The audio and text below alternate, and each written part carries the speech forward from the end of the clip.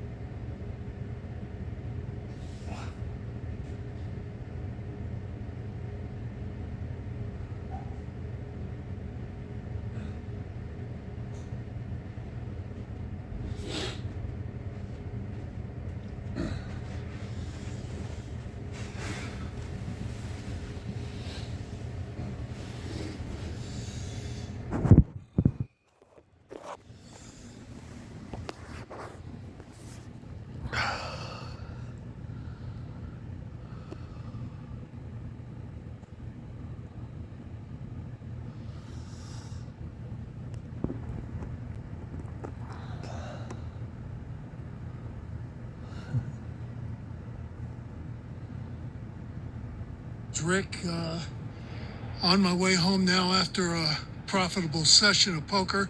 That's the Rio out in the distance of all those colorful lights on the side.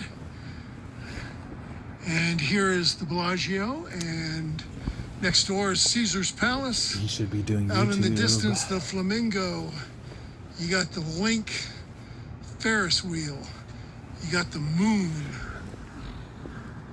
That, of course, is the Sphere.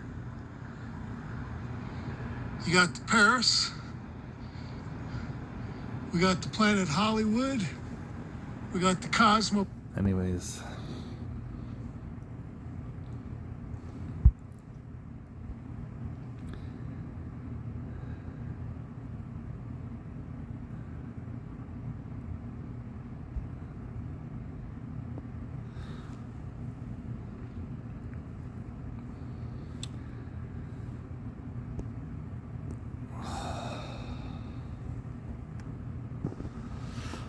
Here I am, still in my bed. I should have, shown the time on my phone when I picked my phone up, and out of habit, I turned the screen off. Because normally I would want to save the battery and it wouldn't be plugged in my place. Because I would fall asleep to YouTube all the time.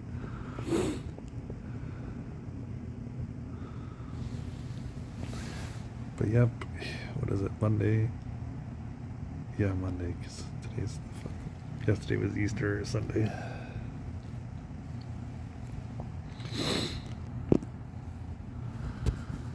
But look, where's this imaginary Asian girlfriend, Carla? Look at this. You think I would have someone in my room with all my stuff on my bed? You don't think I would make an extra space for cuddle time? But no, that cuddle time is supposed to be with you. Where's this imaginary Asian girlfriend, Carla?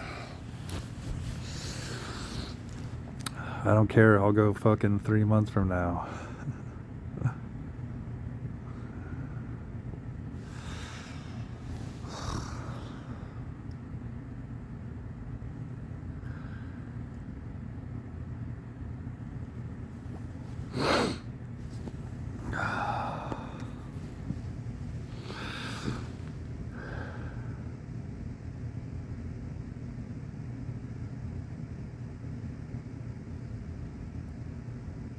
And I'm stubborn. And I probably won't schedule a therapist. Well, I don't really need to schedule a therapist because I talked to one last night, essentially.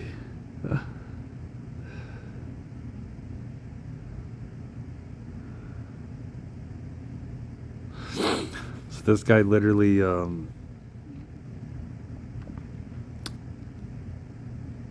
has like a fucking master's degree in psychology. Or whatever. I can't remember what specifically he went to school for, but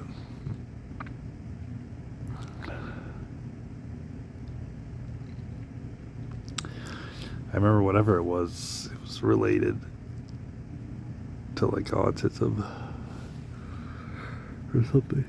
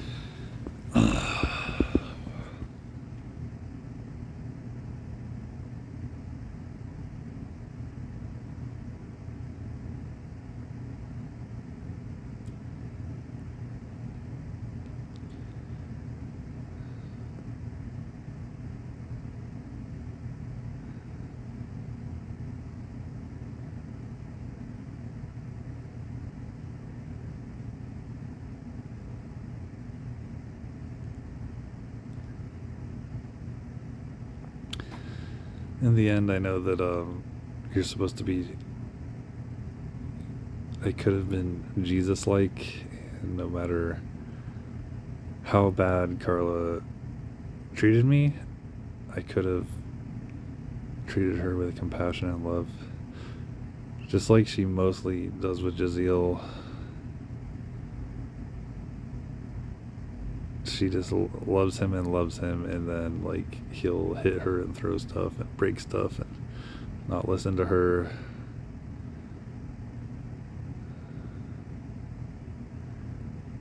Oh. And she just shows up every day for him, even if she loses her frustration at moments and wants to give up. She gets right back on the horse. And she doesn't like abandon him for multiple days like I have. And then he doesn't like ignore her back. If anything, he fucking comes running like, Mom, I need you, I need you. And here I am, just making her more paranoid. Of all the times Carl and I have done this, every single time, 100%, she's accused me. So here I am recording my life 24/7.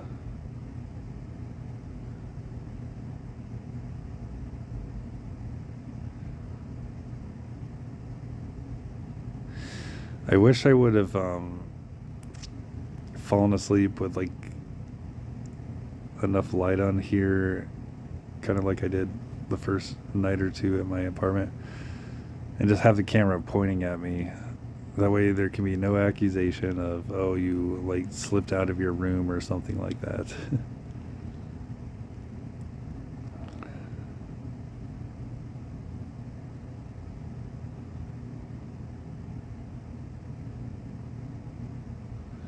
You can probably hear me sleeping anyways, but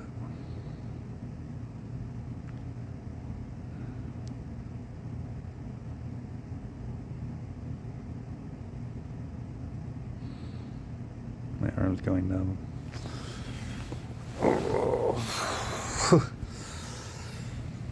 It's mostly from holding the heavy phone, but it's also from laying on my arm. And yes, I have it pulled up to where it says message comic Phil Medina, because it'll stay on this camera forever. I just gotta accidentally not send it to him.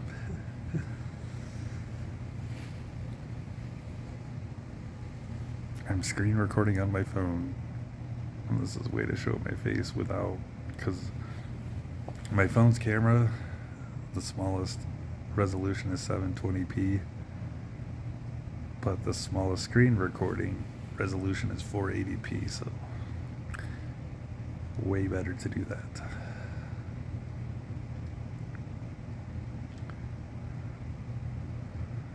Much easier to upload.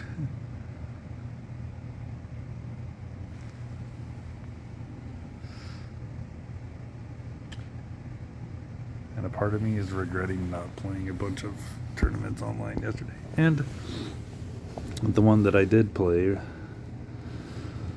I only made like $4.99 profit.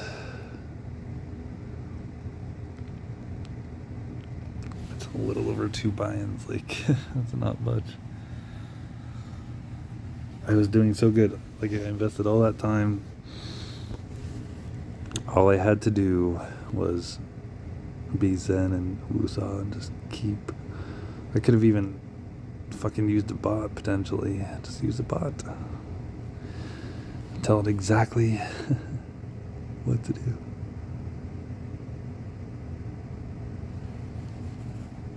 Like middle position, ace jack off, 12 bigs. That's a fucking fold at that specific table too.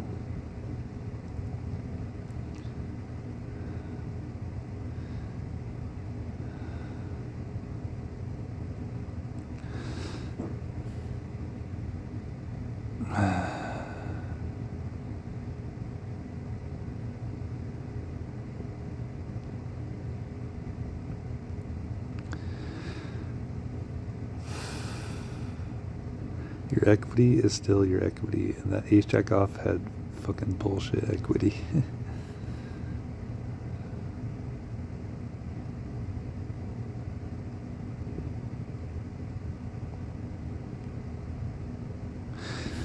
Again, the reason it's a fold is because I know that Solver would say it's slightly plus EV, but the reason it's a fold is because there were still humans making mistakes.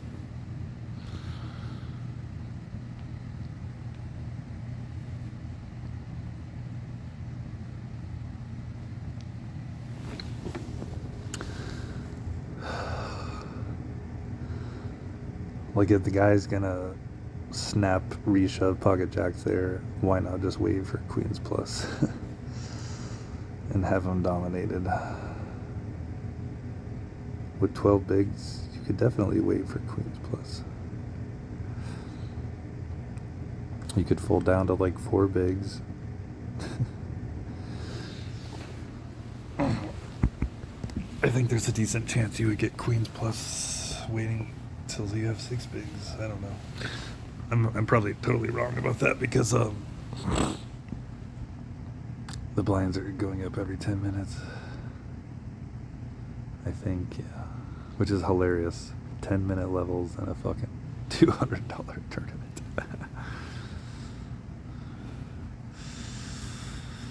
But they're geniuses. They don't want it to last a million years. They want people busting out as fast as possible, entering other tournaments, taking their 10% fee. Like, that's bullshit. $200 and the fee was $18. Like, that's fucking ridiculous, man. Do you realize that there was almost 9,000 entries or something like that? Over 8,000. That is insanity. They made so much fucking money.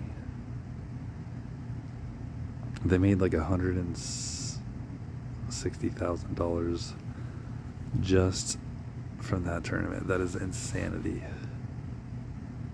That is absolutely disgusting. They did give away some seats into that, but still, I want to barf. They are the real winners.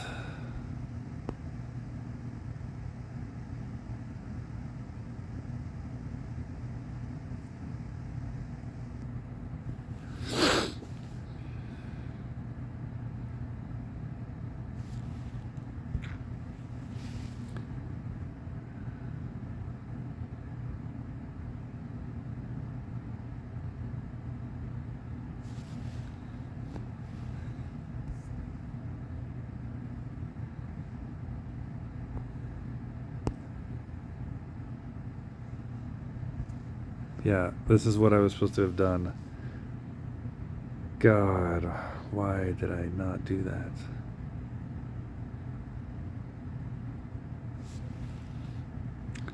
And that was from the college massage. That's how, and they literally probably don't, yeah, they obviously don't go to school there anymore, so I should have deleted that.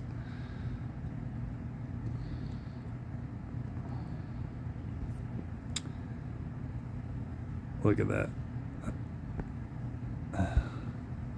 I didn't even do it.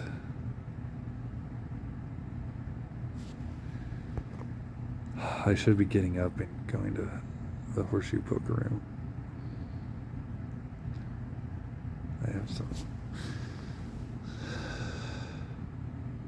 I might have some applesauces. I don't know. I have the tuna sandwiches. Instead of sitting here looking at my phone, I could be doing it at the poker table. Ooh, my new Capital One card's coming.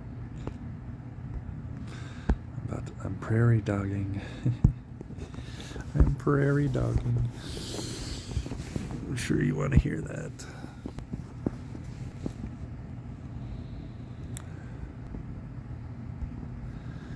This is good, that way you don't know. Oh, shit.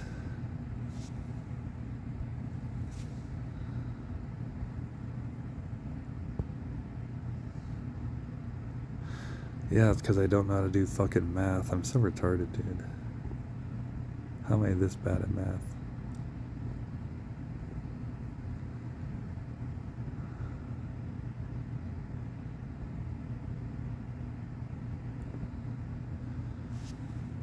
Oh, shit. Now I gotta drive to the fucking bank.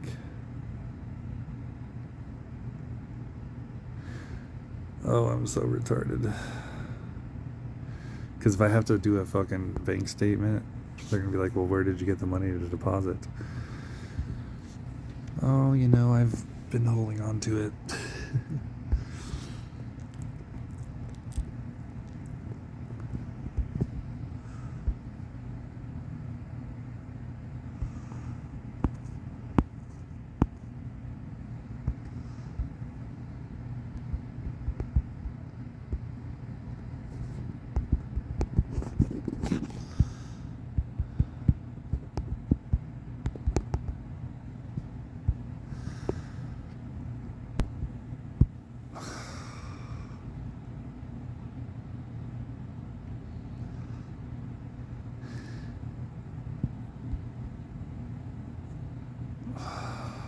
God, I have to poop.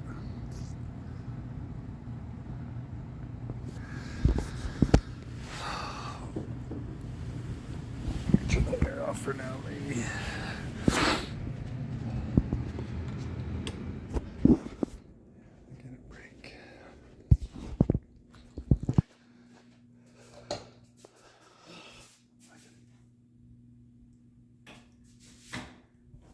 Mostly shut the door so people don't have to hear me pooping walking by. You probably hear me on the other side of the wall. Oh shit.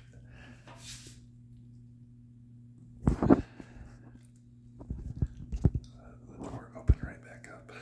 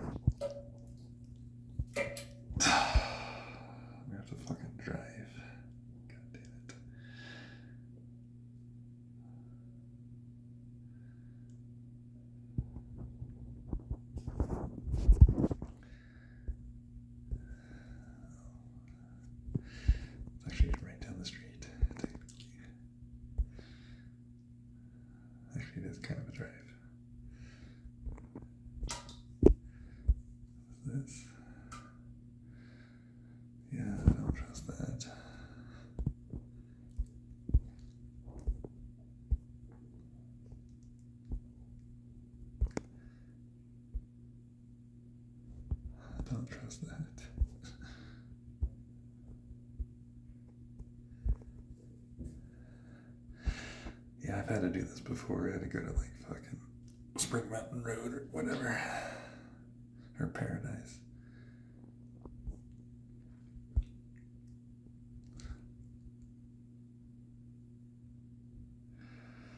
So yeah, I can just do this on the way home for the basketball game, but I don't want it to fucking charge me an overdraft fee. So I have to Google how long I have. I think I have till like midnight Eastern time or something.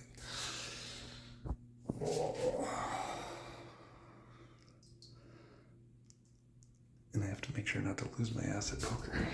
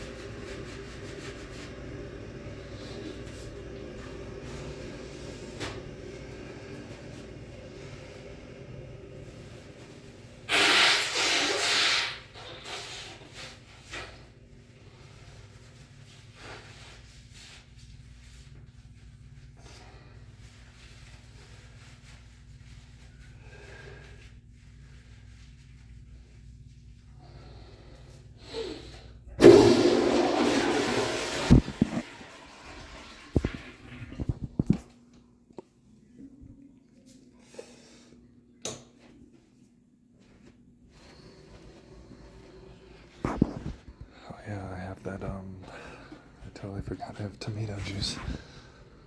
Let me go see if,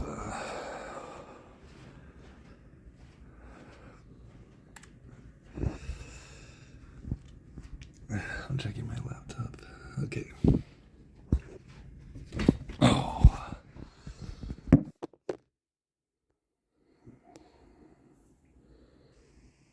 So, yeah, checking my laptop. I don't have shorts on, so.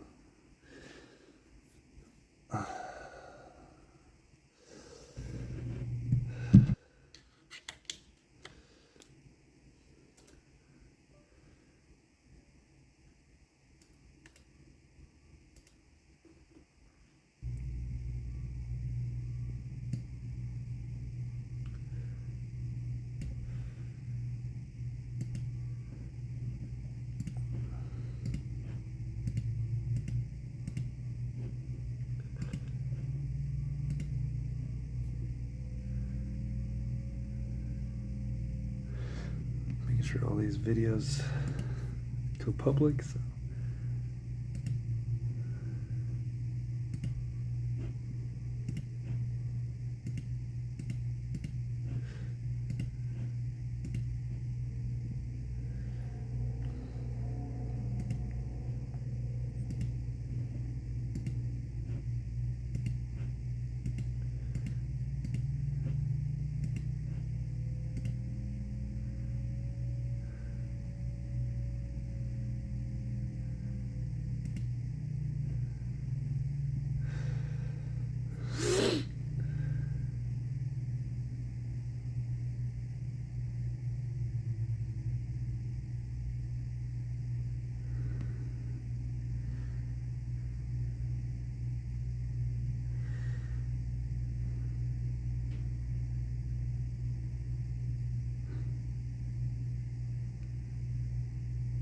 The funny thing is the thumbnail for one of these shows a fucking woman, so.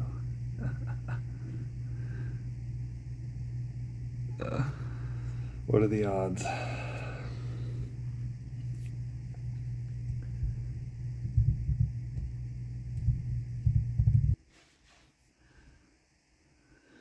And there's one view on it.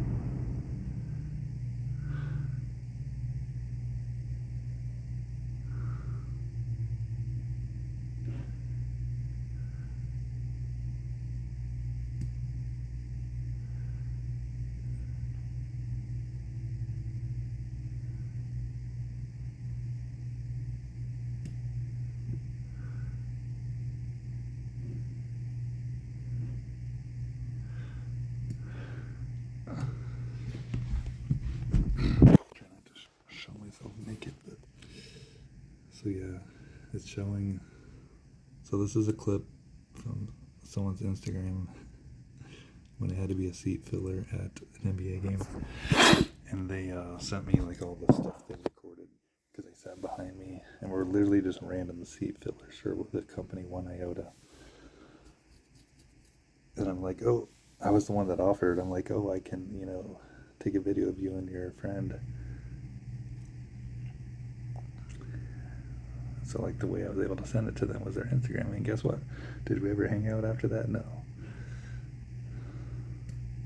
They're honestly not that good looking anyways. Maybe like when they were younger and their old first Instagram picture. But obviously that's the one that Carla's gonna click on.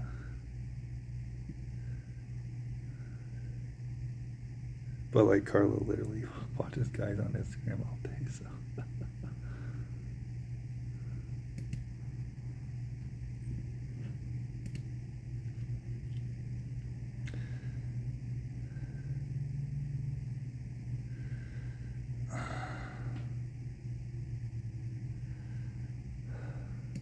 I just wanted to change the thumbnail. Oh, there we go.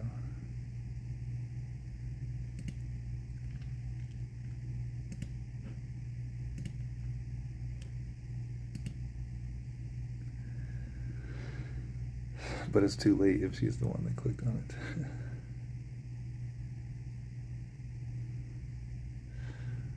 And then she's gonna be like, why did you change it?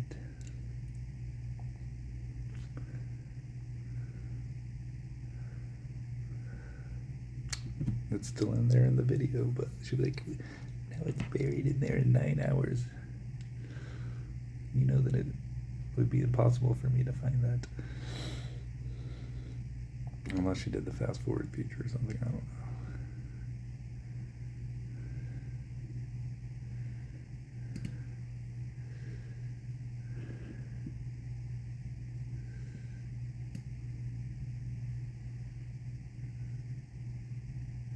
That's good though, because it potentially got her to click on it.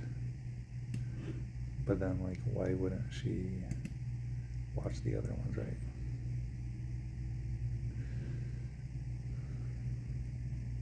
Alright, some of them do have, another one has a click on it, so no view. But it's probably not her. It's just random, like, YouTube algorithm coming up in the search results. It could be her though.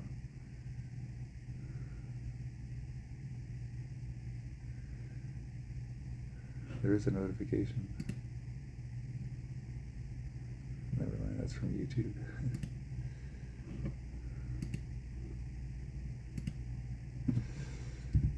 I'll only go to regular YouTube.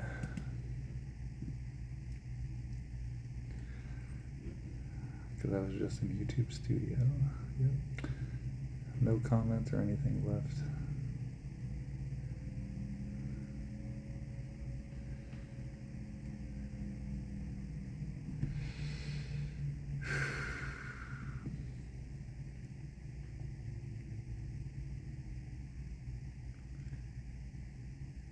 Oh, yep, and then NASA's gonna fly past the moon in 1 hour. Wow.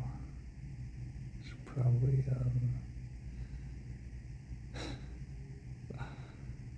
I should probably set my alarm.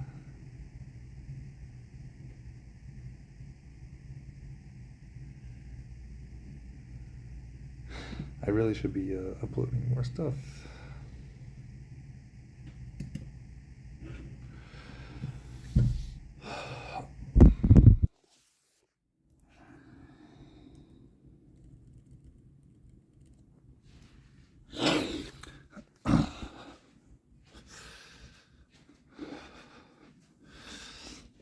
I don't think it actually takes too long doing it from my phone, so surprisingly. I don't know. Actually, I think it may take hours.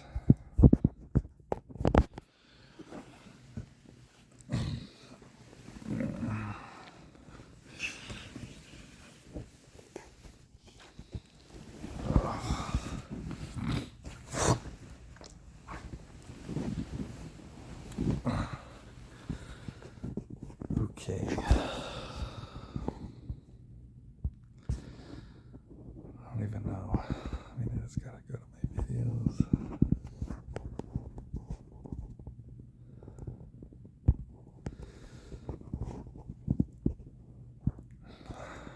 First, let me set the alarm.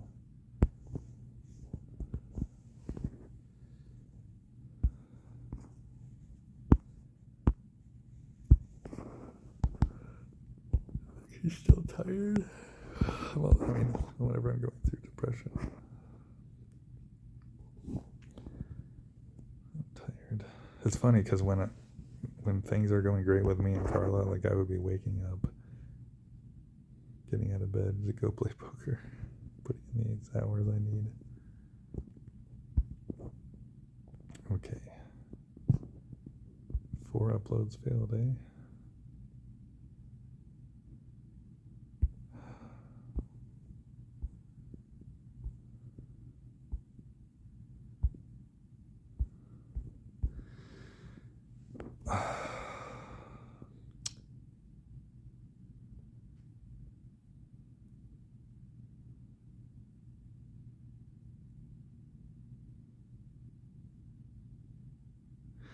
I have 4 subscribers now. Wow. Gonna be like Mr. Beast in the early days.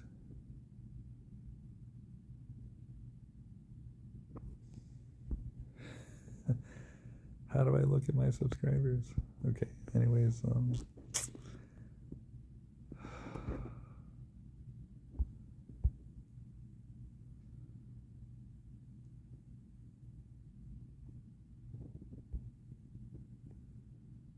that's the important one, the poker one, but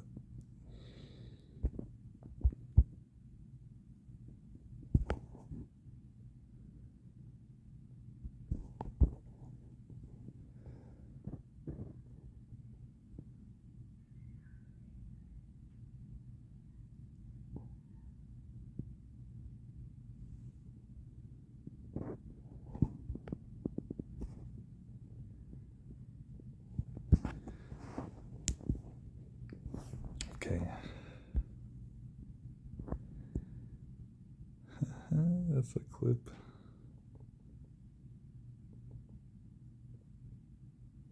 Yeah, I downloaded, I saved all those videos. I was definitely not at a basketball game recently.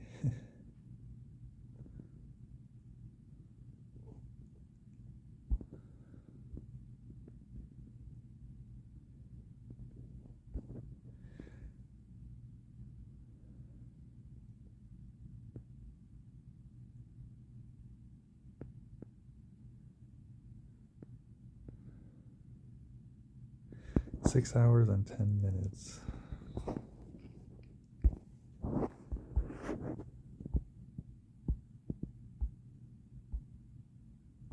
Shit, I never uploaded that, did I?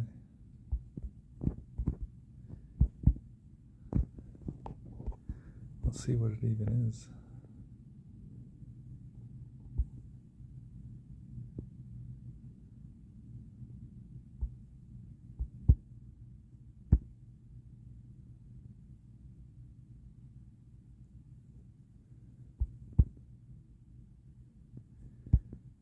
Where is it?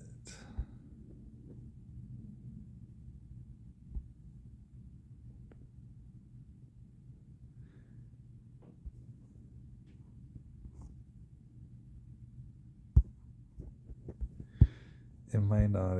It might be an old poker vid. It looked recent though. 6 hours and 10 minutes. Yes, please. This is when I check into the hotel. I thought I tried to upload this. Dag nabbit. Yeah, I did.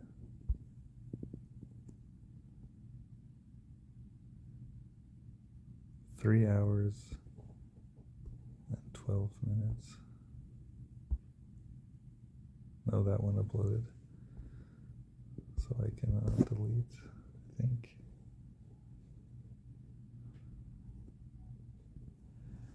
We'll leave it for now.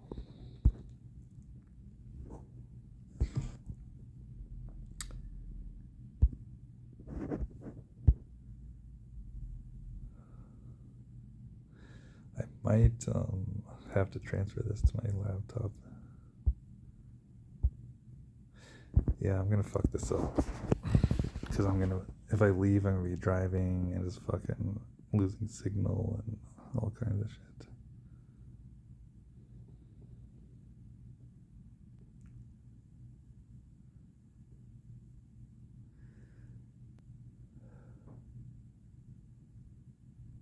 I mean, if it only takes 16 minutes to send the file, then it might work, but for some reason it stopped uploading yesterday. Or maybe I just never tried to upload it.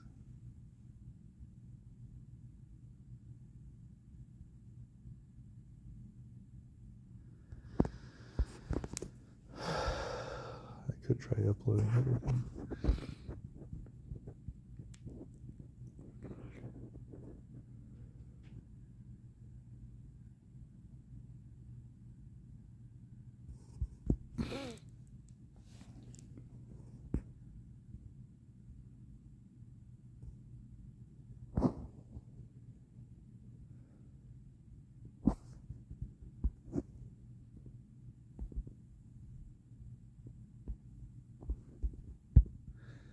Probably gonna slow it down.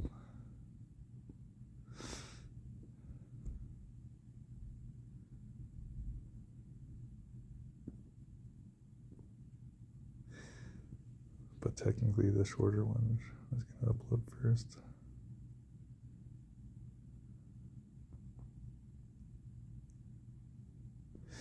Yeah, I'm kind of dumb. I should be doing it in order.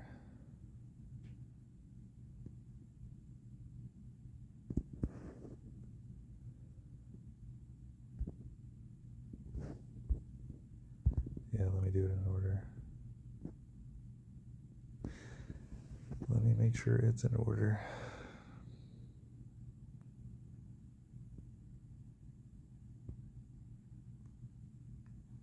I should have been doing that this entire time.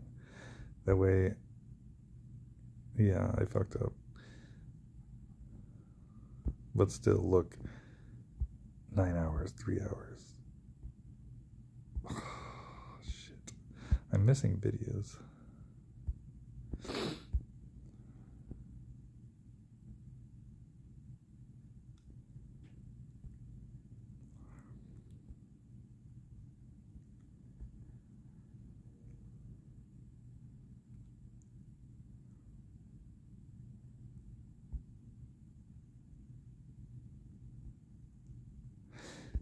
Not really. I mean, there's fucking 12 hours just right there.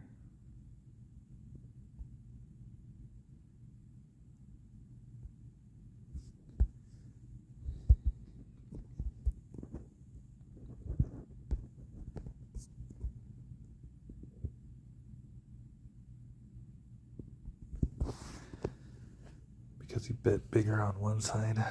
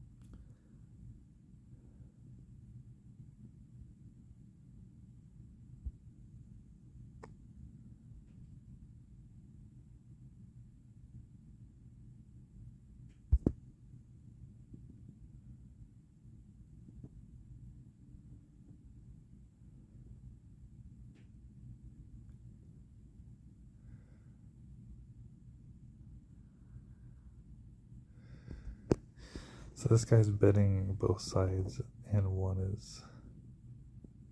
Okay.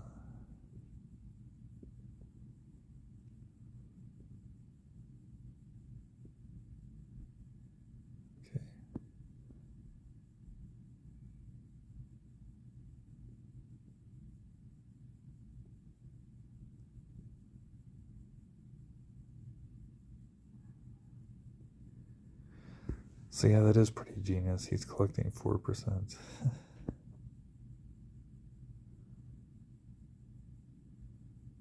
That's pretty genius. But imagine how much Polymarket is collecting.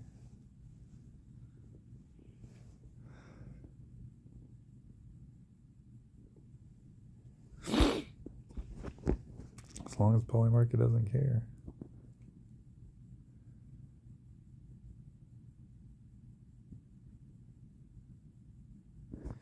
He's probably got a ton of money to play with.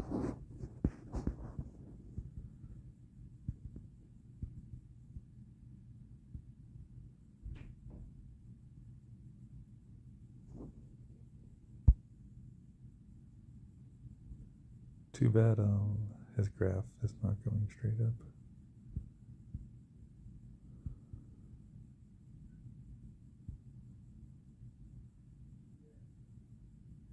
His biggest win was $1 million. That's why he's up.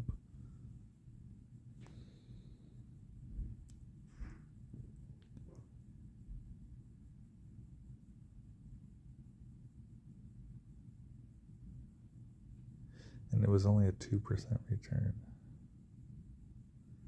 No, that's his position value. Oh.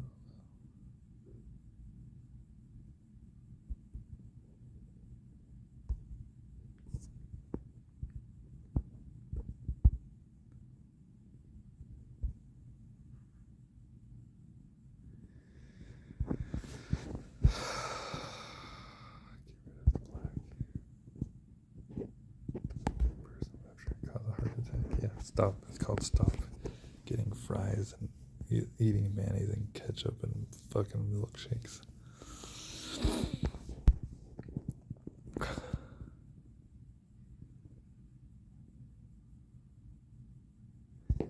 No, thank you. No fluffing my pillow. I don't want Carla to think you're fluffing my pillow. Housekeeping.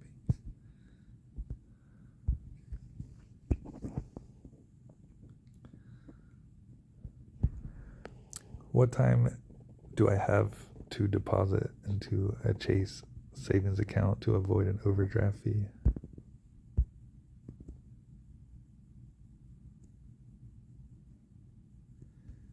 Oops, I meant checking account.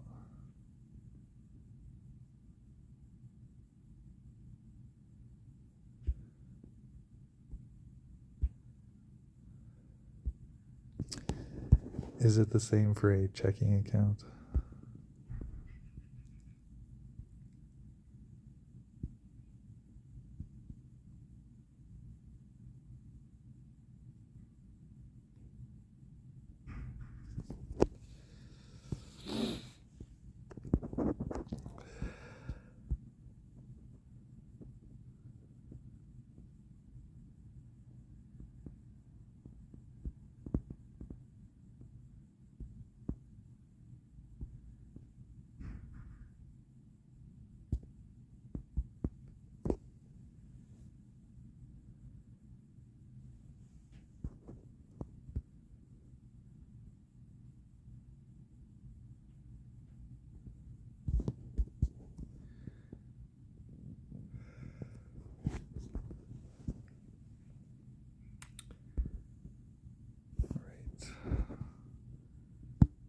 Wait till later.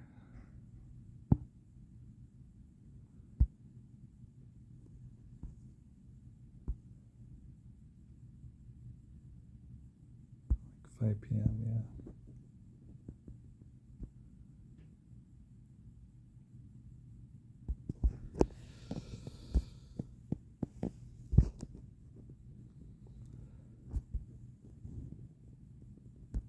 It was like 134.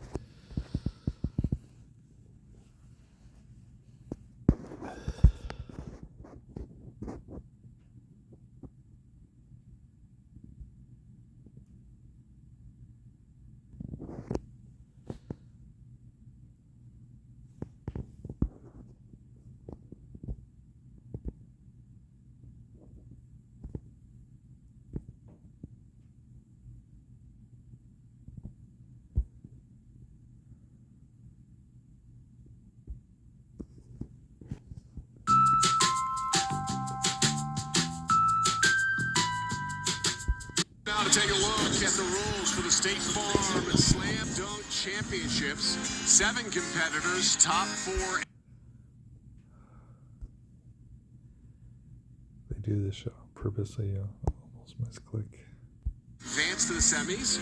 Top 2 to the finals. We've got celebrity judges in attendance. We'll introduce you those. First round, you get 45 seconds to complete 1 dunk. Semifinals, 45 seconds. You get 2 dunks in that round. And then the final round, 60 seconds on the clock, 1 dunk. If no successful dunk within that time limit, the score will be judged based.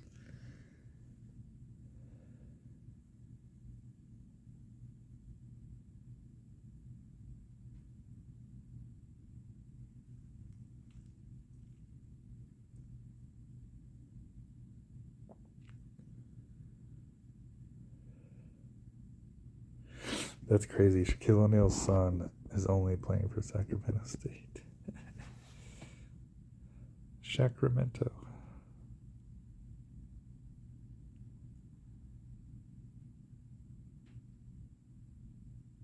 I could have played for Sacramento State.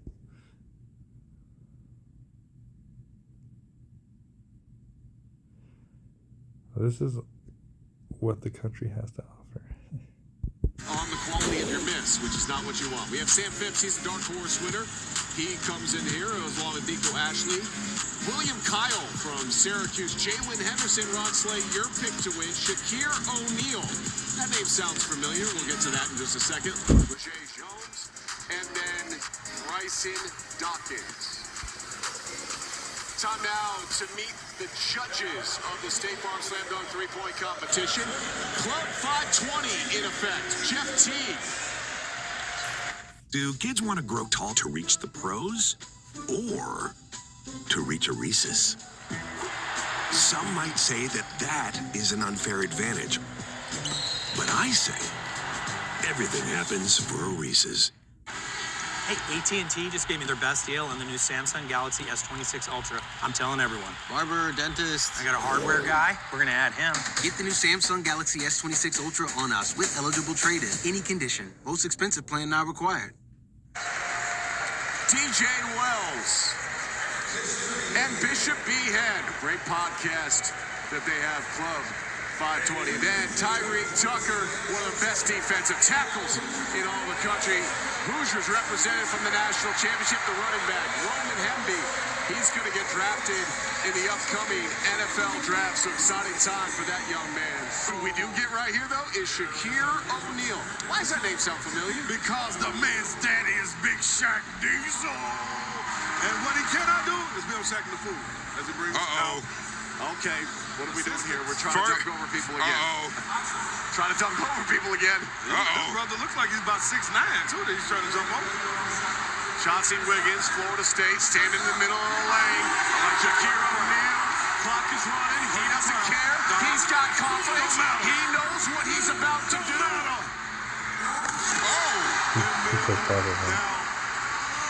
like the finish. First attempt. You know what I'm doing. First attempt, though. Heisman. Maybe a little push-up, but first attempt. We might get to look at this replay. A lot of Heisman. A little bit of Heisman. Yeah, a lot of Heisman on there. Listen, I'm just saying, it looks beautiful when you clear. Let's see what the push-off looks like. Finished it on the first one. Not much of a push. Give me another angle. That's not that much. Rod Slay evaluating the push. I see flexing in the forearms. It's like a kickstand. This was like a kickstand. There's a kickstand on that one. He made it, though. Big Dog 45 is going to be his score. That's going to be good enough to put him into the semifinals. So you take a look at the leaderboard after the first round of the State Farm Slam Dunk Championships. I'm just saying. All right, coming up next, here we got Shakir O'Neal, the son of Shaquille O'Neal. Advanced out of the first round, played at Sacramento State. He got the Shaq's on, too, on his feet. Shaq's on his feet, too. For the brand. Clock is running. Okay. You know what? I like that. Yeah, I like the fact that you got to throw something down. You want to get a clean look. So we're getting the same scores, by the way, from some of the judges for somebody that didn't make a dunk. What is going on? King, take us through it. You know, the windmill, you're coming from a different angle, which makes it a little bit more difficult. I actually really like that dunk. It's creative. It's something you typically don't see. And if you look at the angle in which he came from, I think that's what elevated. The degree of difficulty was nice. Underappreciated. That's a very underrated dunk right there. He did get a 39. 39 puts him in the first right now after the first two dunkers. But you're right, though. It can't be that close to what we just saw. Time.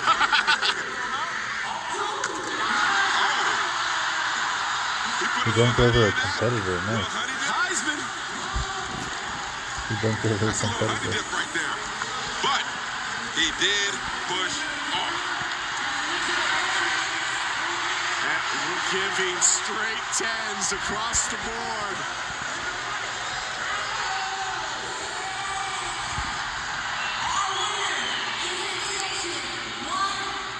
All right, King, take me through the replay here of this dunk.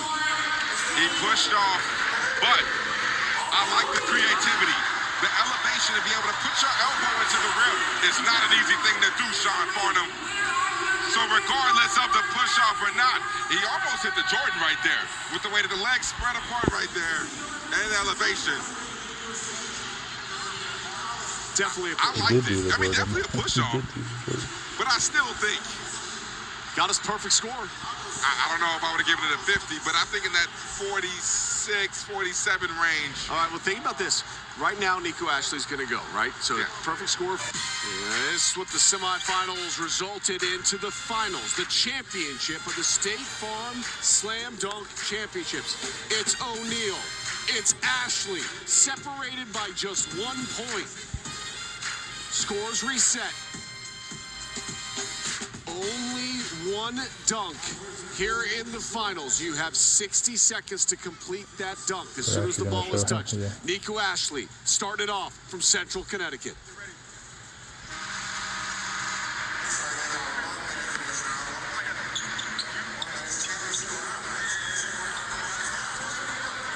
And I like the angle that he's Pretty going. impressive.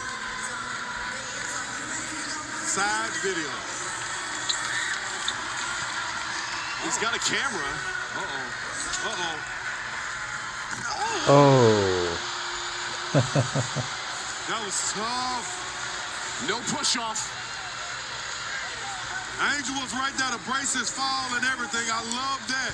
Resourceful. Went opposite side of the rim. Turn out the lights. That's a 50 spot. Just sliding on the ground instead of landing counts. You make it to this round, you pull out your best stuff, you go from the side so everybody can see at that angle. It's beautiful from there. As you see him, watch the push, Sean. Right here. Now I gotta make my hand miss the rim as well. No push-off. No push-off. Impressed because he grabbed the ball and went up. Hey, young man. Look at the brace. Look at the brace from Angel to make sure he doesn't slide off the court. That's what we do here. We care about our contestants. Sam, are you cheating on me with another pet store? No, it's just they have auto ship. PetSmart has auto ship too, Carla and same day would think delivery, that. or like the full package. His head was almost at the rim. Oh, yes. Nico Ashley. This is nasty, guys. Okay, but- wow. Just unbelievable. Shaquille O'Neal knows. Okay, I gotta go beat that. Can we phone a friend? Can we phone Dad? I think that's. Can we phone Big Shaq Diesel to come in at the end? Now he's got two competitors on the rim. If there's a push-off, you can't give a 50 in the No. championship on a push-off. No. Uh-oh. Make your daddy proud. Here we go.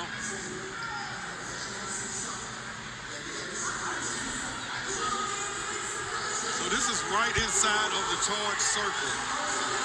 It'd be a block. It was. Uh-oh.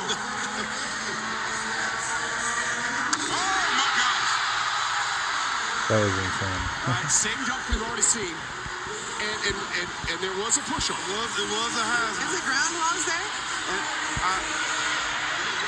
Look at Jeff. Watch Jeff T. Jeff, is he being forced to make a 10? He forced himself to make a 10. I need to speak to the committee. Yes, you do. Knock it down. It'll be a dunk off. Jeff cannot be swindled by this crowd. As a judge, you got to stand 10 toes down on your decision. Take me through this dunk. You see it's a little push-off. It's enough of a push-off. Not saying that he doesn't have the bounce to get this, but a push-off is there. Still impressive, the creativity. But did we see this before? We have. Okay. So if it's good, I mean, He listen, had to do it if it's first. good Look enough how once, why tall not do these it guys twice? Because he put two people, both of them are over 6'8". Okay. Great. Let's go with 3 over 6'8" and do the exact same dunk again and get Guess a what? 50. That'll be another 50. Hey, man, I'm here for it. I just need to watch Jeff T. Yes, he does. That's Tennessee in him right now. That's all. Oh, he's gonna win because he Good job missed. by Kyle. He understood the assignment. Move out the way when you feel the ball. The gonna heel run. clip. Look at him, though. He's chill. He's not worried. Got a little bit of a self. That's that Tennessee toughness. Yeah, that's right. You know? That's right. That's right.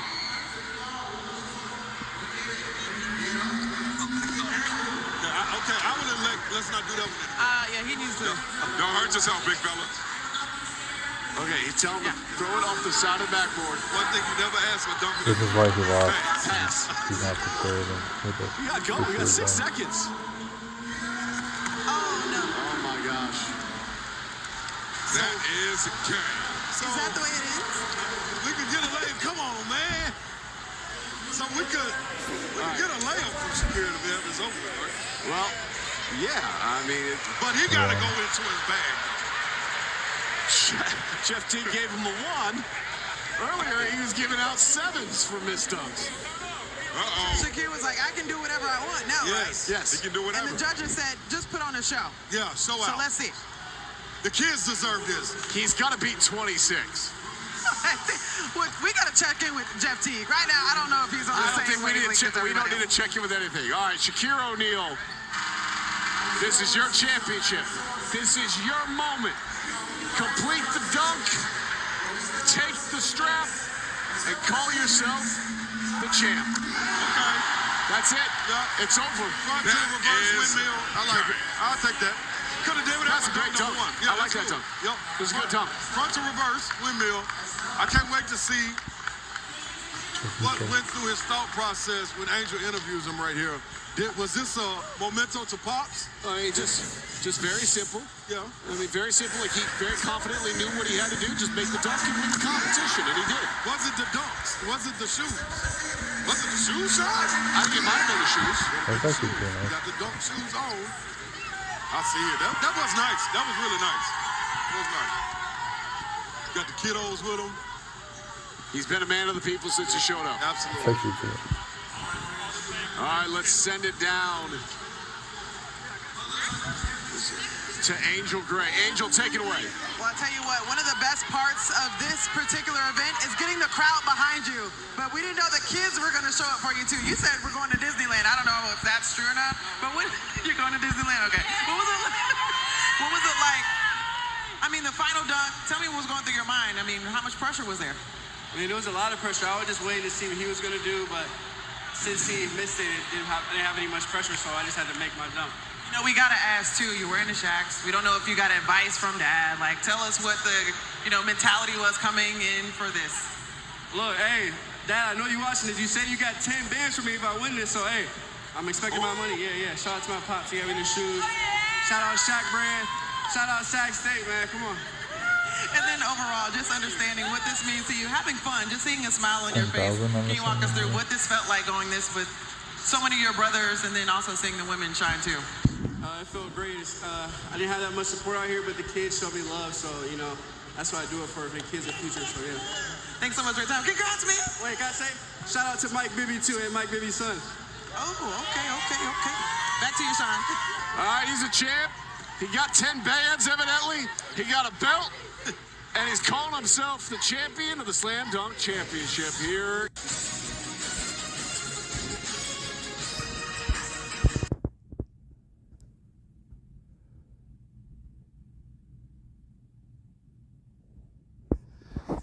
Yeah, the time limit was fucking retarded.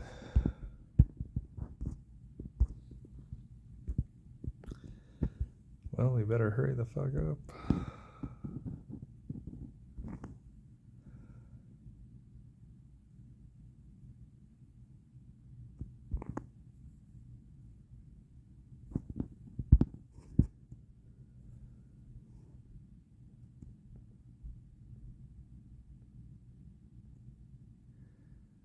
Minutes. I might go to sleep in 12 minutes. And of course, they don't want any people leaving comments because they're going to spam fake and all that.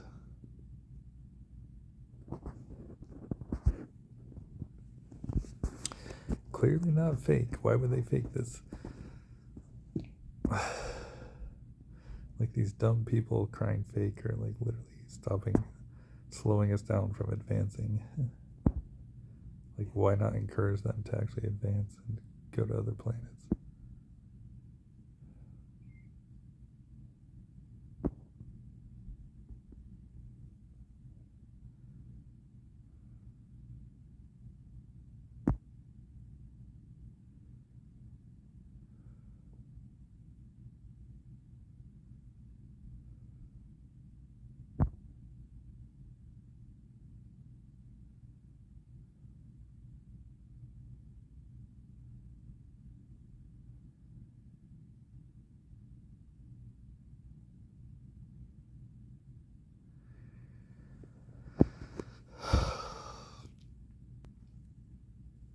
Well, that's going to take more than an hour before the first highlight.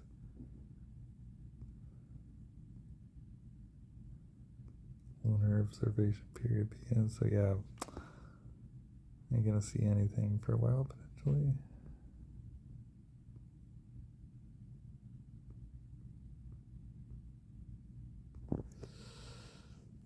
It's from now to like 4 p.m.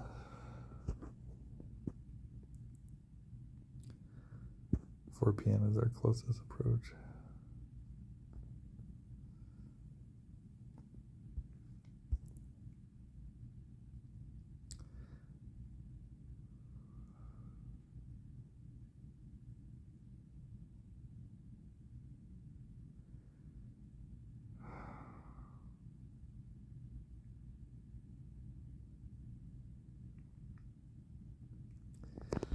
All right, I'm here. I'm in my bed.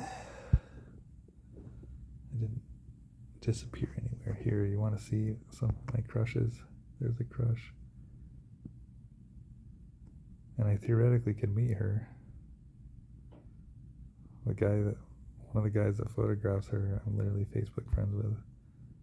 I just have to talk nice to him and be like, hey, you want to meet up? I'll be in such and such Thailand. You don't think he'd want to show off how he fucking works and the girls he photographs?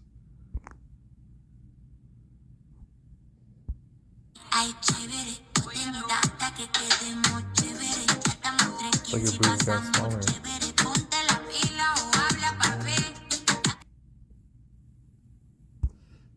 Anyways, I have no idea where she lives. Oh, there we go, Costa Rica.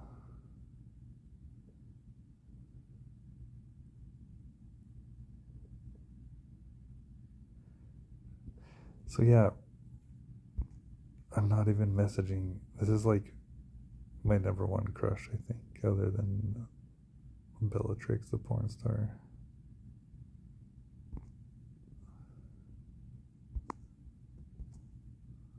These are old photos, but in her recent photos on Facebook, she looks thicker and her boobs look bigger. She should have easily 1 million followers, but she rarely posts on Instagram anymore.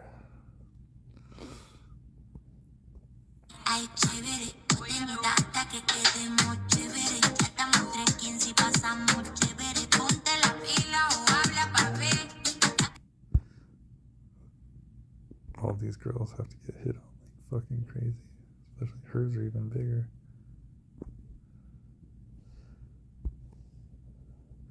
Alright, so he's back in California.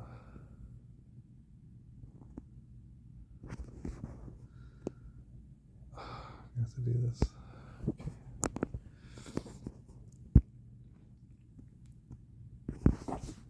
Which is basically LA, I'm assuming.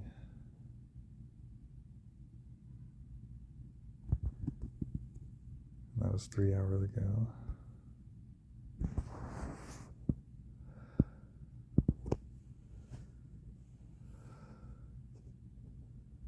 Maybe he slept there overnight.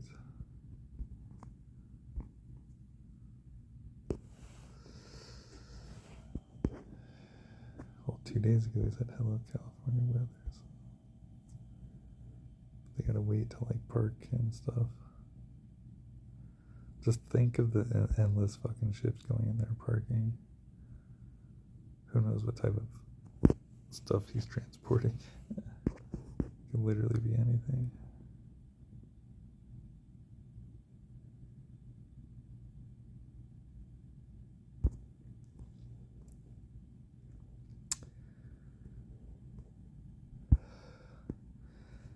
And I think that's why Carla's not in a hurry.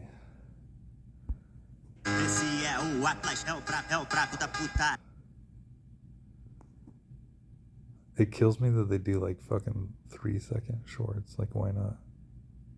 Make it like 20 seconds.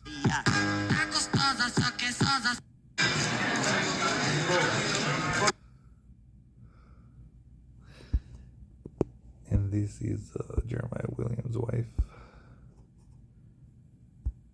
How they lit it on fire. Chica at the Venetian.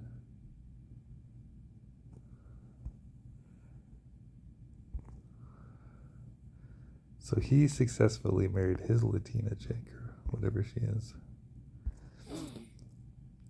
And they live together and they don't have issues, as far as I know. She's built somewhat similar to Carla.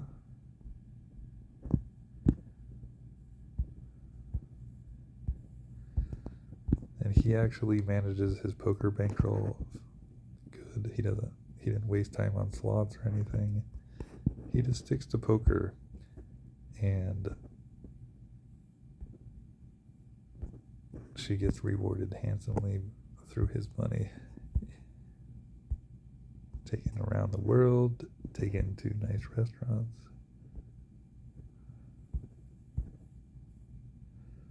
Look at that, they're in the. She got to go to the Bahamas because he had a poker tournament there. She has like no boobs, honestly, but still, she got to go to the friggin' Bahamas.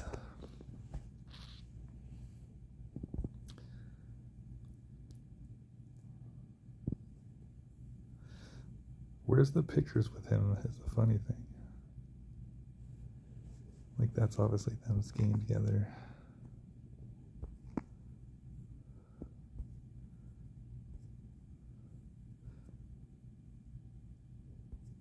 But that is kind of crazy. Like, he's only in a couple of her main Instagram photos that are showing. There's one, and that's not even the greatest picture of him. That's crazy. Dude, I literally worship Carla.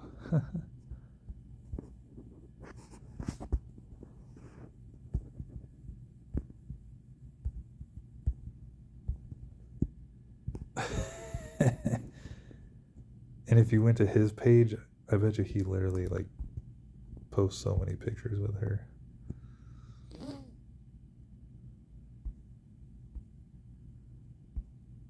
Like, that's it. So that's it. Your fucking eyes are almost closed, bro. And that's 2024. I wonder if they're even together still. Obviously, I mean, her recent picture at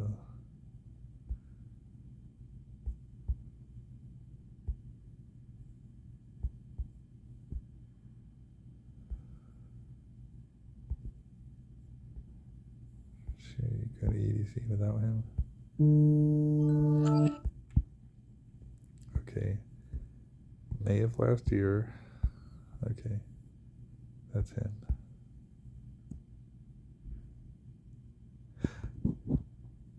Wait, what?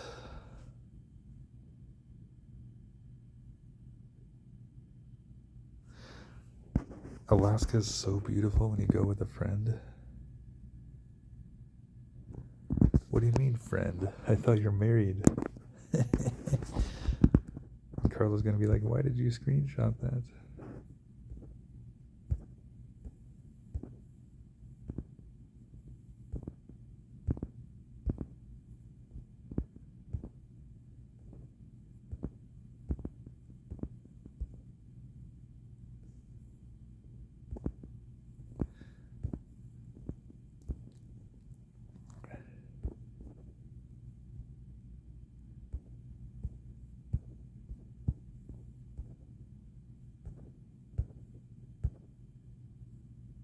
I mean, they look like more than friends there.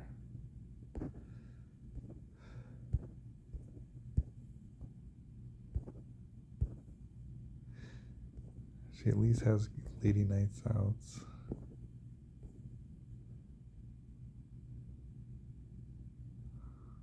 Jeremiah is not in the photo.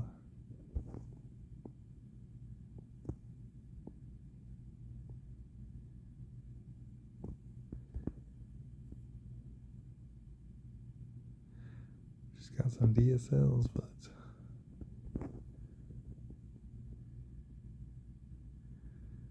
she kind of,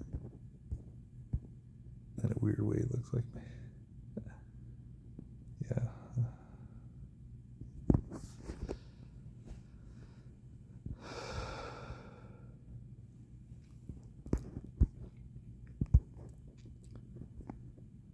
And then just a picture by herself. Like, why?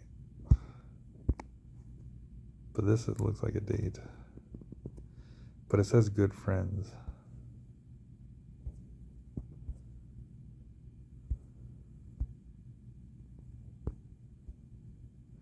Yeah, that's obviously Bellagio.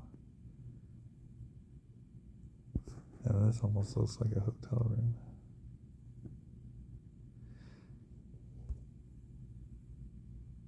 Just a girl. I hope you don't love slot machines.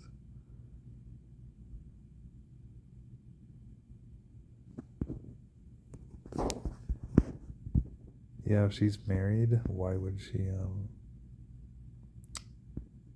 post a picture like this? Unless they're secure in the relationship.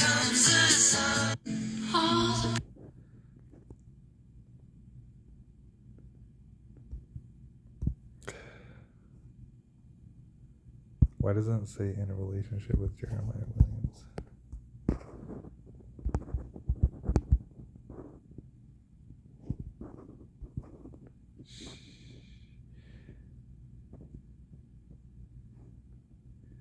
Well, he has no post. Okay, human being, dad of 2 guinea pigs.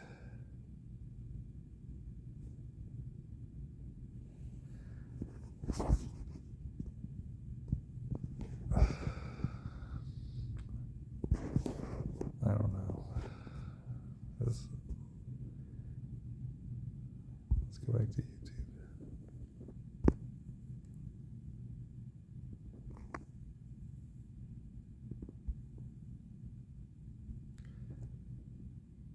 Where is it?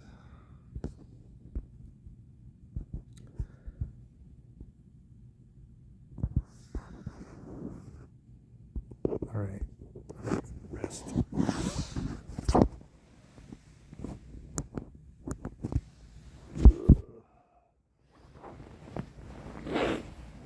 They also had a chance to eat breakfast before we got into our daily planning conference.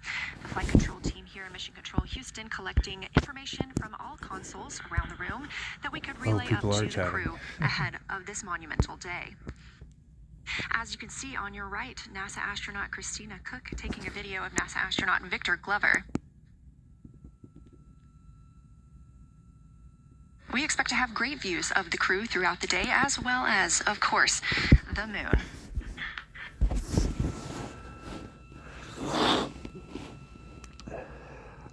We expect to surpass that Apollo distance record in 55 minutes and 50 seconds. We are now looking live at a camera mounted on one of the spacecraft's solar arrays, pointed to our lunar neighbor. We are currently just 14,200 miles away from the moon and 247,672 miles away from planet Earth.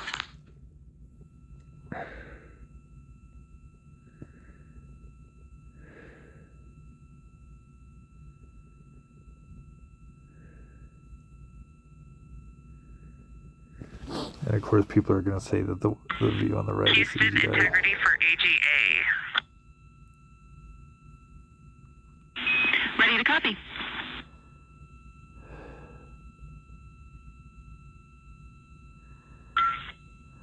Carbon dioxide 2.3. Oxygen, which has the alarm, 26.3. 73.1 degrees, 10.3 psi. And one follow-on question. We understand milestone words will be directly following the conference. Will that take the place of the PAO event, or will the PAO event still take place per the timeline?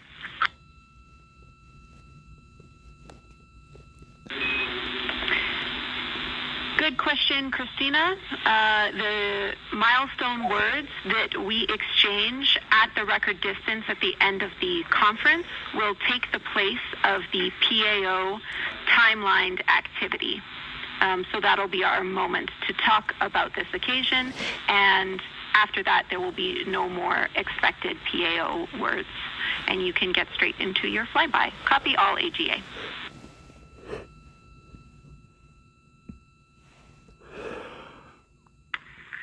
Okay, thank you. And final clarification, even though it's taking the place of it, it will all just be on OE1 with HHP camera, no additional video.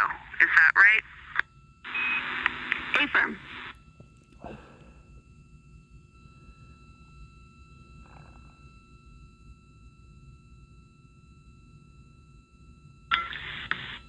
Okay, thank you. Yep, some of us had already heard that. Sorry about the second question. We appreciate it. Talk to you soon.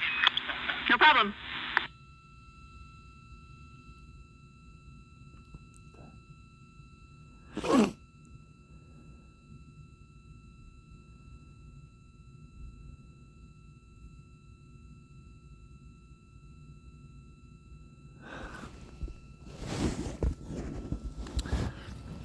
Those communications between NASA astronaut Christina Cook and Canadian Space Agency astronaut and today's Capcom, or capsule communicator, the one person here speaking with the crew right now, that is Jenny Gibbons. She is an Artemis II backup crew member here in Mission Control Houston.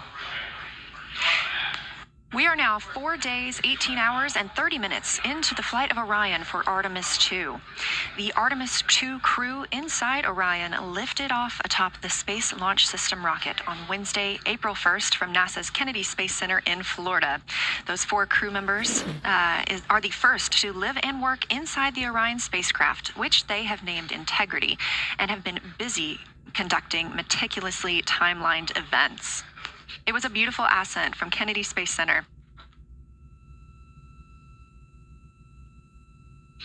One of those early events was the proximity operations demonstration, during which NASA astronaut Victor Glover, the Artemis II pilot, manually flew Orion after having just detached from the interim cryogenic propulsion stage as if they intended to dock. This was practice for future Artemis missions, during which astronauts in Orion will dock with the lunar lander that will take them to the surface of the moon. About 24 hours after launch, 25 hours actually, Orion then conducted TLI, the translunar injection burn. This 5-minute, 50-second burn committed Orion to departing high Earth orbit and set us up for today's flyby. That translunar injection burn also served as the spacecraft's deorbit burn. It slingshots Orion around the moon and sends the crew on a free return trajectory, with splashdown approximately 7:07 p.m. Central on Friday, April 10th. Last night on Flight Day 5, the crew entered the lunar sphere of influence, the point at which the pull of the moon's gravity will become stronger than the pull of Earth's. We've also been getting some great views inside the cabin of the crew members living daily life, from working out to eating, taking photos, and making memories together. But they've also been taking some beautiful views of our home planet and of the moon, and we expect many, many more of those following today's activities.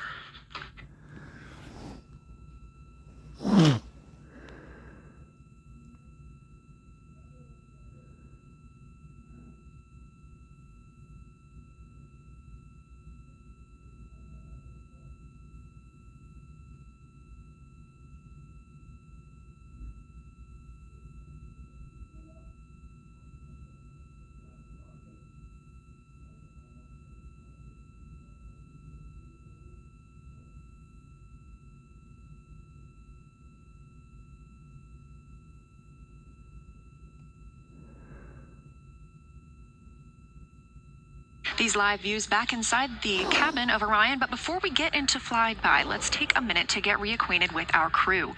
Reed Wiseman is the Artemis II commander and a Baltimore native. He's been in space once before. I think there was going to be some families heading into the viewing room today. If they end up showing up, could you just give us a heads up when they're there so we can just wave to them on the camera? Absolutely. And that was the voice of Reed Wiseman. He has been in space once before as a flight engineer for... If they don't come, you could just lie to us and tell us that they're there. That'd be great, thanks. We'll keep that in mind, too. And I'm sure they'll be here. Wiseman also has a great sense of humor. He was aboard the International Space Station from May through November 2014 as part of Expedition 41. This was a 165-day mission during which he and his crewmates completed more than 300 science experiments in areas like human physiology, medicine, science, earth science, and astrophysics. They set a milestone for station science by completing a record 82 research hours in a single week. He also served as chief of NASA's astronaut office from December 2020 to November 2022, and here on Earth he has 2 daughters. The Artemis II pilot is Victor Glover, selected as an astronaut in 2013, when at the time he was serving as a legislative fellow in the United States Senate. His first trip to space was in November 2020, when he launched as a pilot of NASA's SpaceX Crew 1 mission. That was the first operational mission of NASA's Commercial Crew program, which resumed launching American rockets from American soil to the International Space Station since the end of the shuttle program.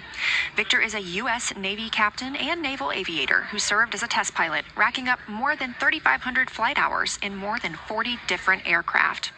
He also became the first person to pilot Orion the other day when we saw the Prox Ops demonstration shortly after launch. He and his wife have 4 children. Mission specialist Christina Cook is a native of Grand Rapids, Michigan.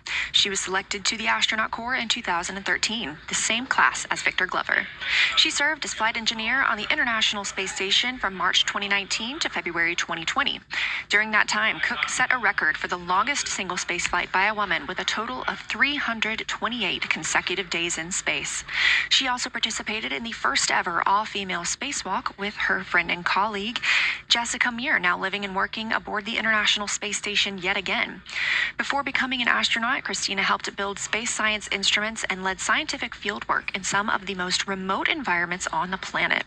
Her hobbies include surfing, rock climbing, community service, yoga, travel, and photography, and she is certainly getting a chance to do that. First-time flyer Canadian Space Agency astronaut Jeremy Hansen is flying to the moon as a mission specialist on the Artemis II mission. The London, Ontario native was selected as an astronaut in 2009. After that, he worked as Capcom at NASA's Mission Control Center here in Houston. Capcom stands for Capsule Communicator and is the single direct voice communicating with the astronauts in space. He also participated in training exercises like living on the ocean floor off the coast of Florida to simulate deep space exploration for 7 days. In 2017, he became the first Canadian to lead a NASA astronaut class, and he also enjoys getting out on a sailboat, rock climbing, and mountain biking. And he and his wife have 3 children. And he's just now going to space for the first time, if I heard correctly.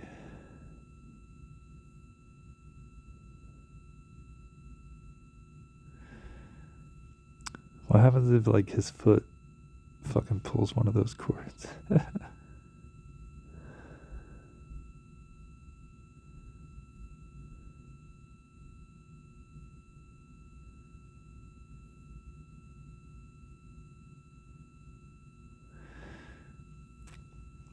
That's funny. It's like fucking their leg was hitting that guy in the back. And he's just like, it's normal. You can kick me for a little bit. As you can see, the crew members have dimmed the cabin lights inside Orion.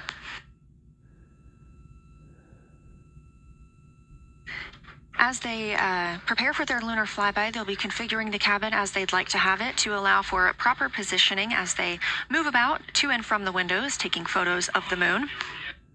Dimming the lights also helps prevent reflections from inside Orion onto the windows. Ahead of this lunar flyby, let's dive in and explain what you can expect over the next several hours. The crew has about 6 hours allotted to make observations about the moon. Throughout the flyby, their activities have been precisely timelined. There are five blocks of time during which the crew will be observing the moon from Orion's windows. At any time, 2 members will be at the windows working in a pair.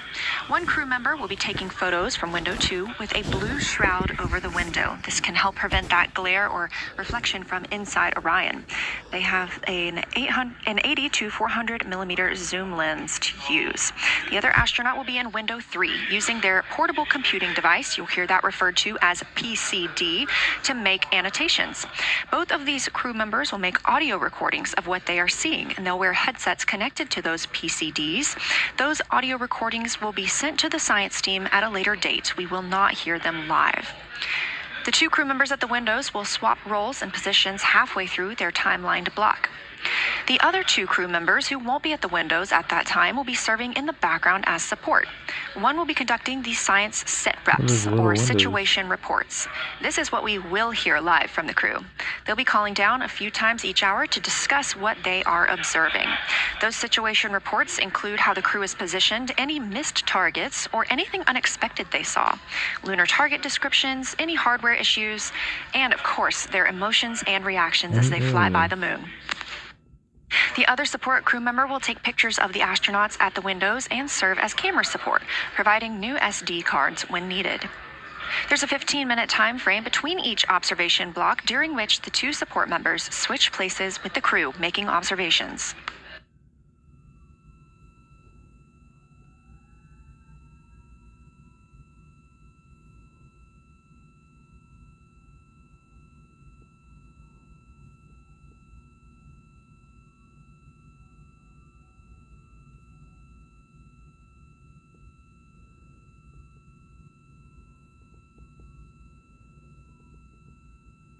Two views, both coming from Orion. There on the left, the inside of the spacecraft, and on the right, a view of our moon, the destination for today.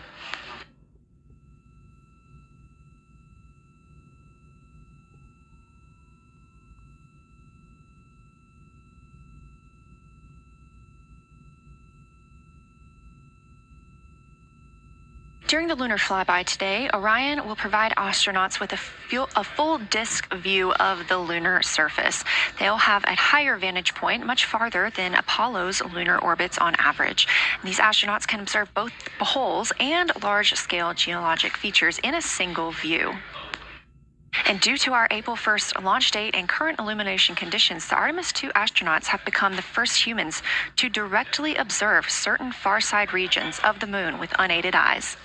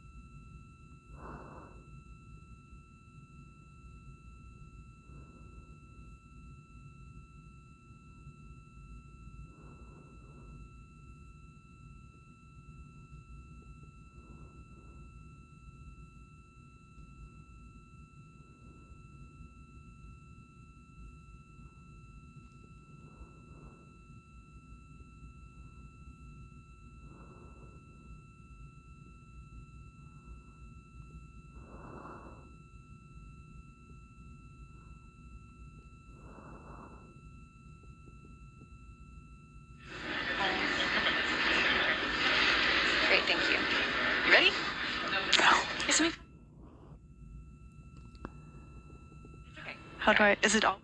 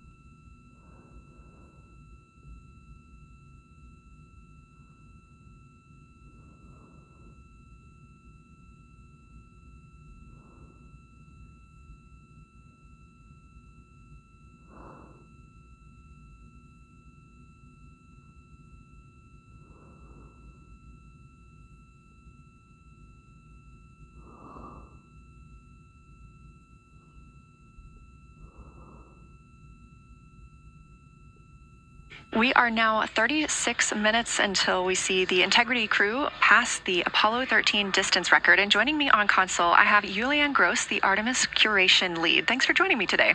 Thanks for having me. I'm very excited to be here. We're very excited to have you. So can you tell me about your role as Artemis curation lead and what that entails? Yeah, so for the overall Artemis campaign, I'm the Artemis lunar sample curation lead. That means I'm helping NASA to return the next set of lunar samples from the lunar surface. And for Artemis 2 specifically, I'm one of the science theme leads, and specifically I'm responsible or the voice for impacts, poles, and landing sites. Fascinating. So what helped us select the targets that the crew is going to be photographing today? So we had a plan coming in where we basically made a list of all the available targets during the April launch window, because before you launch, we wouldn't exactly be sure which targets would be visible. And so once we launched, we then were able to cut down on that list and prioritize our targets. And the 5 theme leads came together and really discussed and talked through which the long lens configured for lunar flyby. Which targets we could then see and prioritize. And so that made it into our plan. We worked then with timeline to make sure that all the targets are visible. Some targets are time dependent, like Earthset or Earthrise, and some targets will rotate out of view when Integrity starts going around the moon. And so we put these in early so that the crew has a chance to describe those to us. Fascinating. I cannot wait to hear what they have to say. So we just heard them say that their long lens is configured. That's very exciting. And for us, when we look at the moon from Earth, what features are we seeing that the crew will also fly by today? Yeah, so I really hope that people on Earth who are in nighttime will look up into the moon tonight. The features that the crew will see that we can also currently see is Aristarchus Plateau. Grimaldi is another feature. They're going to be sort of on our limb. And then Oceanus Procellarum, that really dark, large area on the near side that we can see. The crew is going to see that in the beginning. The more they fly around, the less of that they will see. So those are targets we will hear them describe early on in the flyby.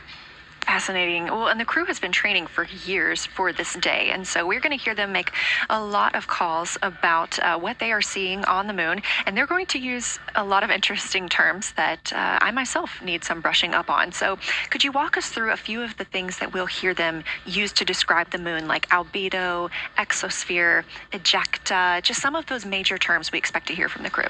Yeah, of course. Albedo is basically a term of a reflectiveness of the surface. And so high albedo usually for the moon means bright areas, and low albedo means like darker areas. And so when you look into the night sky, you can see the high albedo areas are the white parts and the low albedo ones are the darker areas.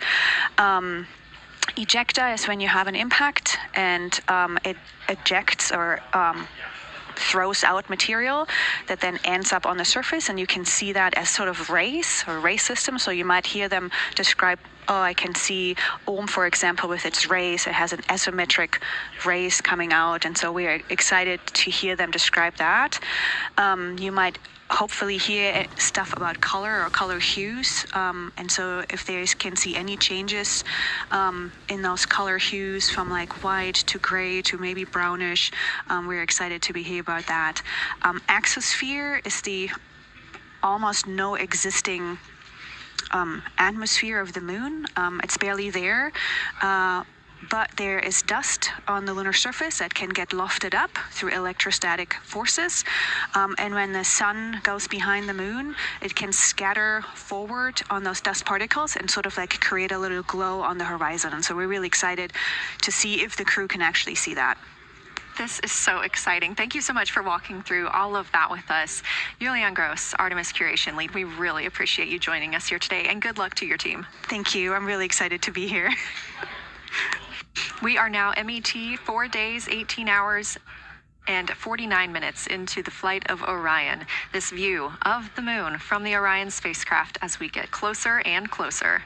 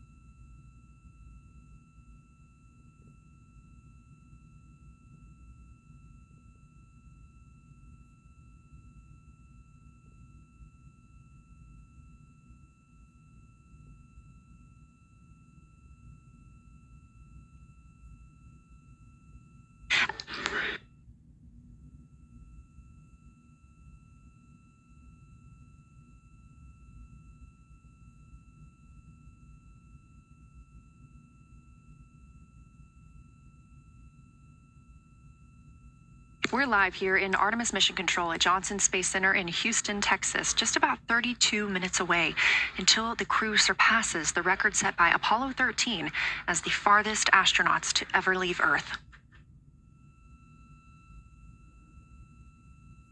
This view coming from a camera mounted on the tip of one of Orion's 4 solar arrays. Each array has a camera on its tip, and so we anticipate getting views throughout the lunar flyby. Of course, except during the point of loss of signal when the spacecraft flies behind the moon.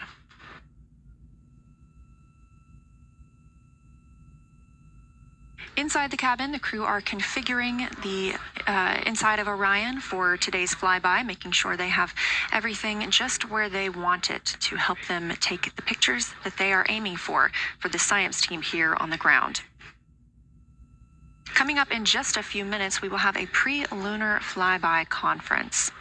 During that Lunar Flyby Science Crew Conference, our science officer here on console, Kelsey Young, will be speaking directly with the crew members about their targets, about their goals for today, what they expect to see, and what we are hoping to hear from them.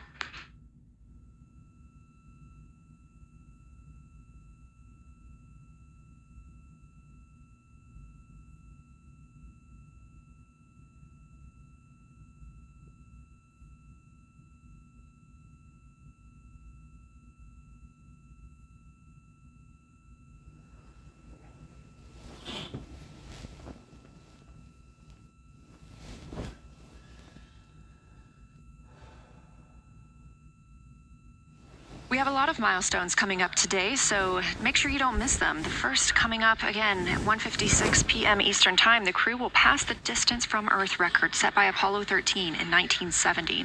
At 2:45 p.m., lunar flyby officially begins. The crew will have that time on their schedules to begin photographing and providing audio recordings of what they are seeing on the moon.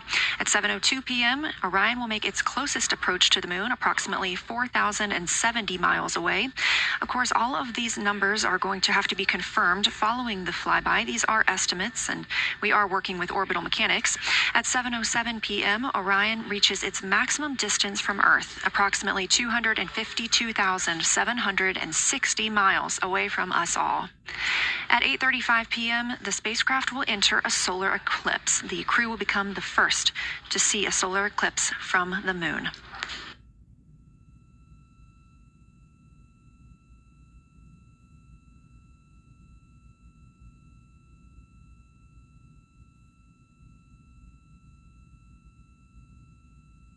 Ahead of the official beginning of flyby today, Kelsey Young, Artemis Science Flight Operations Lead, will be conducting a pre-lunar flyby crew conference. She will give information on camera setup, remind the crew of their intended targets, answer questions from the astronauts, and more. Young will help the crew set their targeting timeline, which counts down the time they have to image each target and what they'll be capturing next. She'll also remind them that the ground team will be calling for science sit reps, also known as situation reports. Those are essentially call downs to report what they've been observing. They'll continue to do this even through their LOS, their loss of signal, as those communications will come down later on after they reconnect with us on Earth.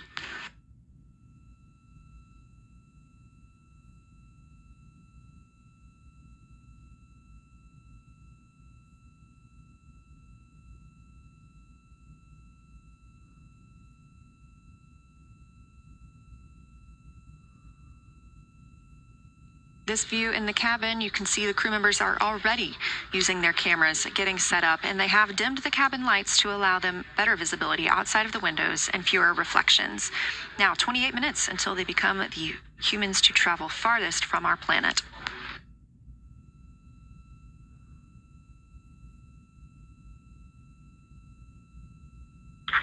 Houston Integrity, we are ready for the conference on your call.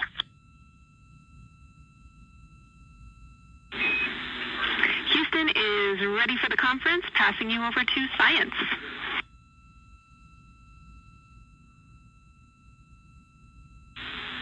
Good morning, crew. This is Science. We couldn't be more excited for a full day of lunar and planetary observations today, the first one in over 54 years. How do you hear me?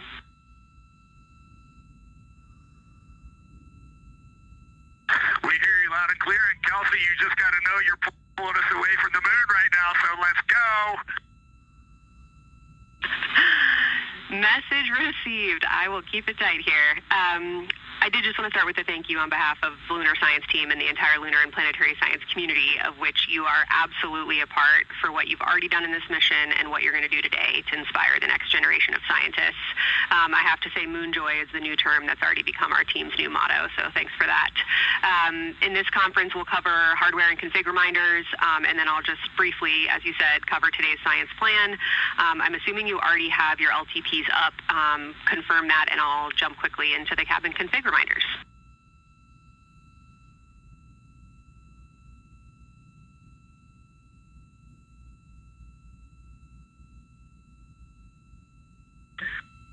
Okay, we have the LTP up just to give you a sit rep on board. You've got Reed and Christina on one PCD, and Ike has his own, and Jeremy has his own. Copy that. That was going to be one of my questions for you, and I'll ask a question back. Is that the config that you and Christina plan to carry throughout the day for PCD use?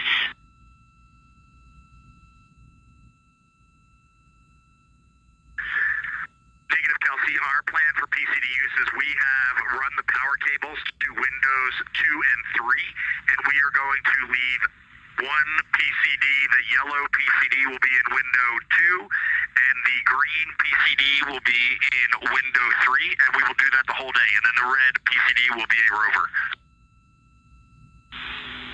Understood. Super helpful.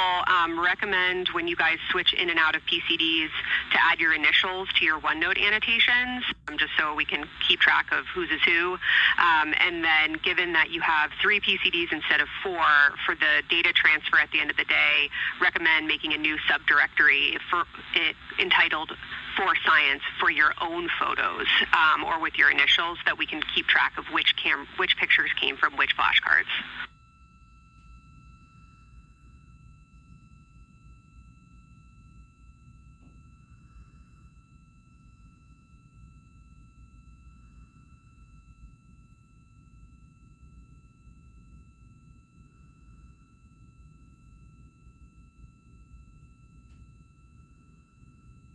This view. So, Kelsey, I just want to here's what we're doing. We have community cards in all cameras on board, and then when each astronaut approaches their camera, the intent is they will put their card into that camera for photos and then put the community card back in at the end of the session.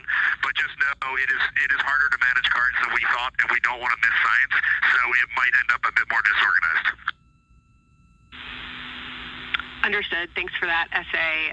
Just read the flashcard numbers down when you get a chance, and we'll follow your lead on the best thing to do operationally during the flyby. With that, I'll move on to Windows. So the window characterization DFTO you guys did a few days ago confirmed that Window 2 is ideal for imaging, so no change to config of photographer in Window 2, observer in Window 3, and science at reps in Window 1.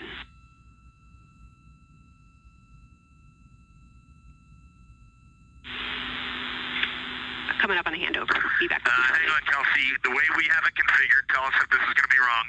Window 2 is the long lens with a shroud. As you heard, science officer called to the crew. We are now in a handover time period. We will regain communications with the crew very shortly. These are tracked, and we are currently on the Deep Space Network.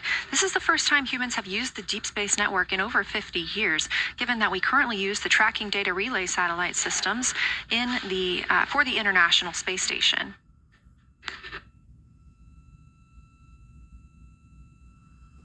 This view from Artemis Mission Control on the right is Kelsey Young. That's who you hear speaking with the crew. Young is the Artemis Science Flight Operations Lead, and we also look forward to speaking with her here today.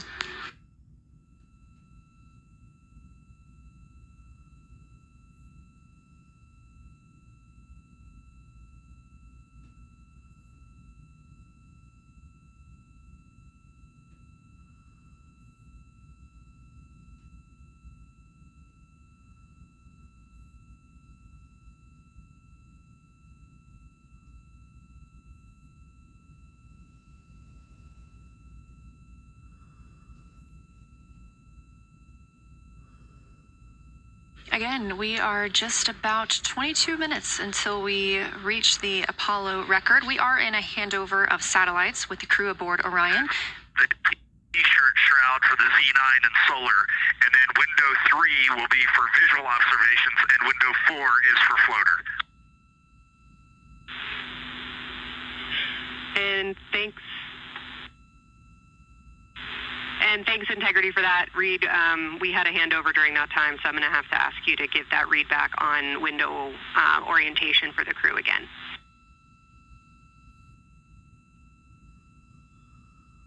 Okay, we are happy to change it, but the way we have it configured right now is window 1 has a T-shirt shroud for the Z9 for solar.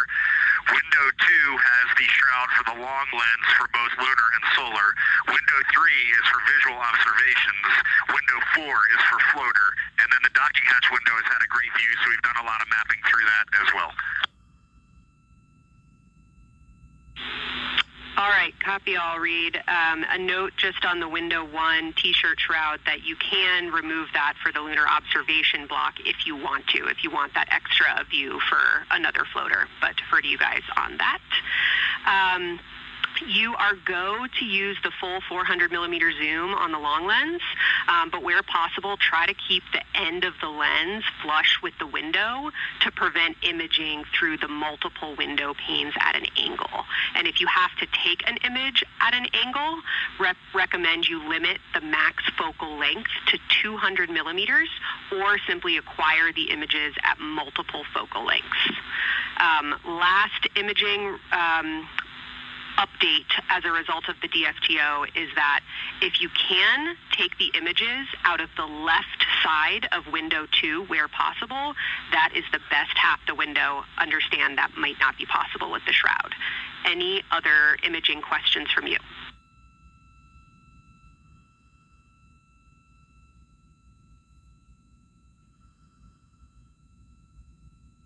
Okay, copy that. Okay, last couple reminders. Don't forget the ability to take the WAV files to tag imagery that you are wanting to follow up on using the FN3 button on your camera. And then a couple quick notes on your LTP. We have refined your precise flyby timing since generating the LTP. Optimus has the correct timing for the LOS and AOS, but the LTP identifiers for LOS and AOS are roughly 2 minutes later than they will be in reality. Final LTP timing update is that the green line on your LTP should start automatically 45 minutes before the flyby. If it doesn't appear, let me know and I'll have troubleshooting steps for you. Last updates are on the eclipse, so only for that last hour today. Of course, remember if the sun is in view to use your eclipse glasses. And reminder that we will have a few activities for you prior to the eclipse to reconfigure all 3 cameras for corona and deep sky observations. These activities, some of which will occur during the forward link LOS, so we wanted to flag it for you now. Any questions before I cover the last 2 reminders?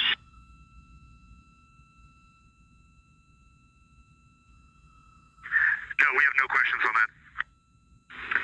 Last couple eclipse reminders, the sunset period and the first roughly 23 minutes of the eclipse will fall during that forward link LOS, but we'll still have a return link and we're still looking forward to your science sit reps and observations during that time. And I do have a reminder for you on your preferred starting config for the eclipse in terms of role responsibility. Let me know if you want me to read that up or if you guys have that in your minds already. And if no other questions on config, I'll give you a few science-focused reminders.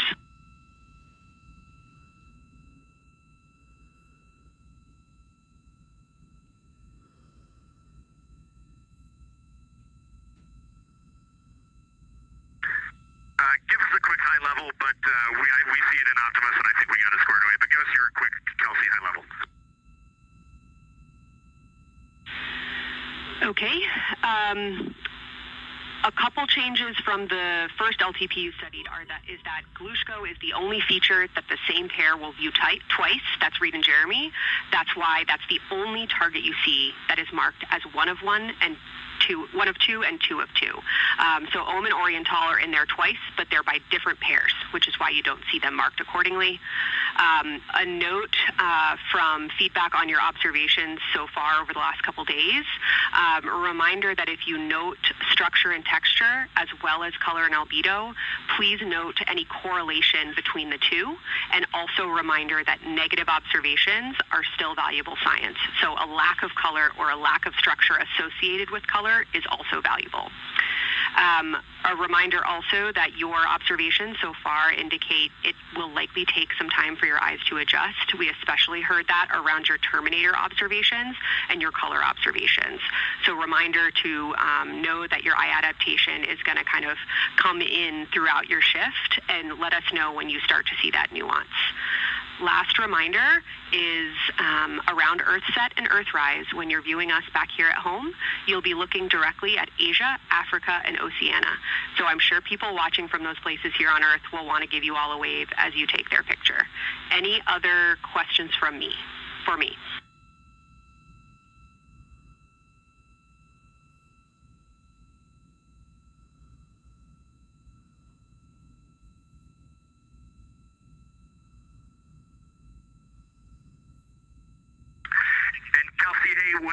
talking window 2 left and right side.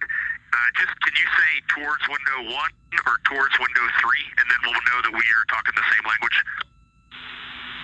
Absolutely. So I mean that the side of window 2 closest to window 3 is preferred for imaging.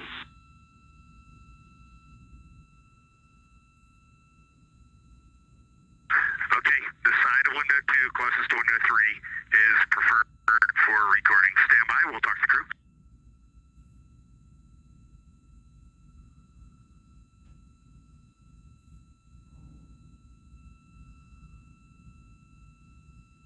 Again, we are in our pre-lunar flyby science conference with Kelsey Young. Kelsey Young is the Artemis Science Flight Operations Lead, speaking with the crew aboard Orion. They've been training for this moment for years, and this is their last opportunity to get some further pointers and information. Kelsey, for the T-shirt shroud, what window does the science team think will have the best view? Is it window 1 or window 4? The only time we're strongly recommending use of the window shroud. The T-shirt window shroud for the eclipse viewing. Which window is primary for Z9? Window 1.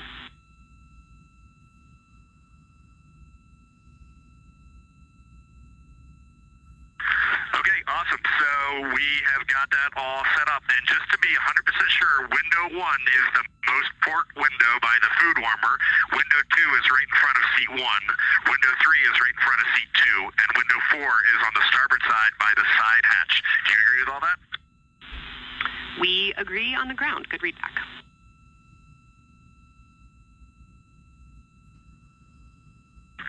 Okay, that's awesome. Kelsey, we're going to close with happy words. It's just incredible. I wish you were up here to see all the smiling faces, to hear all these terminologies being thrown around, and we are just fired up to get started on this day. Let me pass the mic around if anybody has anything to add. Kelsey, it's so great to hear your voice on the loops. I just want to channel everything that you guys are probably feeling right through my eyes and heart. It is awesome to see the side of the moon. You guys made us excited for this day, and we couldn't appreciate it anymore. And we are ready to hopefully deliver on all the awesome training you guys have provided. I'll just add, Kelsey, it is blowing my mind what you can see with the naked eye on the moon right now. It's just unbelievable. Kelsey, and to the whole Lunar Science team, all of you, all the work you put into this, we're just grateful. Can't wait to get going. And thank you for the tipper, for Carol Crater, and for Integrity. We can see them, and we've imaged them, and can even see with the naked eye. Quite impressive. Thank you so much. Beautiful words, you guys. Thanks so much. And I got video of the science team right now, and they are all absolutely buzzing. Looking forward to today.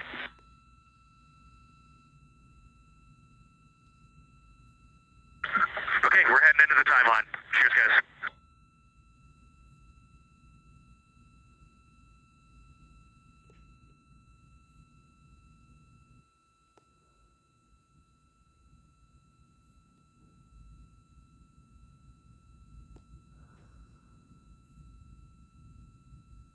Of the pre-lunar flyby science conference with Dr. Kelsey Young.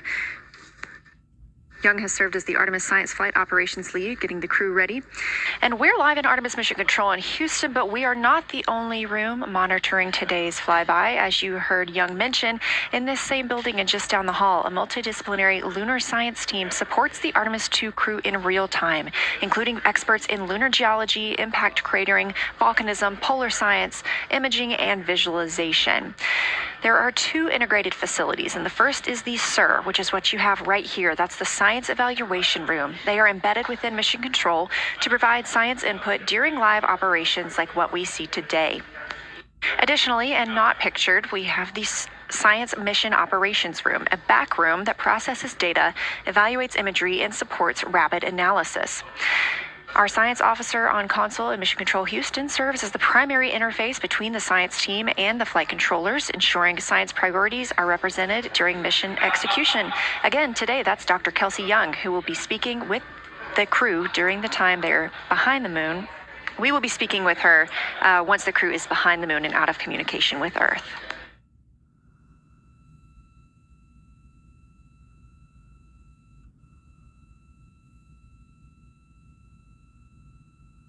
Back inside the Orion spacecraft on your left, closest to the camera, NASA astronaut Christina Cook.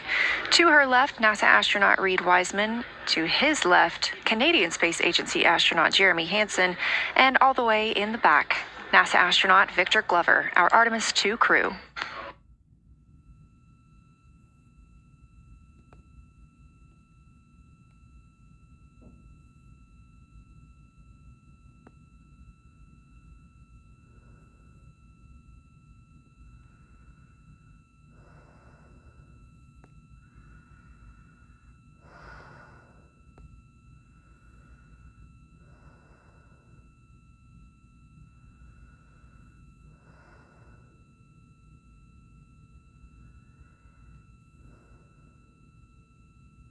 We are now approaching 8 minutes until the crew surpasses the Apollo 13 record. Currently 12,599 miles away from the moon, 248,507 miles away from Earth.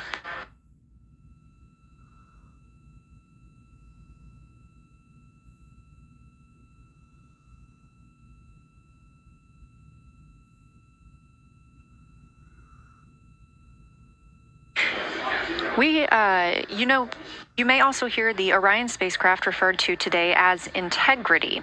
This was named by the Artemis II crew. It is Integrity crew, we have Reid's family in the viewing gallery. You're welcome to say hello.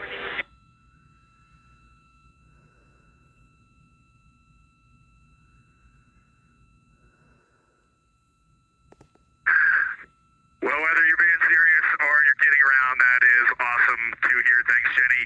And hello to Ellie and Katie. I don't know who else is there, but it's great to know that you're in mission control right now, following along. You're having a blast up here, and the view of the moon is absolutely amazing.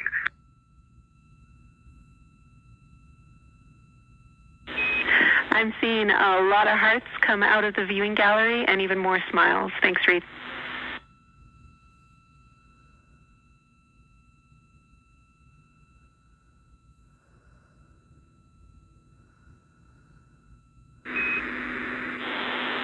Copy heart, copy bracelet.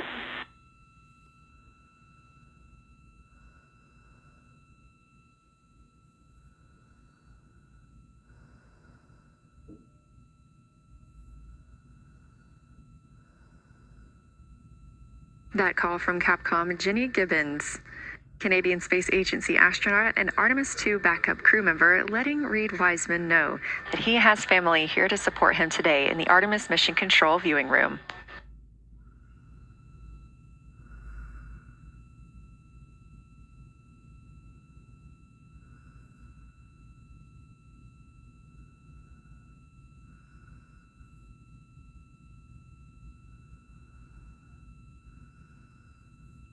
As I was mentioning, we have the Orion spacecraft flying today. However, the Artemis crew members named their Orion spacecraft Integrity, so you will hear calls to this entire crew with the name Integrity. They say that the name Integrity embodies the foundation of trust, respect, candor, and humility across the crew and the many engineers, technicians, scientists, planners, and dreamers required for mission success.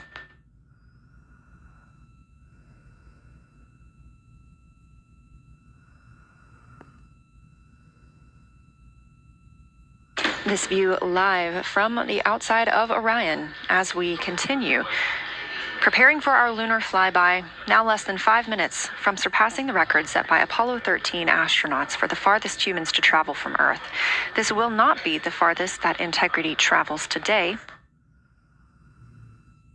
They will continue until they reach approximately a distance of 252,760 miles. That would be about 4,105 miles farther than Apollo 13. However, these numbers are our targets, and we will get confirmation on those numbers as soon as we possibly can and share them with you all.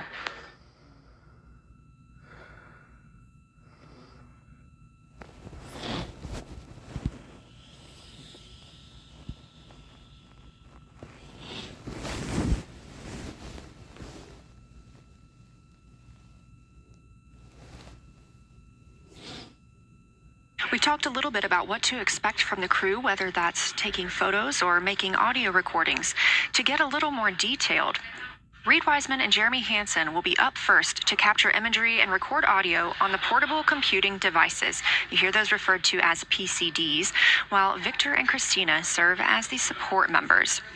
The crew will switch windows and roles halfway through their shift, and 1 hour and 5 minutes later, Victor Glover and Christina Cook will be the next crew members at windows 2 and 3 to take photos and make annotations, while Reed and Jeremy take on those support roles. There are 5 viewing blocks, and the crew will swap out with each one. During 2 of the blocks, the 2 support members will also be able to enjoy their midday meal.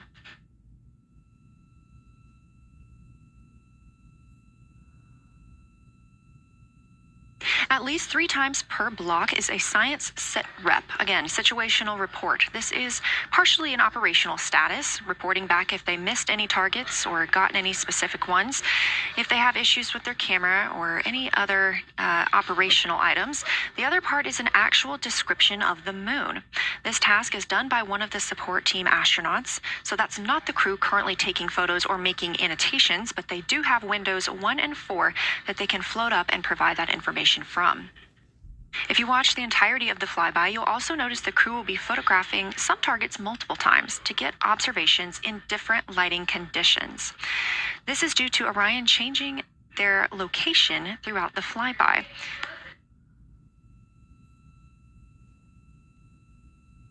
What this crew will be able to capture in a couple of hours of the same targets in different lighting would take orbiters years to do because of solar and spacecraft positioning. This crew has studied the moon extensively, and they're also familiar with what the science team calls the Big 15. These are 15 features that they've memorized, so at any time, they'll be able to see 5 of those and help orient themselves and where they are around the moon. Those targets are diverse and complex in their geologic history, and observations of them could help answer some big-picture science questions.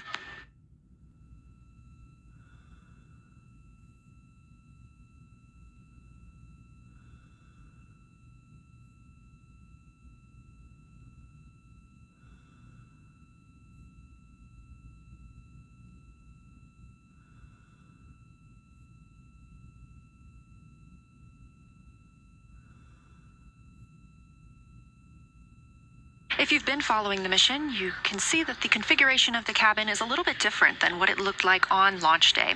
After ascent, the crew were allowed to reconfigure their spacecraft, and you can see that they've taken down seats. They have also taken away footrests. This gives them more opportunity to move about the spacecraft.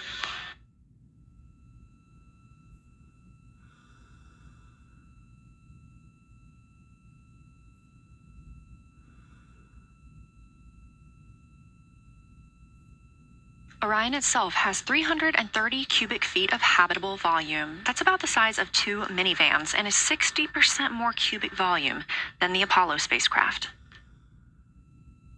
We are standing by for the Integrity crew aboard Orion to surpass the Apollo 13 record.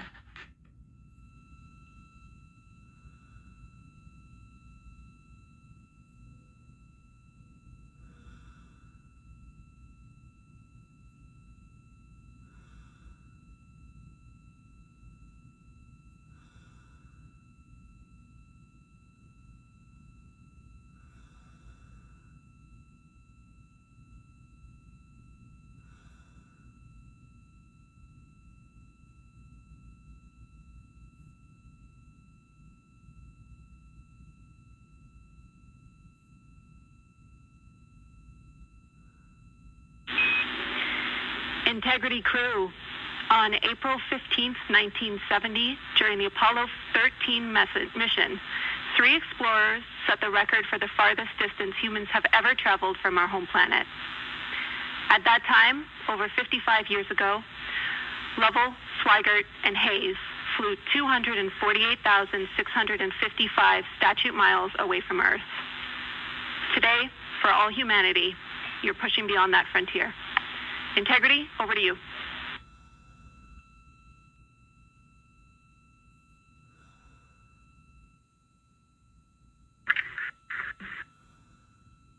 Yeah, from the cabin of Integrity here as we surpass the furthest distance humans have ever traveled from planet Earth.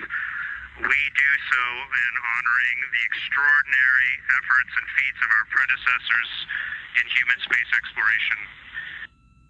We will continue our journey even further into space before Mother Earth succeeds in pulling us back to everything that we hold dear. But we most importantly choose this moment to challenge this generation and the next to make sure this record is not long-lived.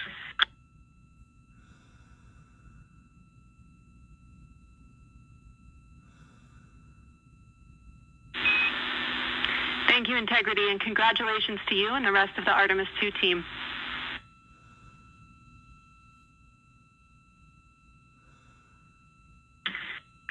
Thank you, Houston. We have a couple more things we'd like to take this moment for. Our science team helped us out with a couple of relatively fresh craters on the moon that have not been previously named, and our crew would like to propose a couple of potential names for those items or those areas.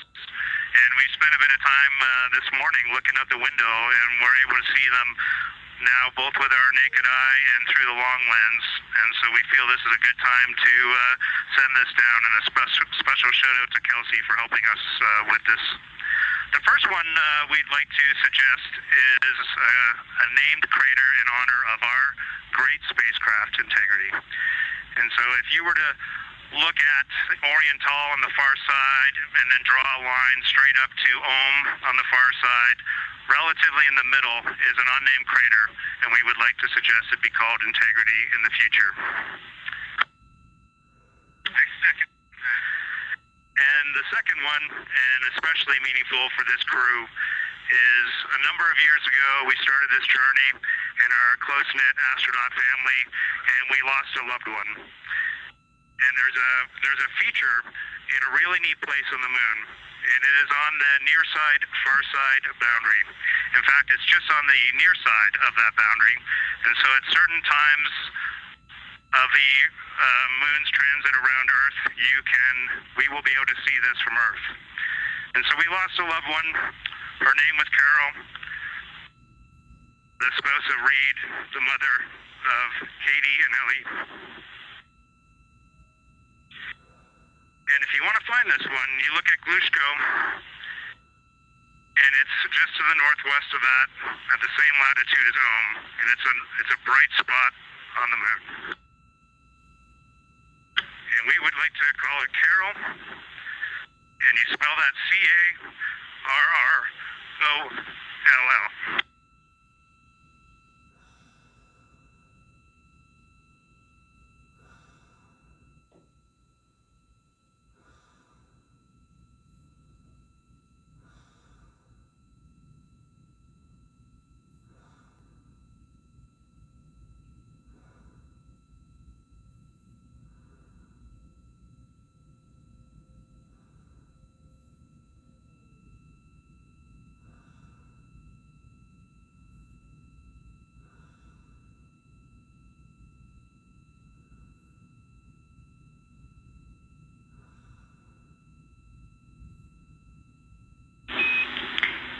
Integrity and Carroll Crater. Loud and clear. Thank you.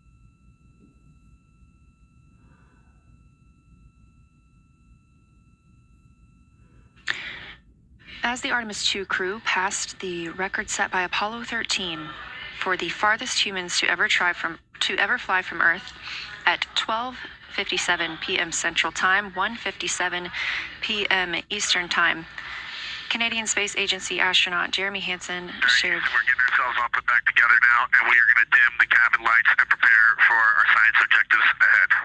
Thank you. Sounds good. We're doing the same down here, and you are maneuvering to your observation attitude.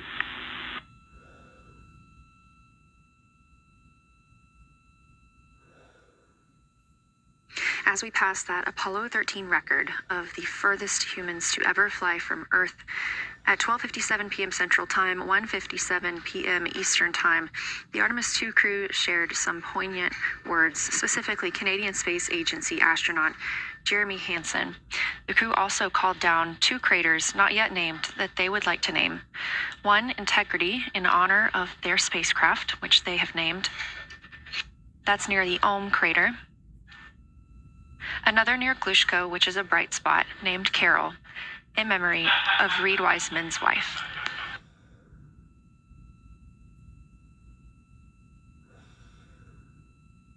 There was a moment of silence here in Mission Control Houston. And now the team and the Artemis II crew are ready to begin their lunar flyby.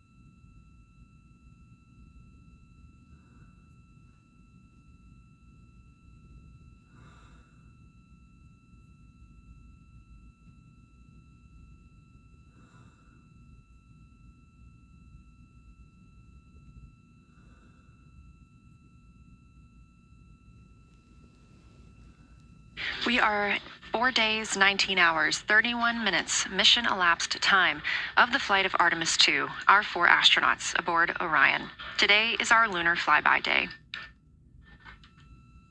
The spacecraft is currently about 12,000 miles away from the moon, and you can keep up with the distance from Orion to the moon and Earth by visiting nasa.gov/trackartemis, or you can just stay with us here because we're going to be telling you throughout the day. They are currently 248,834 miles away from planet Earth.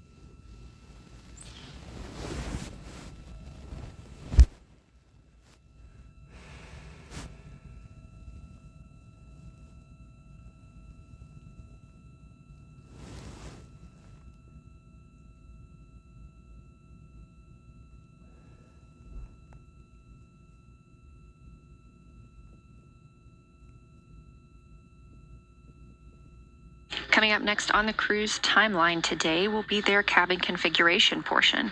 You heard some calls down to Science Officer Dr. Kelsey Young earlier about how they have configured the cabin so far. This is just a little bit more of timelined activity for them if they need to further do so.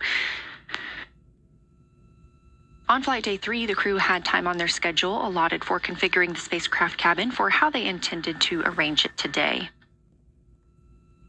Of course, they had to take down that configuration for another test yesterday of their Orion Crew Survival System suits. But configuring it on flight day 3 allows them the opportunity to get a chance to see what works for them now that they are in the microgravity environment.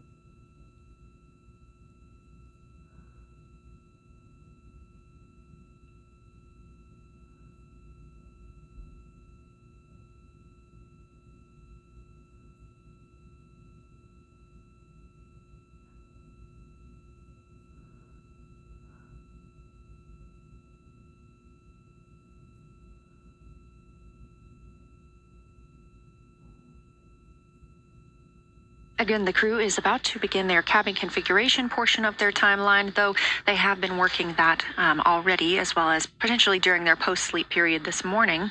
The official lunar flyby observations are slated to begin in just about 40 minutes.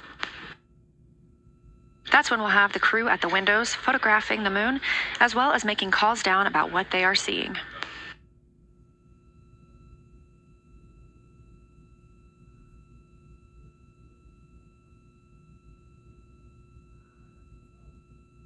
Again, we are live here in Artemis Mission Control for the duration of the flyby.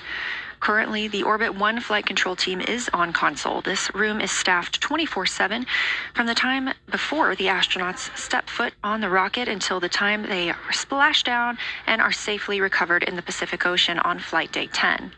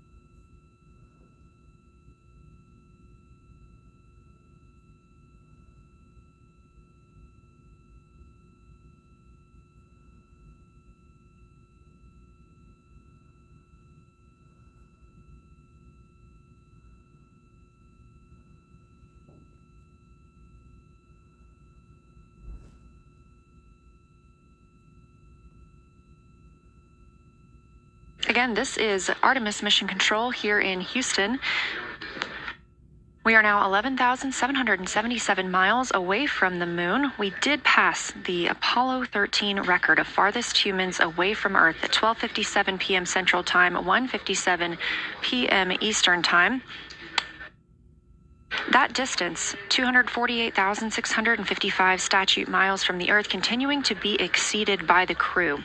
They will reach their farthest distance from the Earth around 6:07 p.m. Central Time. At that time, they will be in an LOS, or a loss of signal, with us on Earth, as they'll be flying behind the moon.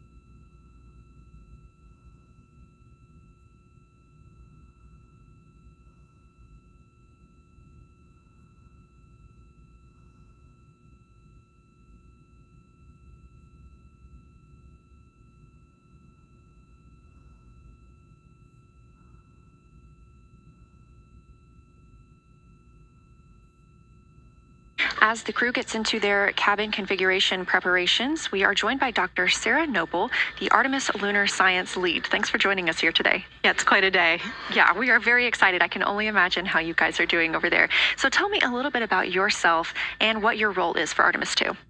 Sure. So I'm the Artemis Lunar Science Lead, so over the entire campaign, and my job is basically to make sure that as we have this big adventure back to the moon, we actually learn new things about the moon. Fascinating. So why is the moon such an important destination today? Yeah, so the moon is a pretty amazing place. It is a great place to learn about basic fundamental processes that happen on like all the planets, like cratering and volcanology. And also it is, part of our Earth-Moon system. And, the Earth recycles its rocks pretty well, right, through plate tectonics and weathering and whatever. Most of the rocks on the Earth are geologically young.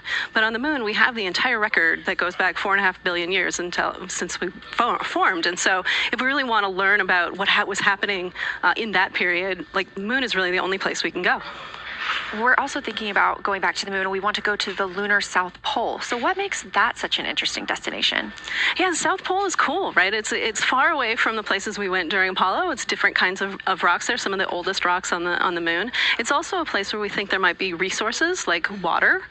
There are craters that really never can see the sun because of the low sun angles there, and they get very cold. And we think that water and other things can build up in those craters, and so we're very interested to see what that might do for us. I'm very interested as well. So for some of our viewers who might be new to this, what does lunar science look like during an Artemis mission? Yeah, it's pretty exciting for us as we have really sort of built this from scratch to try to understand how we can best use the crew to support our science. And so, we've developed a system. We've got a team in place. We've got a back room here in this building called the SIR, the Science Evaluation Room. And there's in fact a back room to that back room over in another building here at Johnson Space Center where we've got our teams of scientists working really hard. They're actually speaking to this room through our science officer. This is now the first time we've ever had a science officer in flight control room. So we're pretty excited about that. So we have a really voice out and up to the crew. I know, it's been so exciting to hear Dr. Kelsey Young speaking directly with the crew today, now so close to the moon. And we have a live view here of the science operation or the science evaluation room. So this is where the majority of your team is today. Is that right? Yeah, that's right. This is a big chunk of our scientists. You can see them in there now working hard, trying to get ready for the day. And then again, there's a second room where we have a lot of our data folks where the data will first come down and they'll sort of sift through the data and get it ready for this team to take. What's the mood like right now in the SIR? It is, I would say, giddy. I think we've worked very hard for this. They have done simulation after simulation. They have worked really hard over the last couple of years to get ready for this moment. And I think everybody's just really excited to see, even already we've had some descriptions from the crew coming down, and it's so great to see their joy and our joy, our love for the moon come through. Yes, we are in for a real treat today if it's been anything like their observations the past couple of days. So how are the lunar science teams using this test flight to prepare for future missions to the moon? Yeah, absolutely. This is the way that we are building our foundation for the future, from everything from, how do you train a crew to be a geologist, right? And so, working through that, getting them classroom training, field training, building the science team, building these physical rooms that we are in, designing the software that the teams are using, and then, figuring out what happens to that data. They're going to take this data and it's going to come down, and how do we get it out to not only our team, but out to the world and the rest of the science community. Yeah, that's a great point, because when you hear these crew members talk, you would never know that they're not geologists. Your team has trained them so well. They have been very good students. Who can blame them? It's a pretty great topic. One more question for you. How does the science that we're doing on Artemis help support long-term exploration and including our sustained presence on the moon? Yeah, we have a saying in the Science Mission Directorate that science enables exploration and exploration enables science, right? So you need the scientists because we are the ones who are the experts in, landing site and doing analysis of landing site and making sure we can find a good place to land, to understanding the properties of the soil so we can, design our systems to manage that, understanding the radiation environment, keeping our astronauts safe, all of these things, right? But, in return, you provide us with opportunities where now we're going to be able to collect this data and collect samples and deploy our instruments and all of that. So it's a symbiotic relationship. That makes perfect sense. Well, Dr. Sarah Noble, Artemis Lunar Science Lead, thank you so much for joining us here today. Best of luck to you and your team, and I hope that you get to enjoy today too. Thank you so much. We are now Getting closer and closer to our lunar neighbor, this live view coming from the Orion spacecraft and a camera mounted on one of its solar array wings.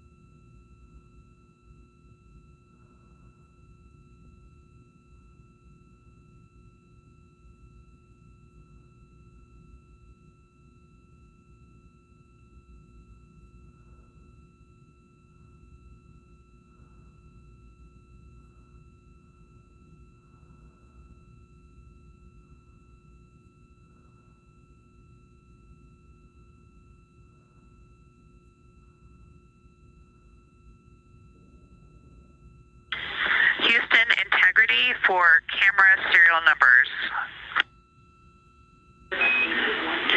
Ready to copy.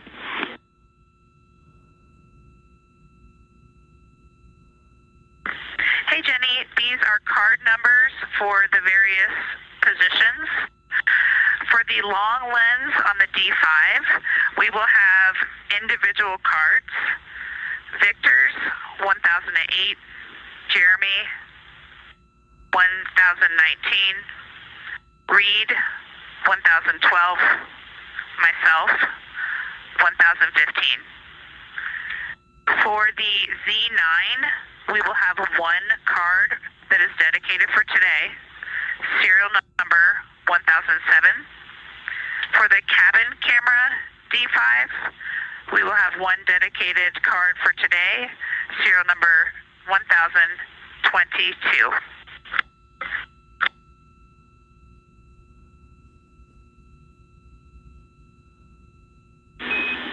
All right, Christina, we copy all. Thank you.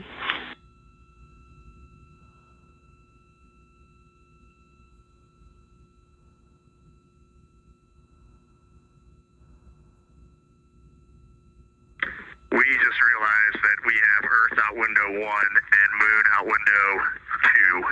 And Earth out window 4 and Moon out window 3. And it gives you the best idea of scale we have had yet. The Moon is about 3 to 4 times the size of the Earth, and it is almost full, and the Earth is just a small crescent out there. It's magnificent. I got a picture of it with the wide lens. Such a majestic view out here. Amaze, amaze, amaze. Thank you, Reed.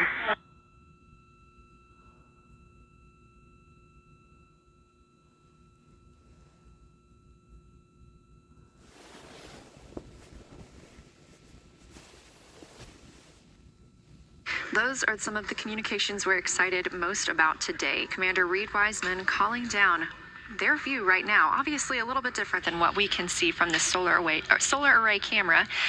They are looking through the windows of the Orion spacecraft, able to see at the same time Earth and the Moon. You also heard NASA astronaut Christina Cook calling down some of the cameras that they will be using today. The crew is in that cabin configuration portion, and we expect the lunar flyby observation period to start in just about 20 minutes.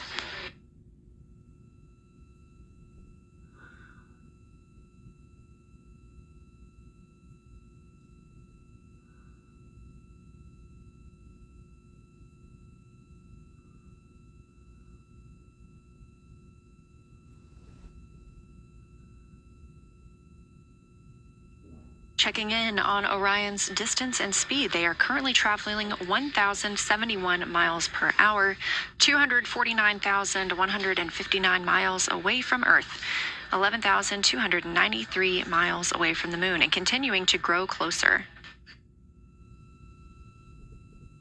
At closest approach to the moon today, the spacecraft will be just about 4,070 miles away from the lunar surface. This will be during our loss of signal with the crew as they travel behind the moon, and we will await their return to get the official number for you for how close they come to our lunar neighbor.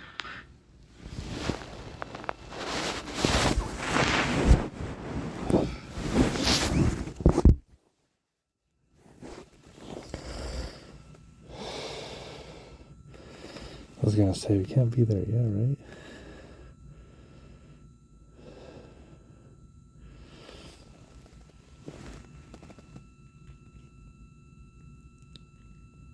I had a dream that I was sitting outside and I had like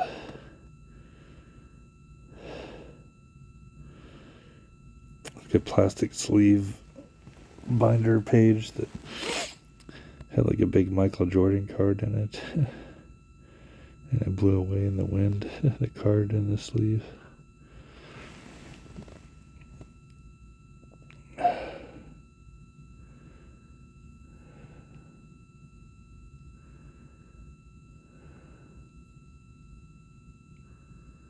Inside the cabin today, the Lunar Targeting Package is the primary tool guiding the crew observations and consists of two key components.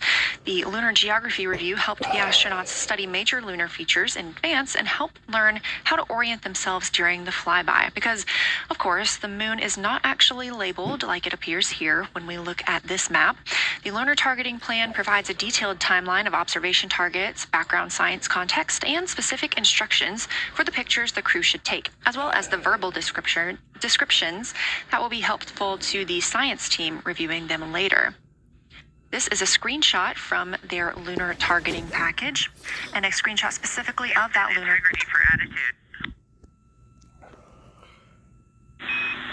Go ahead.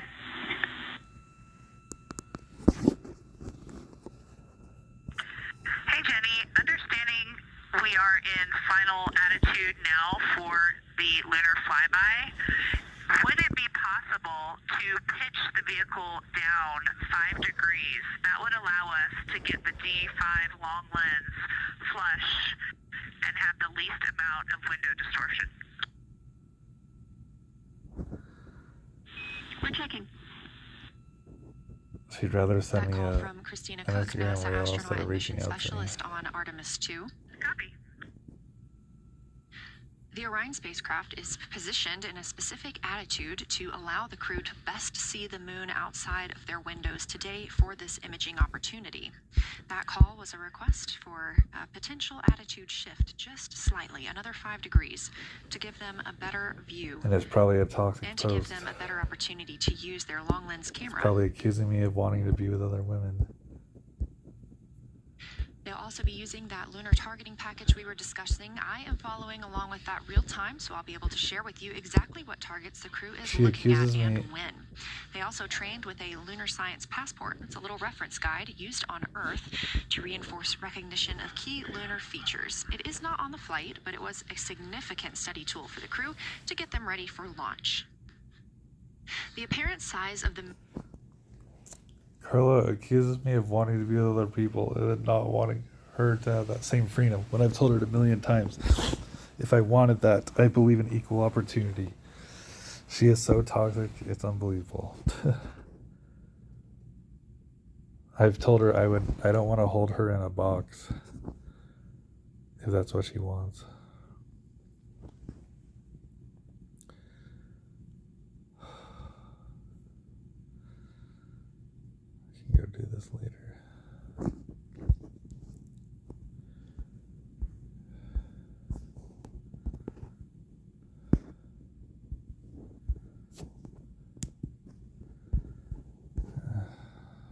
can do the Plaza one on a Wednesday.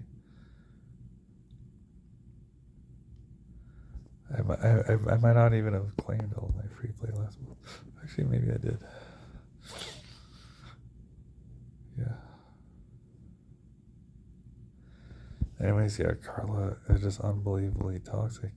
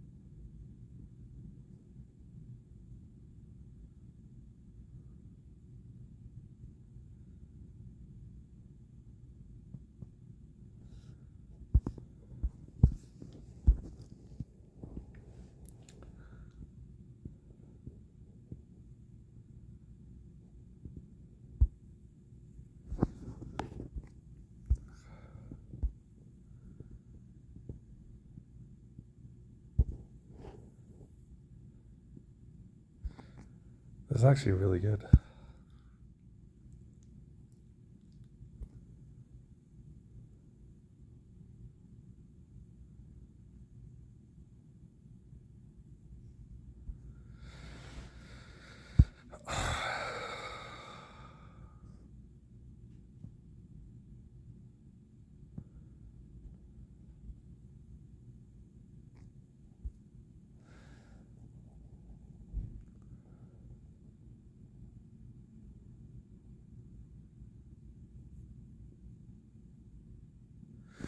And that's 50% off, but they might charge, the items might be 50% markup is the problem.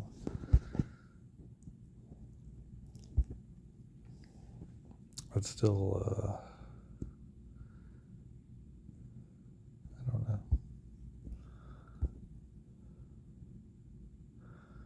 It's obviously a good deal if someone will shop for you.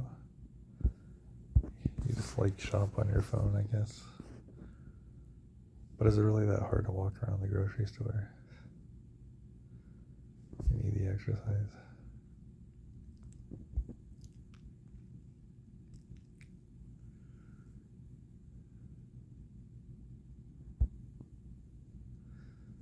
My hands are killing me.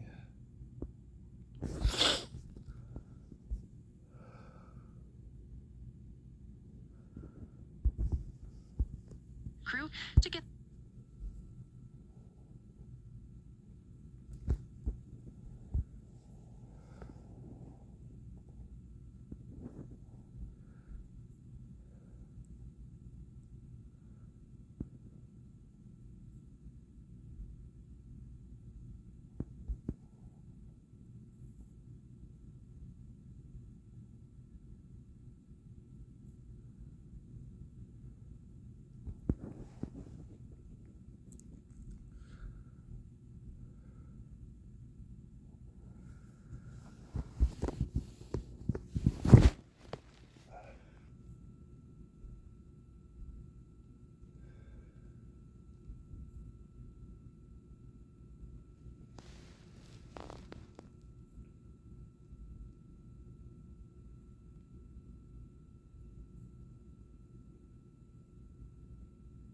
As you heard discussed, we are expecting the crew's observation time period to start in about 10 minutes.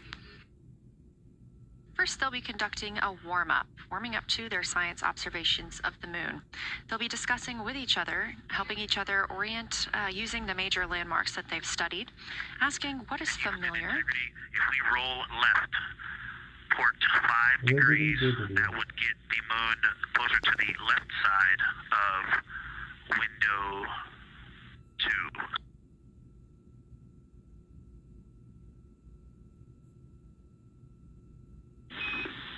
Copy, Victor. We'd like to know if it's pitch and roll or one or the other.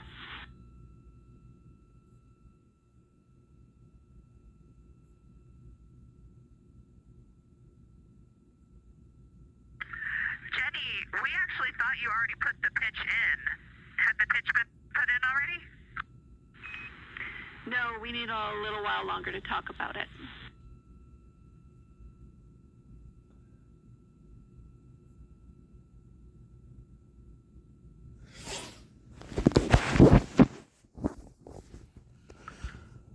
So, Jenny, I guess what's happening is just as our orbit's changing, where it is in the window is changing, so maybe these fancy little adjustments aren't worth it. It's going to continue to move in the window.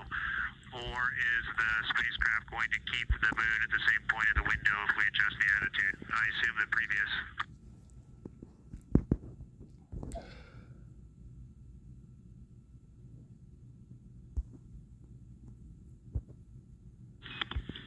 Right now, we are pointing the center of the window to the center of the moon with 2 degrees of deadband.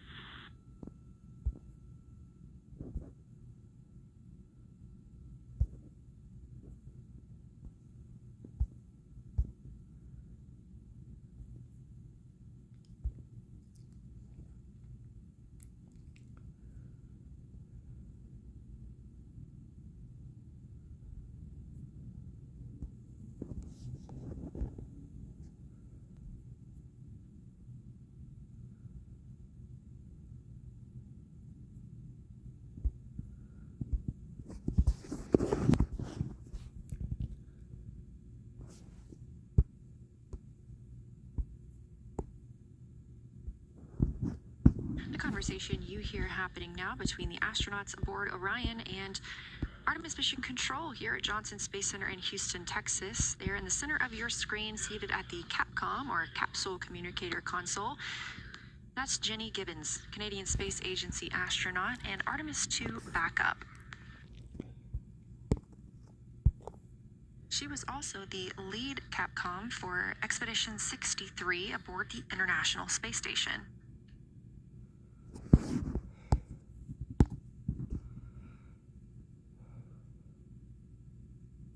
The crew is requesting some attitude changes to the spacecraft to allow them to better image the moon, our priority for How today. about some attitude changes to Of Carla? course, those have to be discussed on the ground before they are put into work aboard the spacecraft, so the team is taking some time to do so.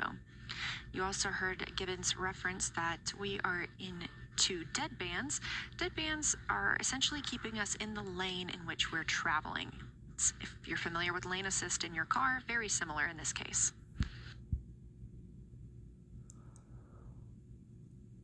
How about a Carla attitude change? And then I know I need to change my attitude too, because I'm like being negative in response. We are now 10,870 miles away from the moon, traveling 1,066 miles per hour and 249,390 miles away from Earth. Again, we recently surpassed the Apollo 13 distance record of farthest humans have ever traveled. And upon calling down some words during that milestone, Canadian Space Agency astronaut Jeremy Hansen noting that he hopes that this record that they are setting today is soon broken by future explorers. Except, so they must have landed on the moon when it was closer to the Earth, obviously. Because how could they break the furthest humans have ever traveled if they're not even physically landing on the moon?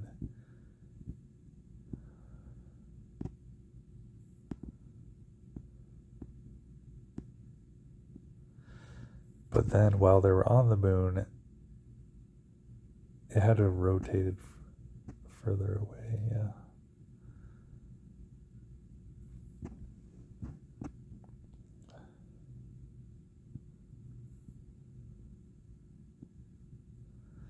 Depends on how long they were there for. I know they like napped for a while, or tried to, on one of the missions.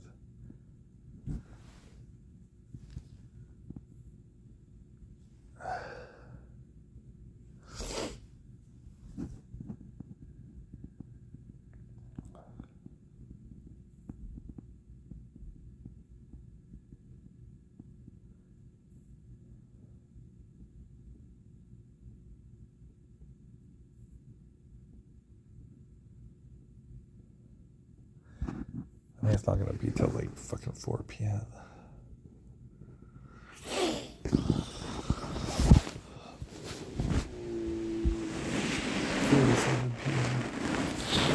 Same time, if I recall.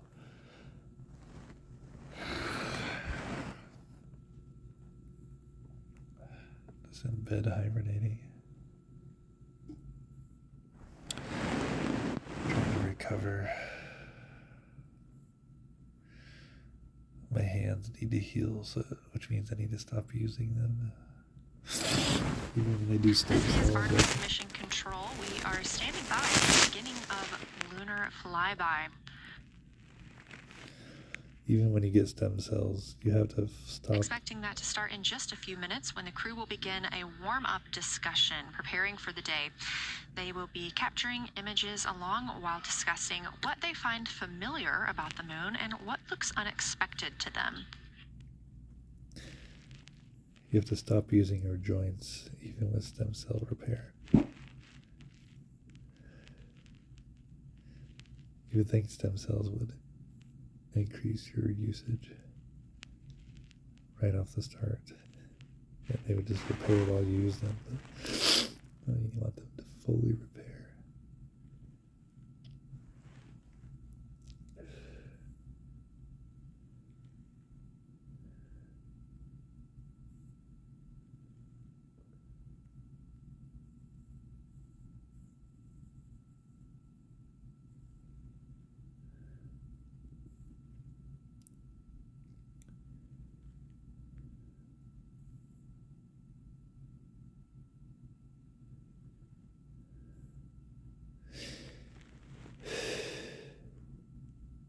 Again, just minutes away from the official start of lunar flyby, or when it is timelined for the crew.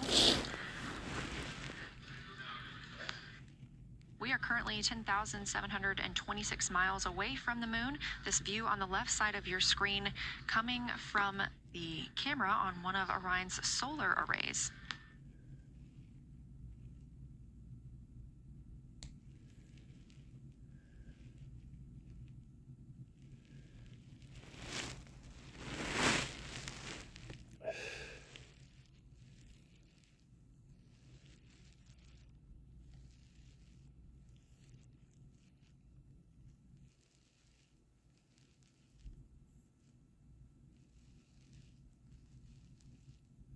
Other conversation points while the crew are getting ready for their flyby today.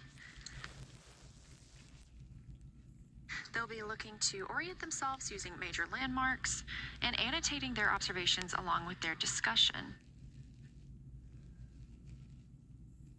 They'll have 10 minutes for that warm-up discussion.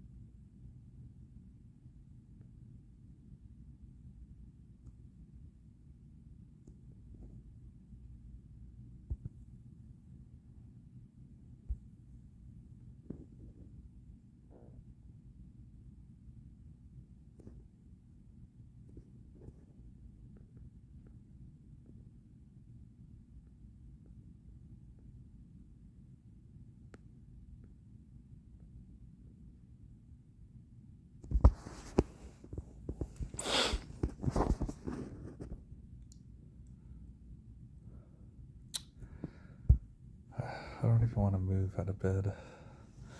This is, yeah, way more comfortable than my bed. It's noticeably more comfortable. The mattress, and then they put like, I don't know. Maybe it's just the mattress that's just softer. The pillows are softer, obviously. I don't know what I'm doing.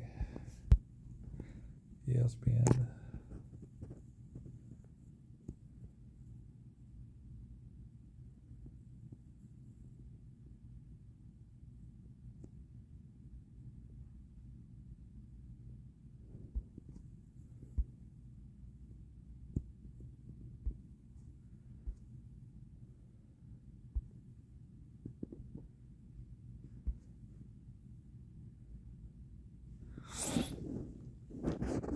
I really don't even need to go home to watch the basketball game.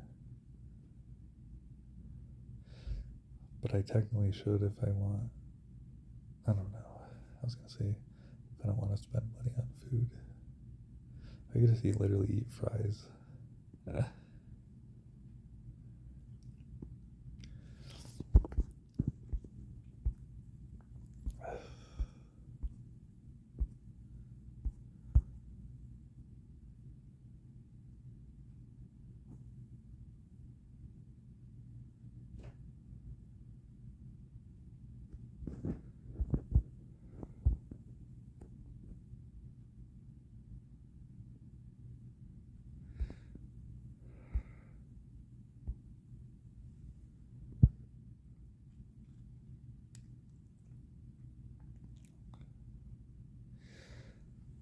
Yeah, why do I watch fucking college, but I don't watch the fucking NBA games where they're like 1,000 times better?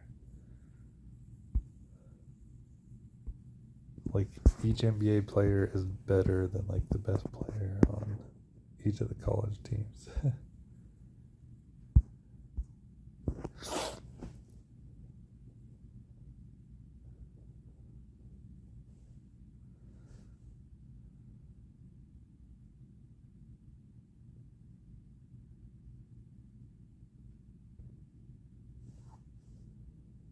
CBC type.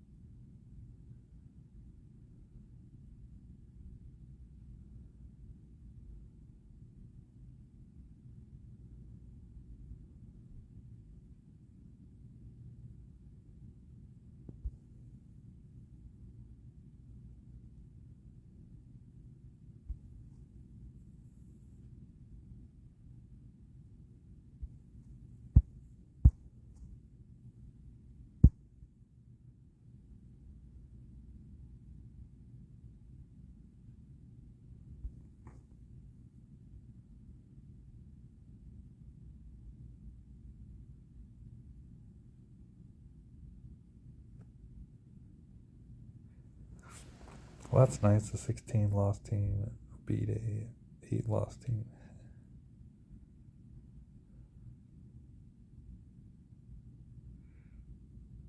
That's crazy. Tulsa didn't even make the NCAA tournament. With 8 losses.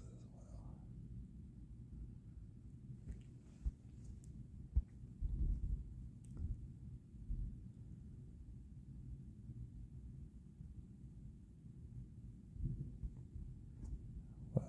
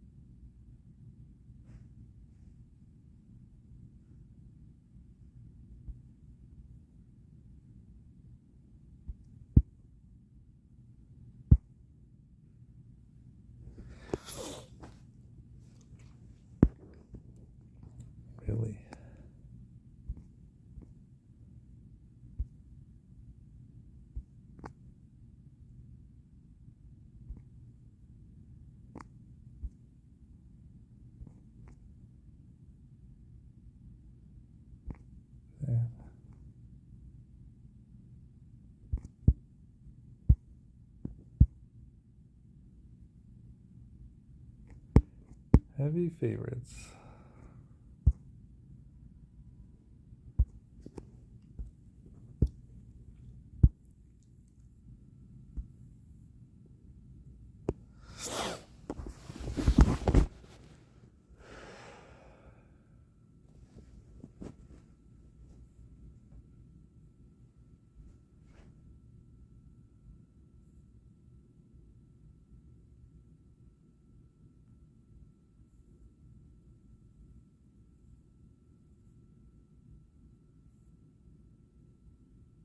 The team continues their warm-up discussion. I should say the crew members aboard Orion continue their warm-up discussion. However, they are about to be prompted to move on to discussion number 2, which is near side and far side.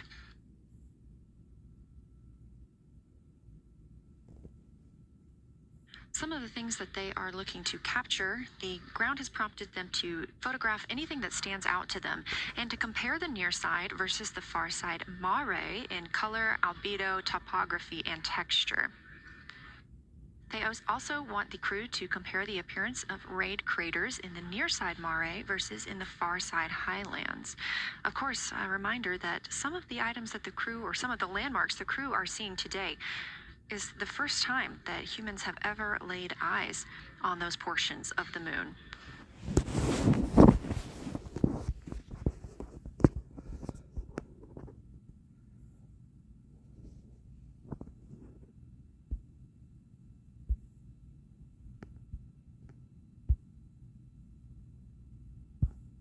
In the targeting package, there are a few reminders of the crew. For the crew, there are time-sensitive observation reminders and science sit rep reminders. Integrity. We have sit rep. The targets that are being discussed right now, it's the far side, near side comparison, and hearing some great discussion of browns and greens in the Aristarchus Plateau and how those disappear as you go toward the North Pole, and then over to the far side, you lose the color. You've got Jeremy in window 2, Reed in window 1, having a great discussion. Christina's under window, I'm sorry, Reed is in window 3. Christina's under window 1, documenting the discussion. Let's keep it on. We've got the lights completely off in the cabin. There are some LEDs that we cannot put out that do provide some light scatter. But we have all of the internal lights off. And are letting our eyes adjust as best we can. The window 4 view, you only get about a third of the moon. Tycho is going to go over the horizon soon, and you can see Aristarchus, and then you start to lose the view as you go to the west in Oceanus and Procellarum. So far, the team is on the plan, and the long lens is being put to good use, and recordings are being made, and internal documentation of the configuration and the observations is ongoing.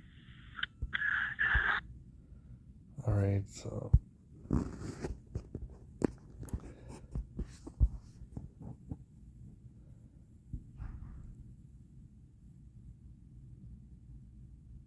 It looks like a vagina almost. Yeah. No.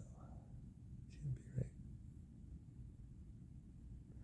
Back of your throat.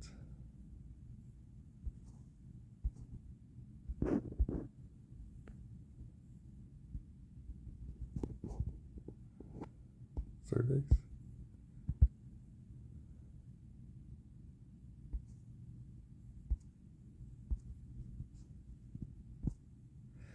They're allowed to show this.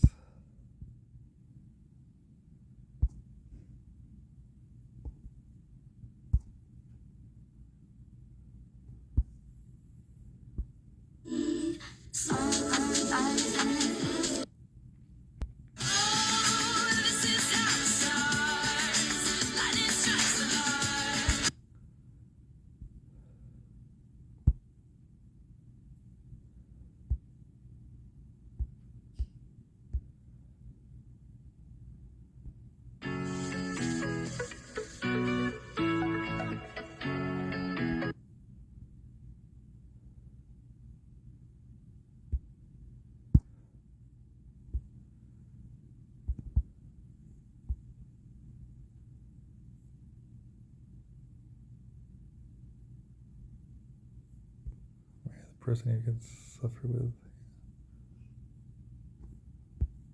The smiles come easy. That part is simple, but love isn't proven on the best days. Love is revealed in the worst ones. When life hits hard, when the nightmare starts, when everything feels uncertain.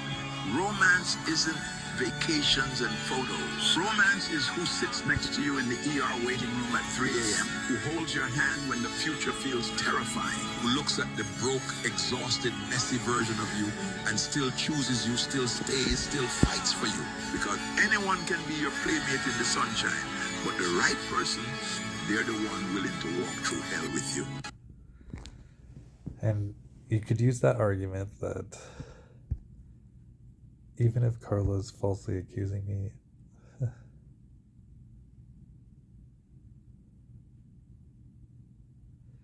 I should still love her and accept her.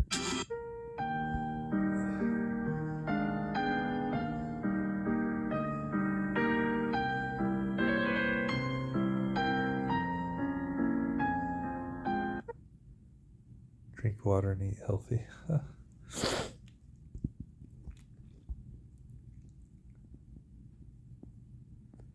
No, let's save money. Drink water and eat healthy. I'm busy. I don't know. What? I never tell her I'm busy. What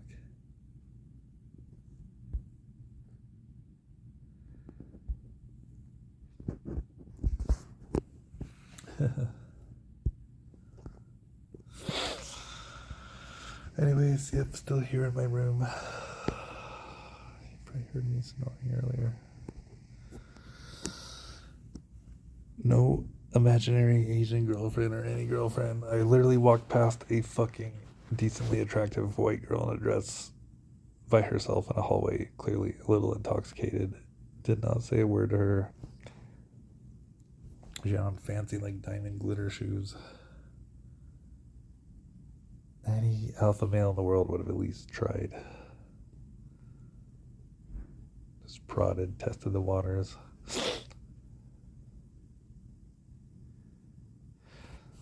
Or learned how to talk. Like, if men learned how to talk like female escorts that just straight up go for the fucking kill. Hey, what you doing? You got a room here?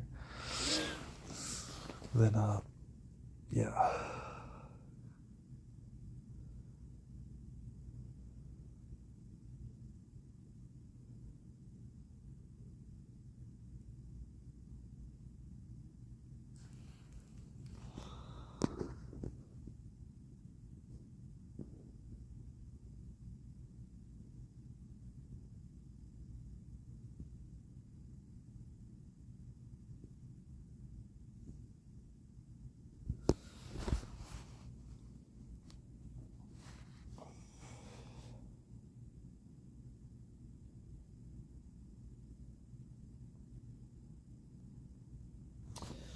Anyways, I should probably take a shower, eat something, put in some poker hours, then go suffer watching 2 to 3 hours of college basketball. I technically don't even need to watch it. I mean, I can play on my laptop while I'm watching, I guess. For sure.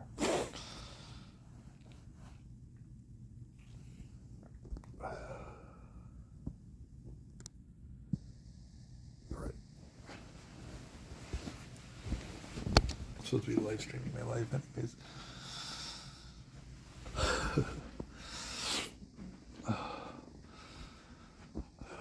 Because yeah, I wouldn't want someone to like accuse me. Because you could theoretically be like screen recording the NASA moon mission and then go use a secondary phone and then go sneak into someone's hotel room. Anything's possible, right? I gotta do this without showing myself naked.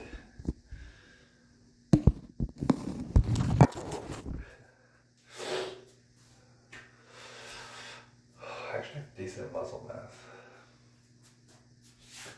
For as much weight as I'm losing. Because it's all showing. I'm losing the fat. Actually, you know what? My stomach is still fucking fat as fuck.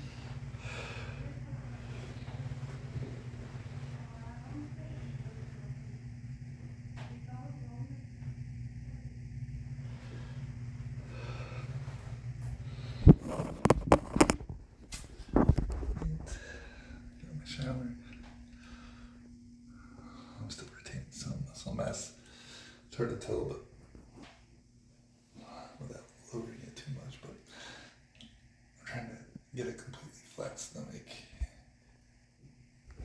You can't even tell from that camera angle, but in the side mirror, it's clearly popping out on the bottom, noticeably more than the upper half of my stomach.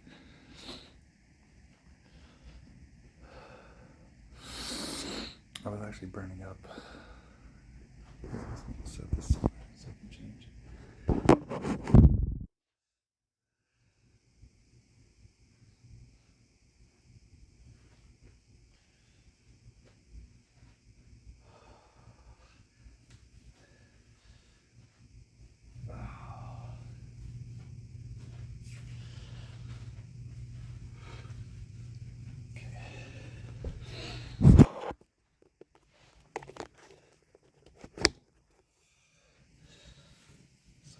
Tighten this even more.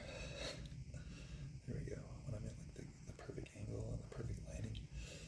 Look at that, like it's like almost down the six pack. Just from losing weight. If I get rid of this, I'm gonna have an 8-pack. You can't even. Maybe I just lost weight in the shower. I don't know.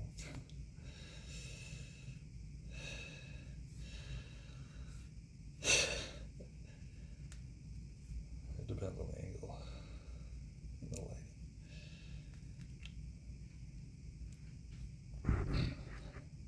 Let's see if my video is uploading.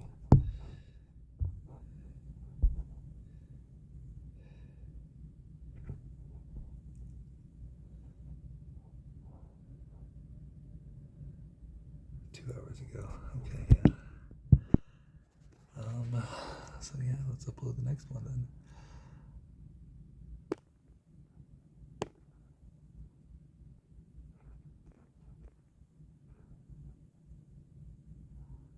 There we go. That's a copyright. I'm gonna. What does that symbol mean?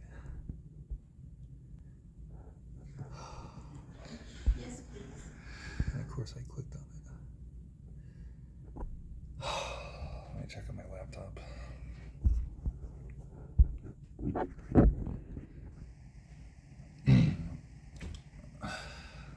I hope that means like it's literally uploaded for no one to view.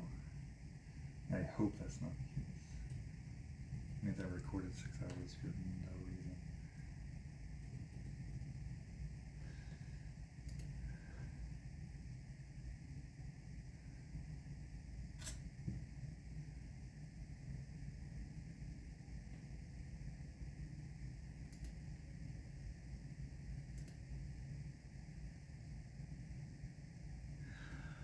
This has been blocked worldwide.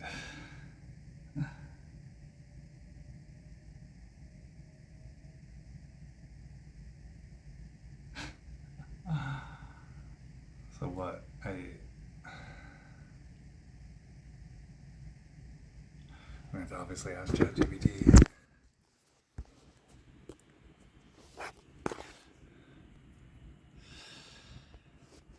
If a video says it has been blocked worldwide, can I still share it with someone? Or can someone on YouTube, if it's a YouTube video, and can someone see it on my page and watch it if they go to my video list?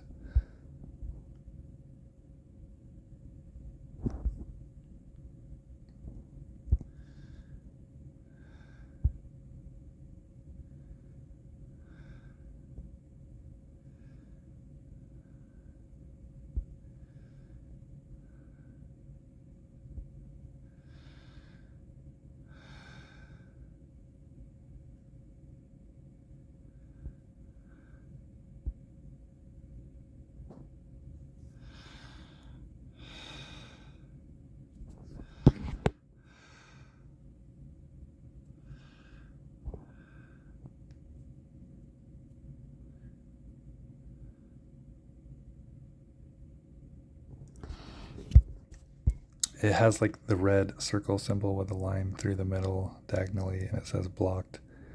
And then when I scroll over the blocked word, it says blocked. This video contains copyrighted material. As a result, it has been blocked worldwide.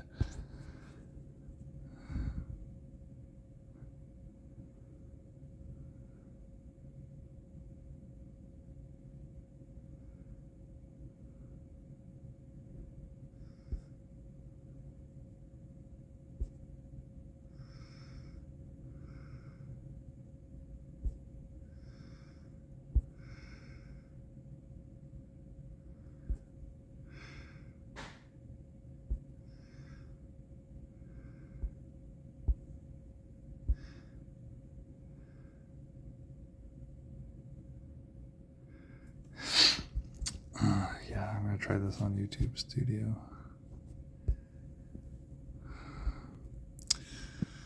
The problem is, you might have to find the copyrighted section, which I see it's literally the thumbnail. Like when I walked into the hotel room, it's probably the fucking copyrighted shit.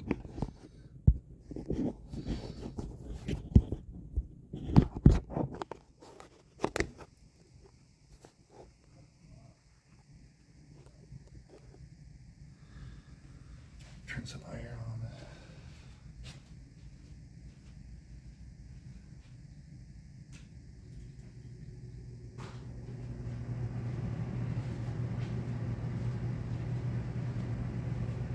Get some sunlight.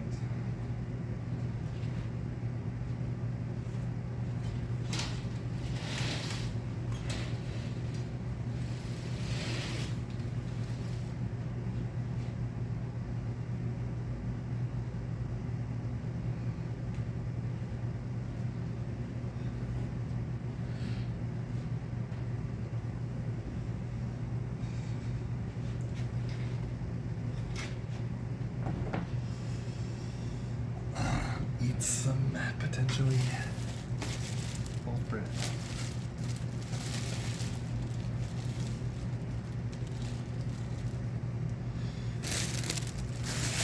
Potentially, actually. Where are people slamming shit? And you know domestic violence happens in a hotel room. All across the nation.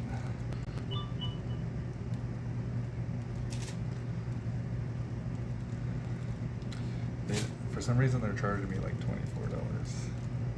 And I'm too lazy. I should be contacting Nevada Medicaid to get that paid.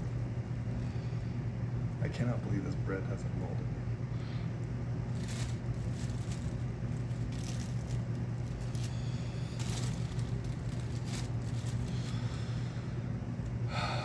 Can of tuna.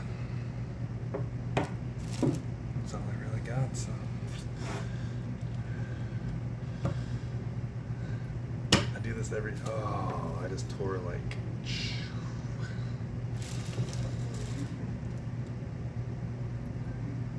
Sounds like a fucking black dude yelling at home.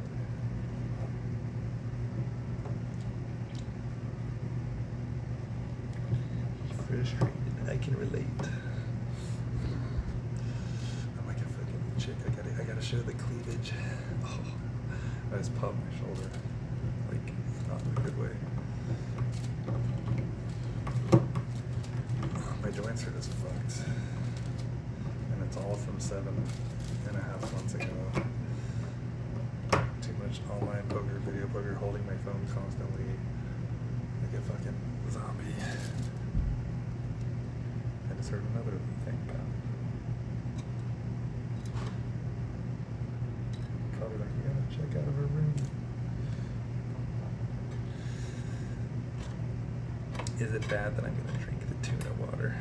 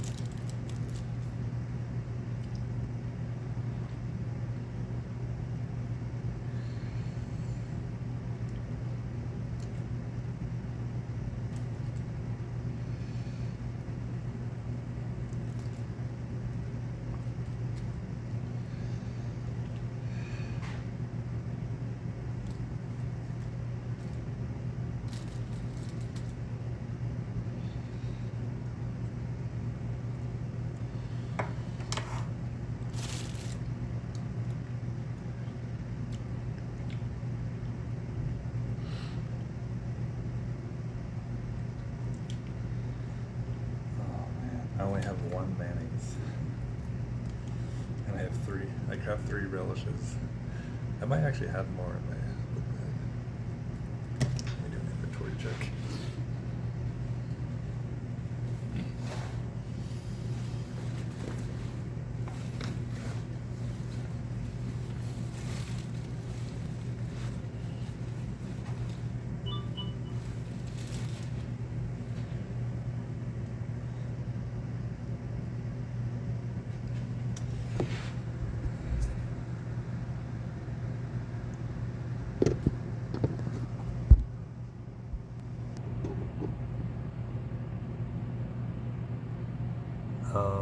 That's not good.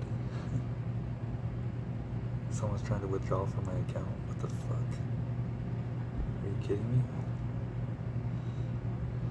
Could be fake too. It's probably fake.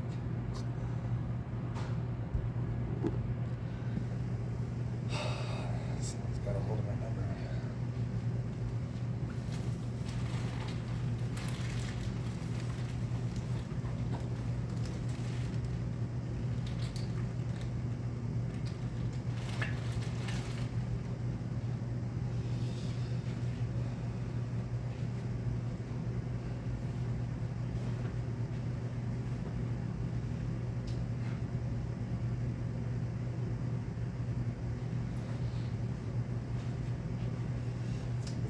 Fucking fake ass fucking Apple charger. It's like so fucking weak.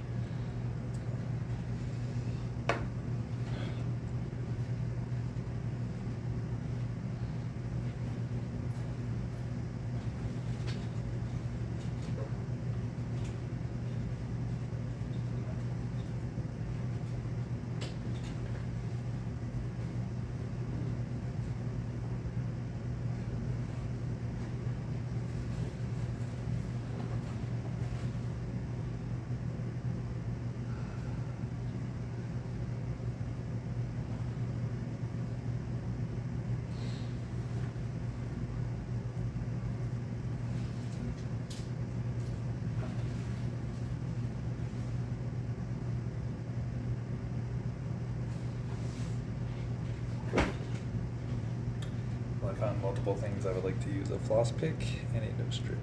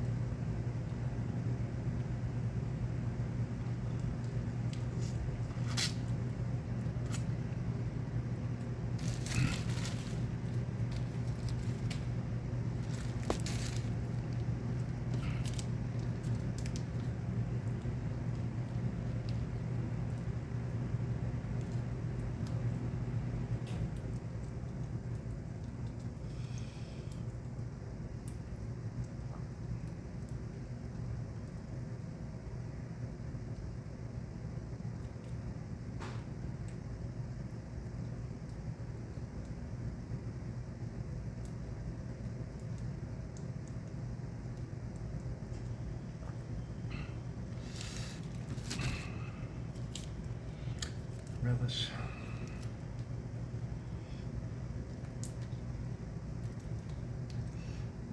I don't even know if these relish packs are even any good anymore. They probably use cancerous preservatives. Dude, why are people fucking banging this shit? I wonder if that's housekeeping.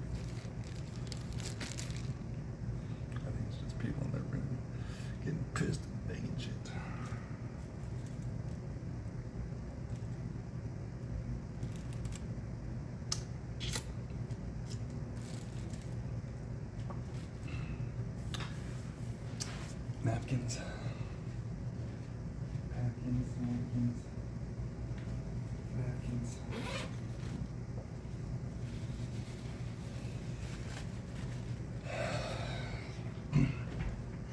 So yeah, if I go to my house, I can cook up some rice and shit. My usual grains.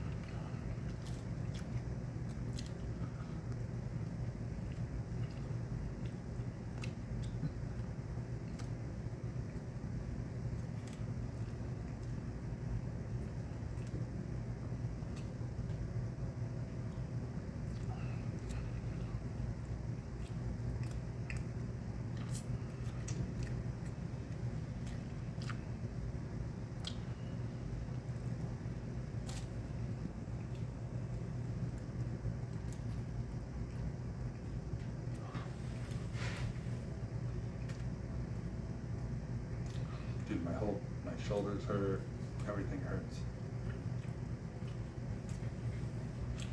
My rotator cuffs, both of them are just fucking torn.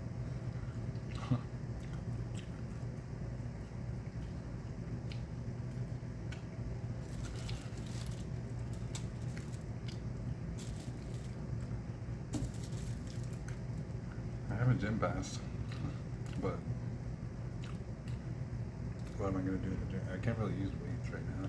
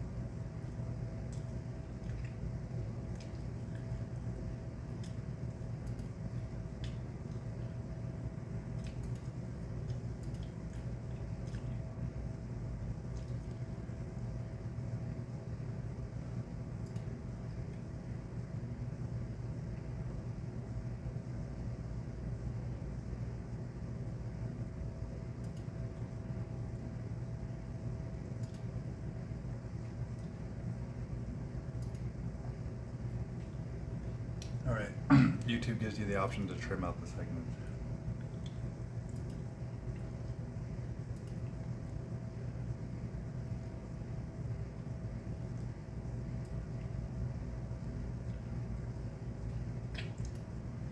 They're all like 3 minutes a piece, and one of them is a minute.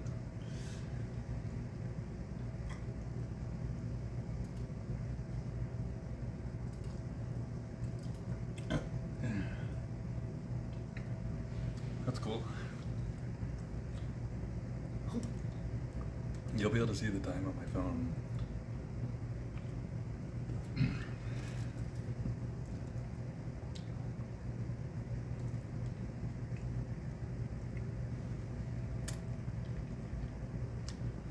I disappear for 3 minutes.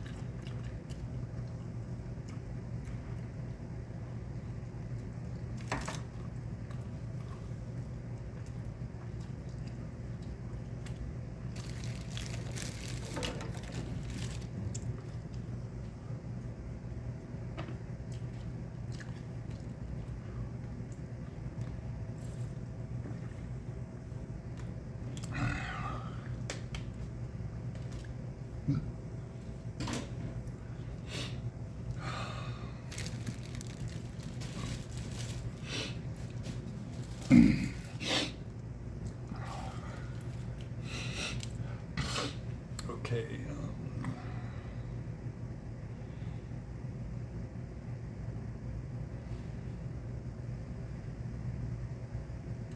Yeah, if you started practicing every day, you could eventually make your fucking shit flex. It's like training a muscle.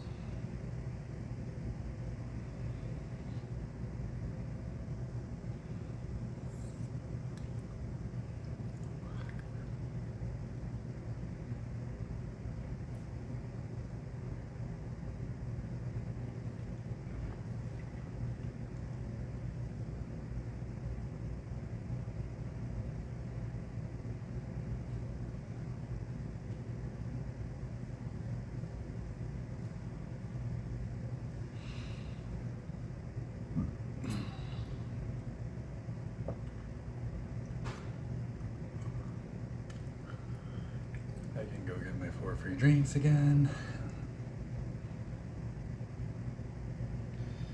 Yeah, I don't think I want to put more fucking milkshakes in my body for the moment. I mean, I literally feel it in my kidneys afterwards, I believe. And it's hot out, so I'm going to be wearing just shorts only. No underwear, tank top, some flip-flops.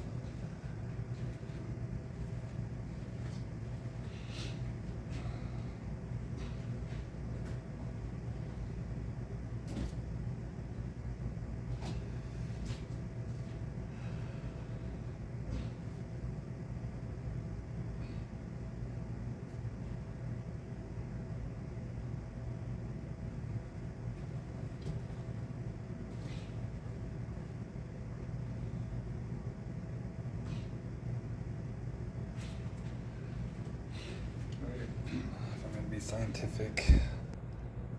Save the lightest tank tops for the hottest days.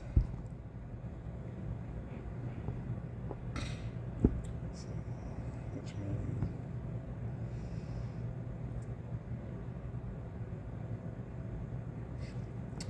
I can wear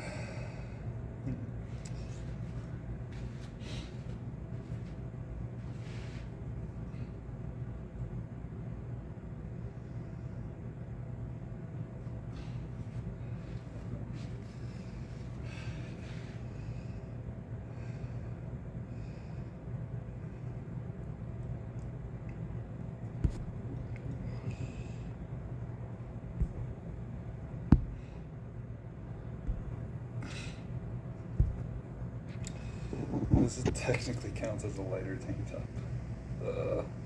I do have a cutoff shirt. Either way, I have a fucking hoodie, so.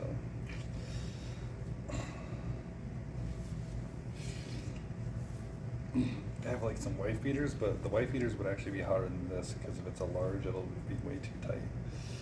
That'll hold in the heat. This one's like nice and loose. So maybe this should have been for a hot day. But here we are.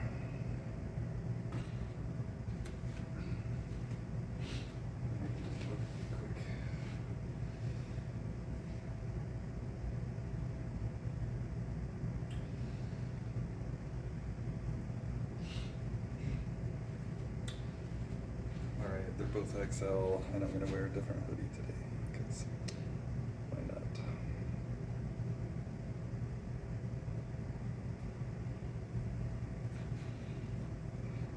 You think you're going to put the logo on the fucking top of the head. That's kind of unique. It just feels weird.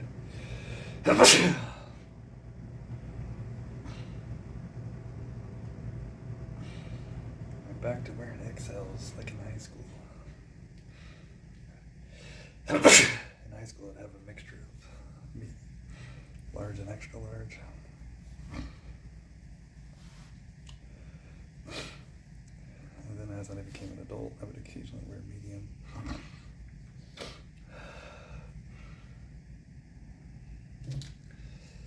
think that's a regular Powerade.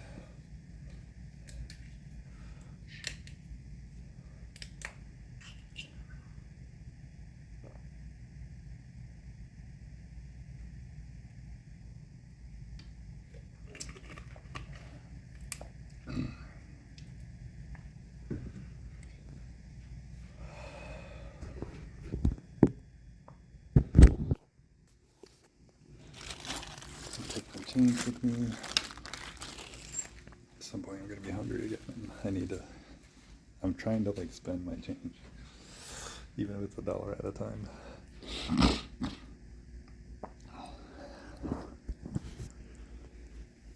But I almost always have reward points. That's what I should have done last night. I should have tipped that motherfucker in change.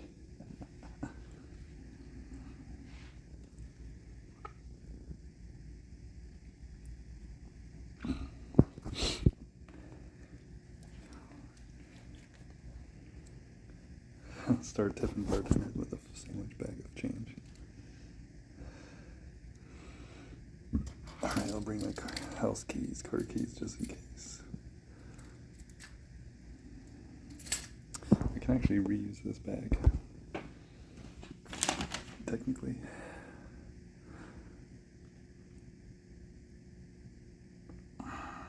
Actually, I need to carry this to my car.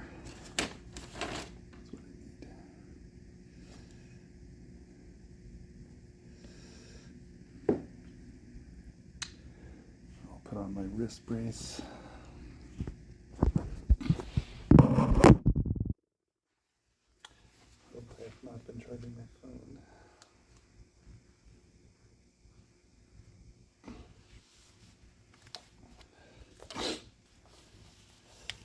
Huh.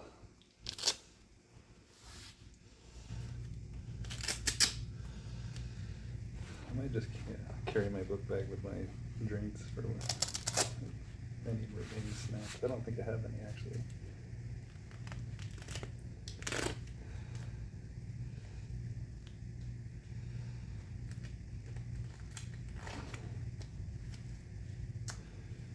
Okay, so this is the book bag I've been using.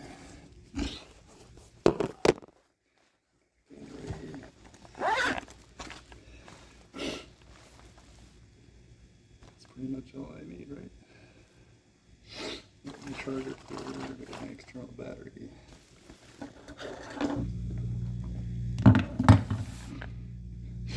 I can charge my pen cameras. I can do right now. I don't even know anymore.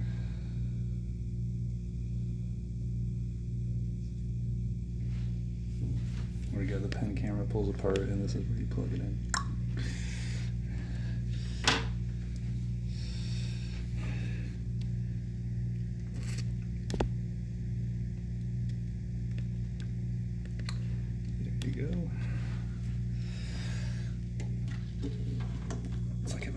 CIA. My dad was right. I was in the CIA this whole time. I was charging. See?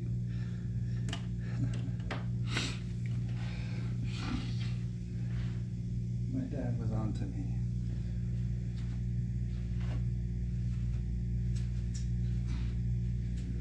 Masks. Alright. I should wait to do this in the poker room, but here we go. I'm so afraid one day I'm going to choke on taking a vitamin. This vitamin might actually make me sick. I might be if I have stage 2 kidney disease, you should be careful.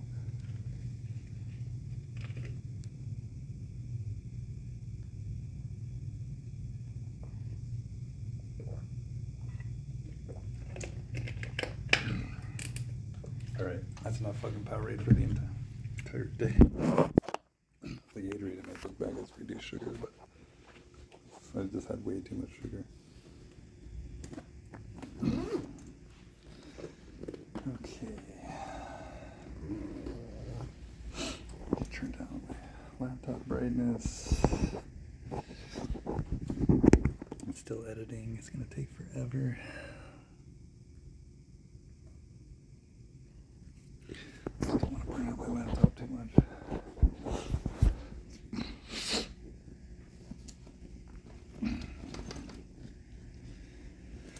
I guess I can throw this in there. That'd be much easier than carrying it with my wrist. There's only 3 of them.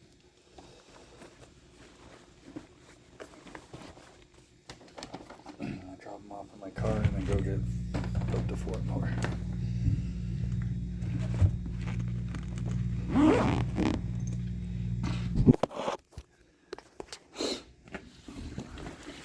And look, Carla, don't you think I'd be saving my free drinks in case I met a woman? I'm trying to fill my apartment with fucking Fiji water. Like literally top to bottom. It's gonna be the funniest thing ever. It'll make for an amazing YouTube video. But the problem is I keep drinking them.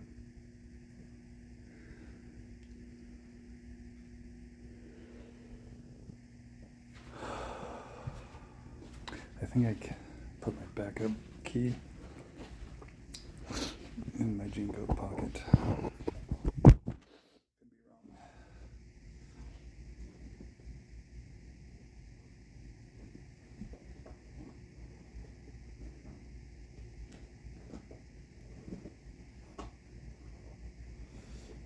Nope, I'm not wrong.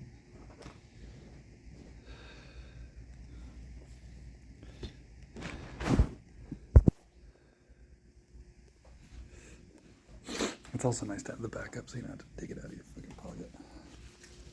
Okay.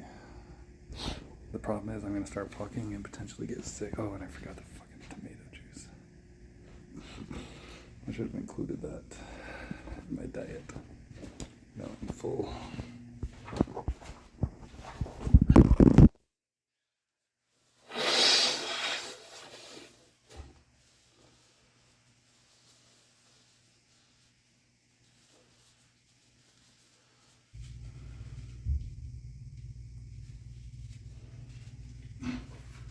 Okay. No strip. And it's all, they always peeled off on the edge.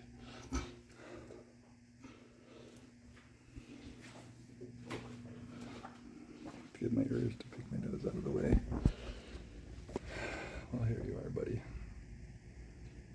Soon to be 41.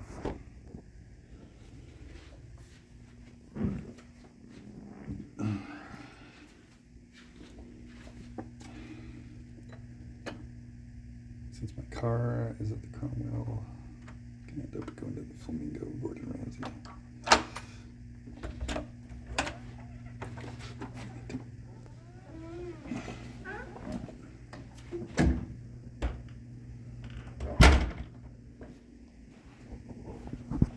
Someone was like, oh yeah, they're cleaning my door. They're literally like like scrubbing the door yesterday or something. You can see the white marks.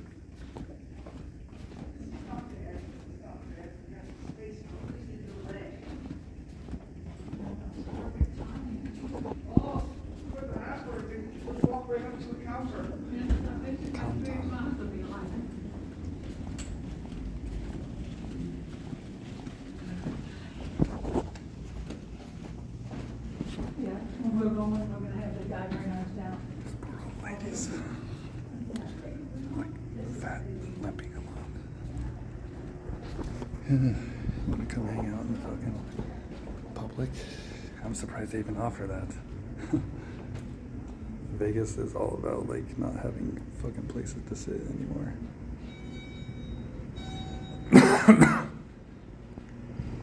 That's where I'm parked over there. Not outside.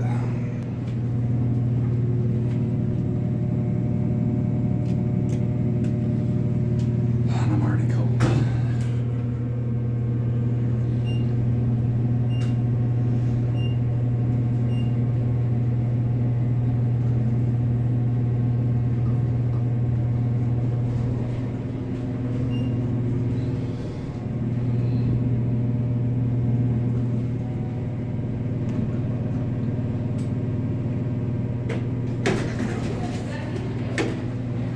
Usually, yes.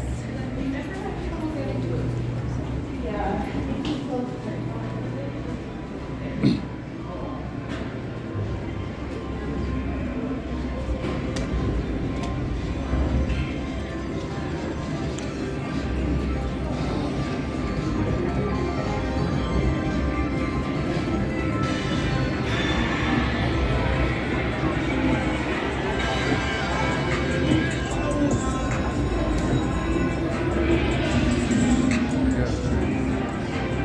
Potential escort walking right past.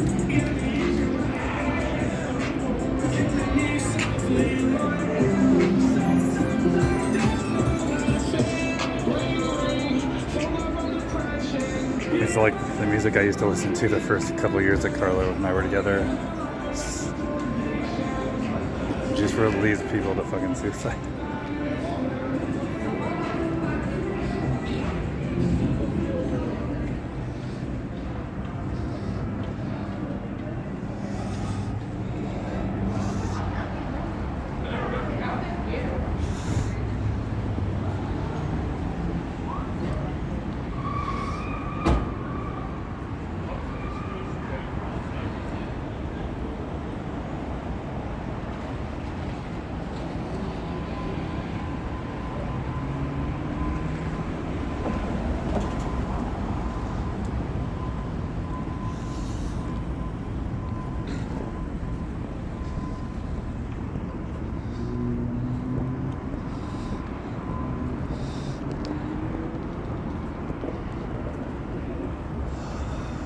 Feels just bearable outside. Like, if there's a little bit of a breeze, I'd be too cold. I'm putting the hoodie on. Cloud coverage. Remember, you can go as slow as you want. The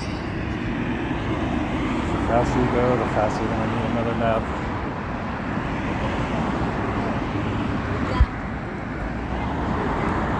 I'm not gonna walk on the fucking sidewalk. I'd rather see a car coming towards me in this lane.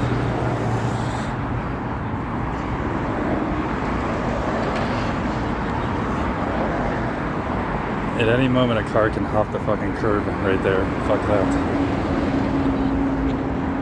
And I wait up here every day. I wait right here. And I'm guarded by the guardrails. I'm not guarded from something falling out of the sky, though. That's a problem.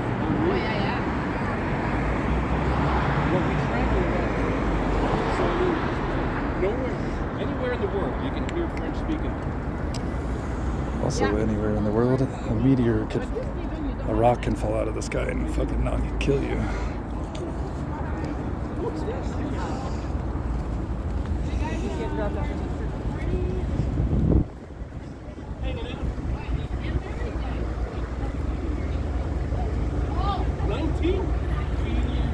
One more, then you made it. 19 years, me too. Really? Yes. Hi, take it here.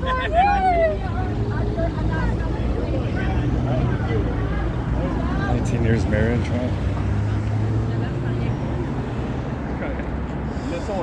Laissons-le passer ça. Okay. I might. Oh yeah, I'm in the first parking spot.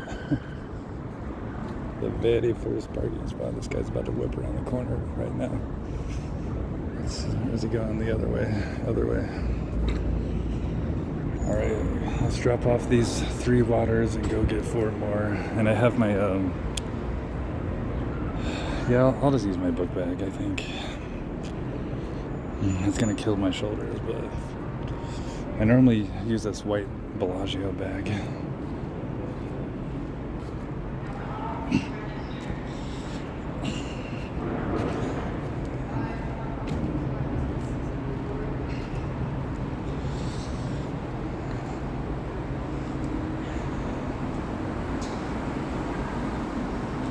Look at that. But even though I get the very first parking spot, I am miserable without Carla. Miserable.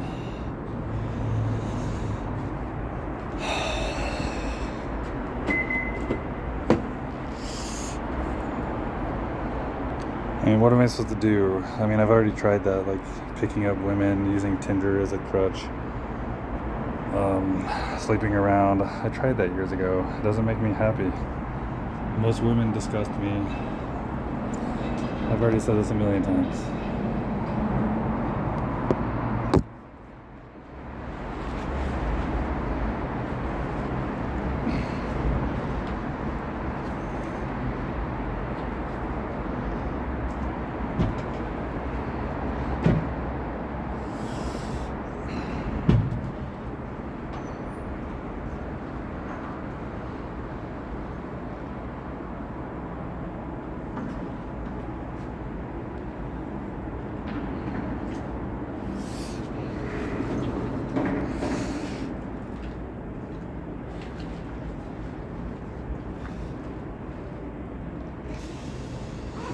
Already dropped off.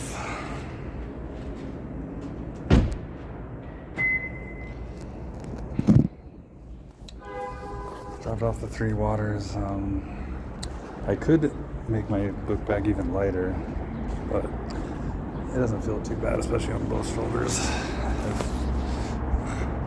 It actually feels like there's almost nothing there. But I got some liquids and my casino chips and battery pack.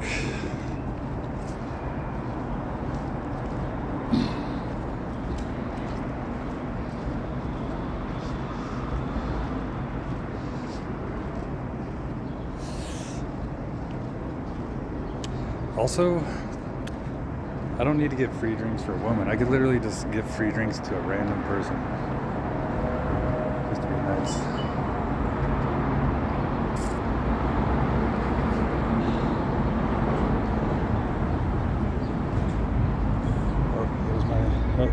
There's the Asian girlfriend Carla could accuse me of. It's actually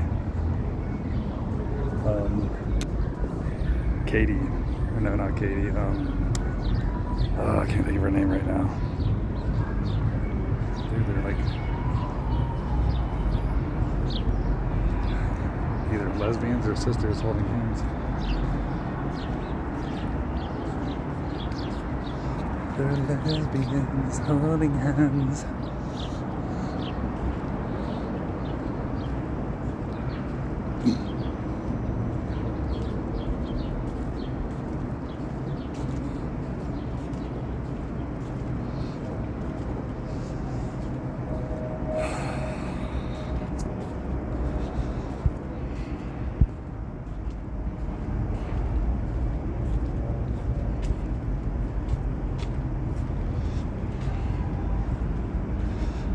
MIT created a sensor to detect cancer. Oh, here we go. They dropped their ship. Something fell out of the car. Oh, They're like, stop, stop. They're fucking with her.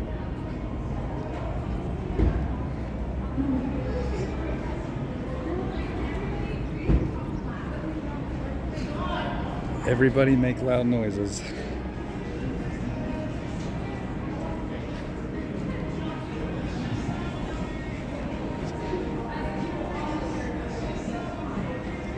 And now she's driving while they're trying to get in the car.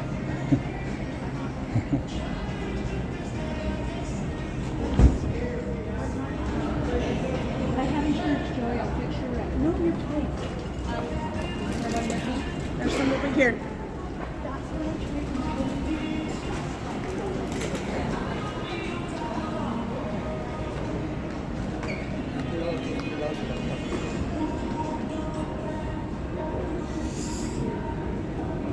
Yeah, that was crazy. That one, they were both driving while other people were trying to get in the car. They both did the same thing.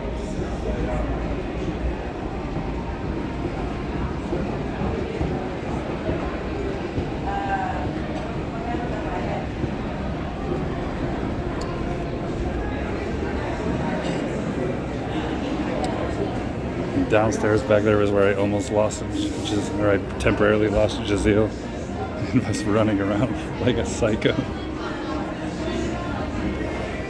How do I lose a nonverbal autistic child, you know, downstairs of the casino?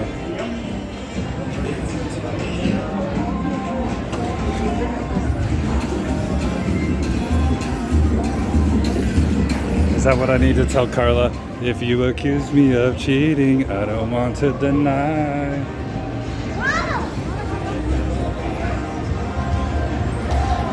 I just saw a girl that was hot as hell, actually. She looked like a thick Jessica Alba. But again, did I stop and try and talk to her in front of it all?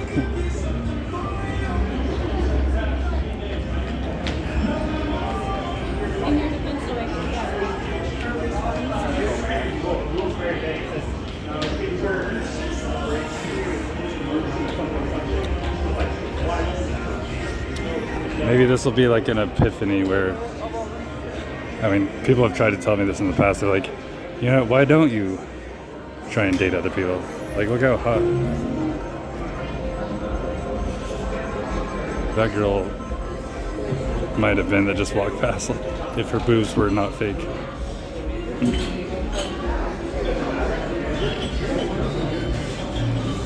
With a husband that would have killed me.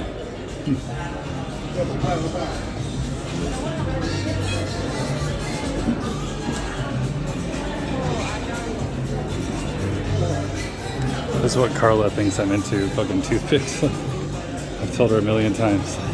No, thank you.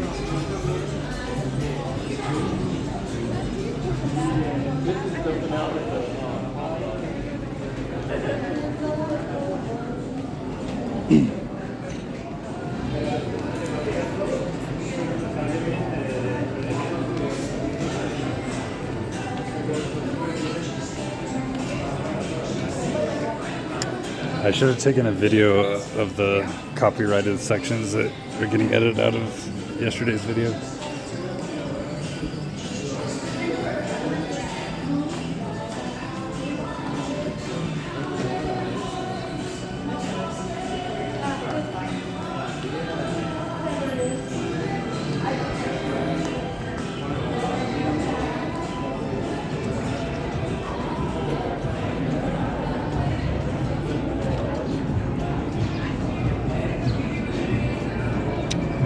Go. I literally took the kids to the sugar bar and nobody wanted shit at first. That's another thing I did for Carla. Do you realize how much money I dropped on a few pieces of fucking fudge? That shit was way overpriced.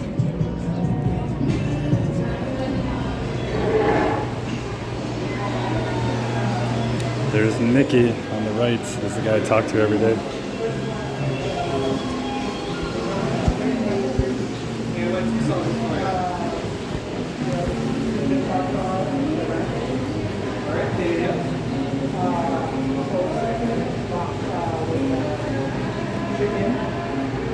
sugar, boys. Yeah, what's the sausage for you? Cherry mango.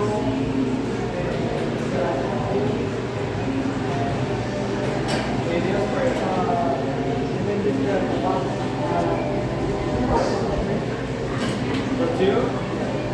4-piece ribs?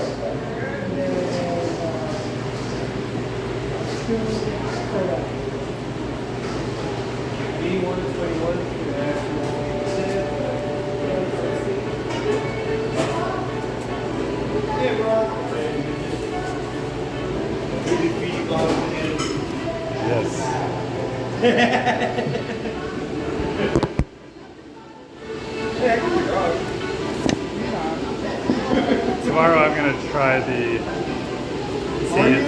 tea and lemonade. Well, I just had a bunch of sugar, so.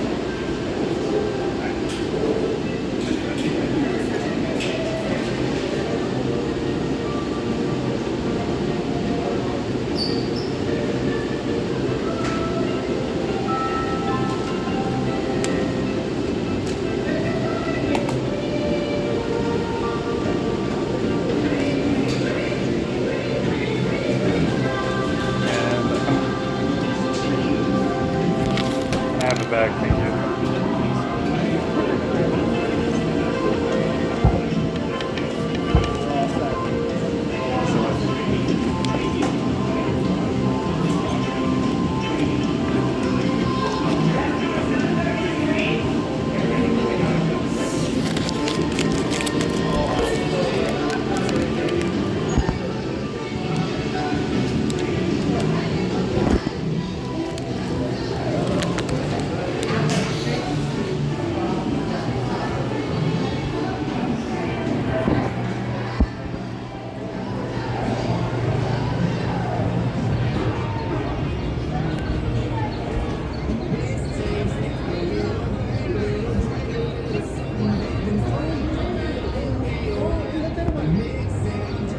Hey Bixby.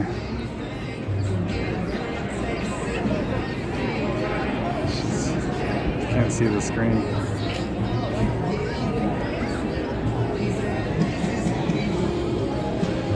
There we go.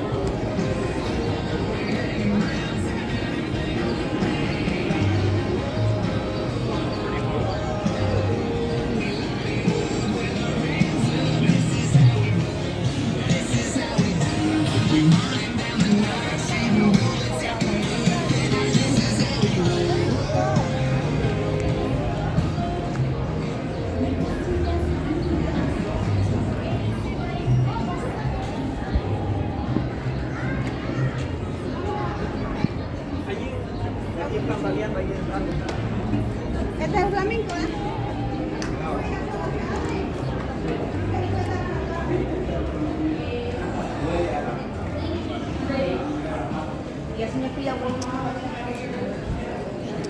go drop off 3 of these waters, hold on to one probably.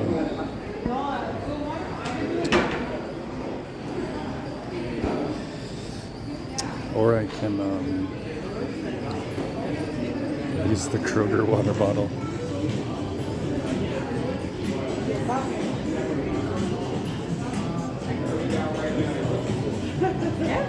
This guy kidnapped the kid. Kidnapped the kid.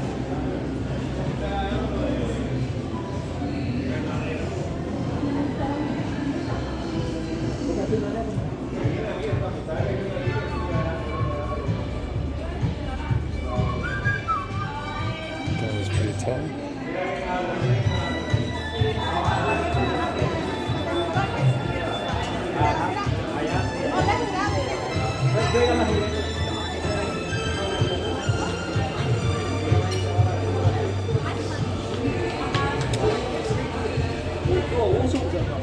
Looks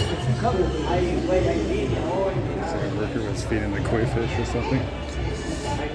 Or cleaning the water.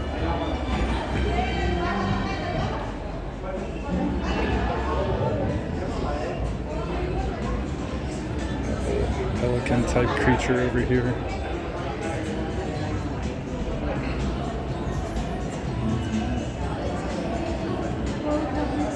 He is a pelican.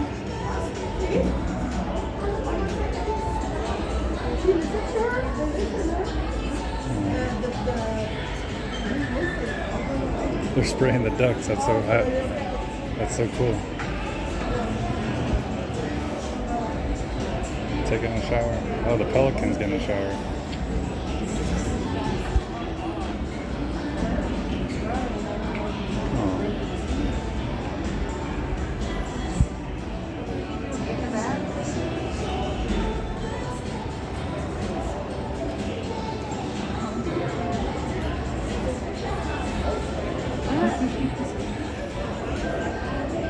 They're horsing the ducks. And the pelican over there. I see ducks at home all the time.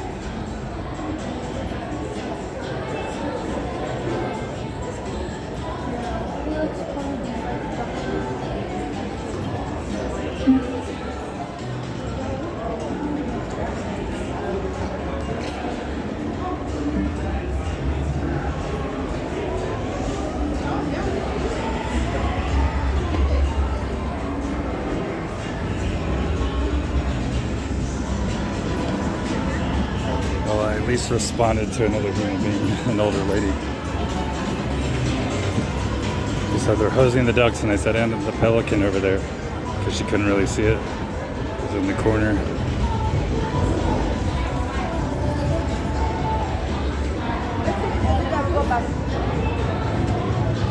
Obviously, last night I was talking to the poker dealer psychologist.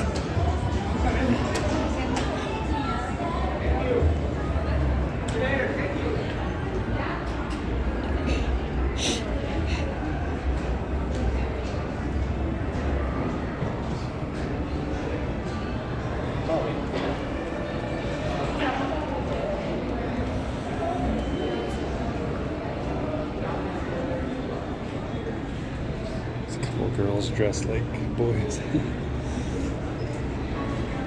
That's cool. I didn't know you could do ultra wide camera lens. I'm always afraid to lose my fucking feet or toes in these shits. It's so stupid to take the escalator in sandals. And I think it's dumb to take it at all. Dude, you could totally lose your feet.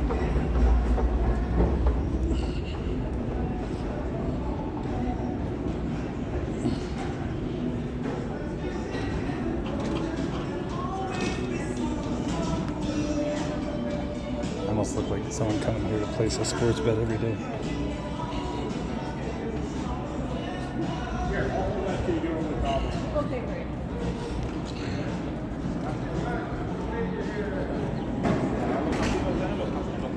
All these bellhop guys probably think I'm a fucking drug dealer. They're like, why is he coming with an empty bag and leaving with a full bag every fucking day?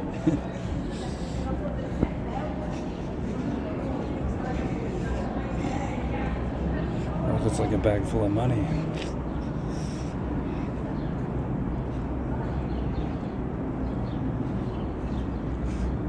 But just like in the movies, you'd fucking stockpile all that money and then the fucking FBI would come fucking raid it.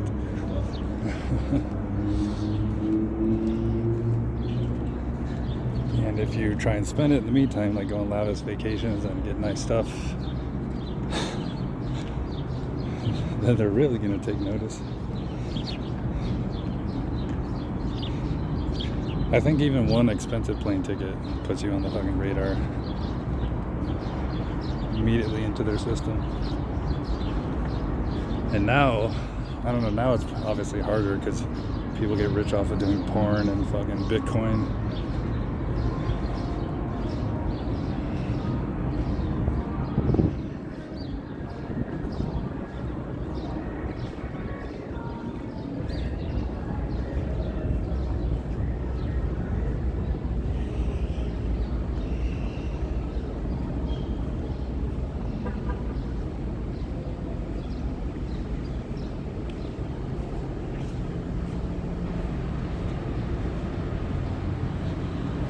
Walk slowly. Otherwise it's going to be a short day.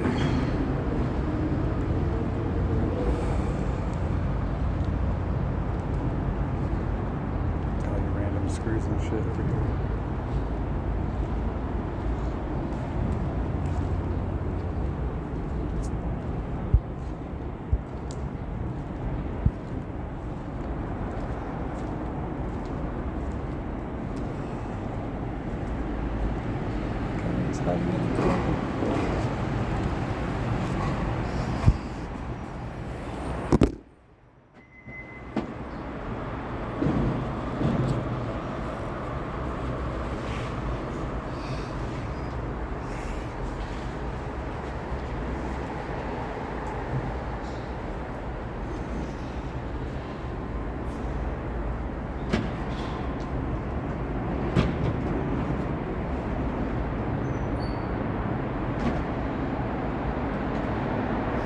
Alright, the only reason I'm keeping one is because it's cold. In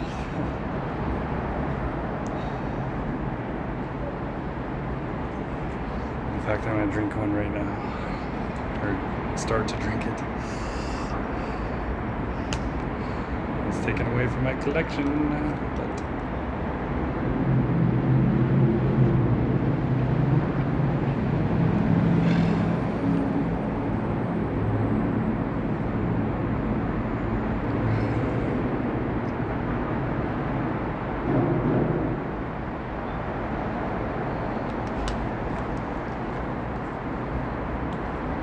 this is the dumbest thing ever.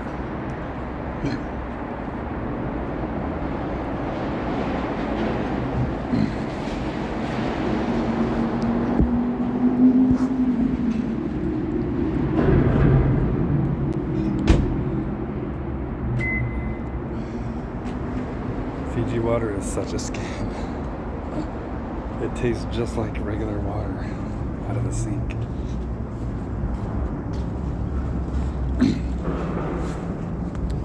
Many years ago, it tasted softer. Now it's like diluted.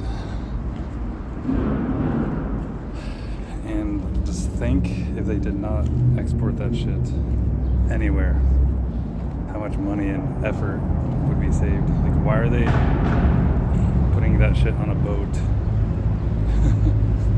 across the world? Polluting the planet with fucking fuel to power that boat.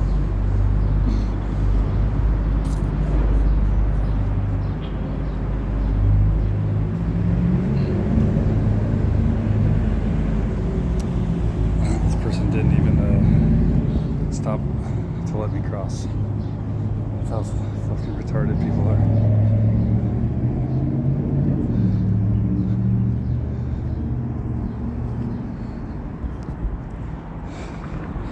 I make mistakes all the time, but like they blatantly just ignored the crosswalk there. There's a person at the end of it. I've obviously made mistakes driving through town. This guy's like staring up at the wall. What the hell? Is that a kid or is that a fucking homeless guy? I think it's a kid. guess it's the first time I've ever seen granite or marble.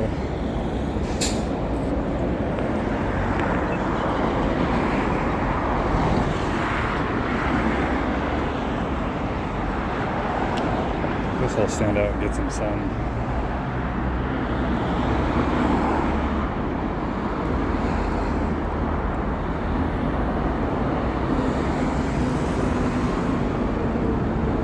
I know it's bad for you.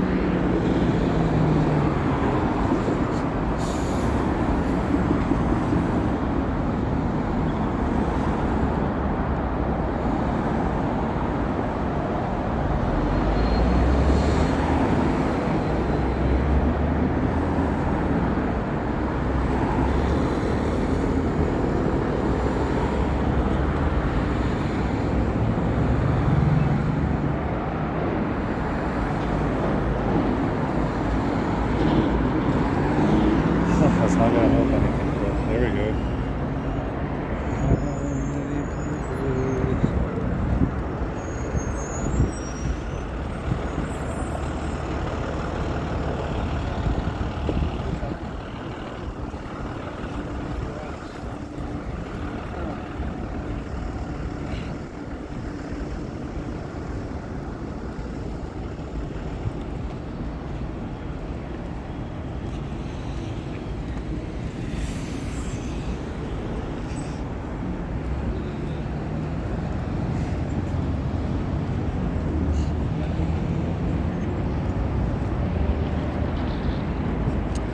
Donald Duck sticker.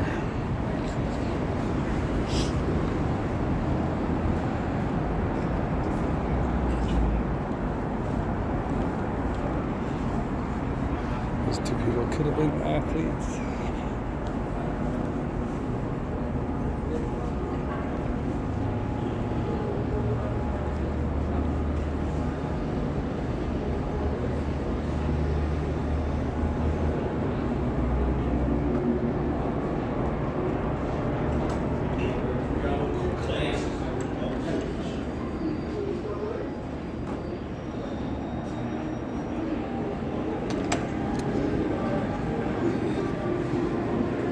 Alright, to the poker table.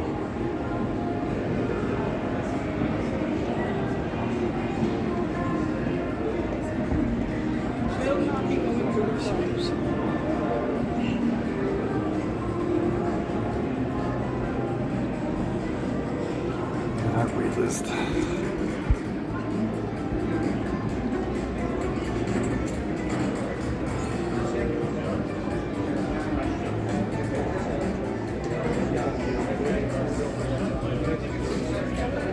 Hey, Brock, 1-3 or 2-3, bud? 1-3 diamond. All right, 1-3 diamond. Brock, got you. Yeah, I'm ready. Is there a 2-3 team? Here's a 2-3. I'll take that for now and then switch. I'm gonna pull it off right now. So Oh, okay. Appreciate it. Okay, you go to 10. Is that 16? Perfect. Are you ready? A small drawing. We actually have. Yeah, just for the.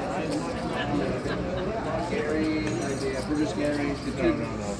The right here. Okay, we are starting a brand new 1-3 no limit hold'em game. When you hear your name, please come to the front to get a seat card. Everyone already sitting there? Don't worry, I'll bring you the seat card. Eisenberg, Cliff C, Ramon E, Murat, Roberto, James H, Michelle G, and Andrew L, all to the front in a brand new 1-3 no limit hold'em game.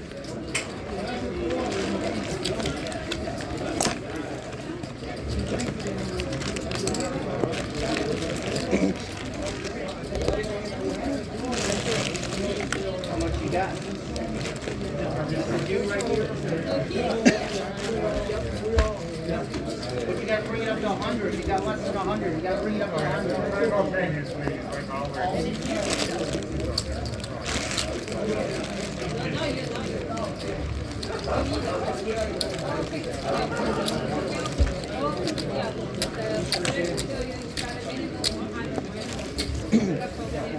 Thank you.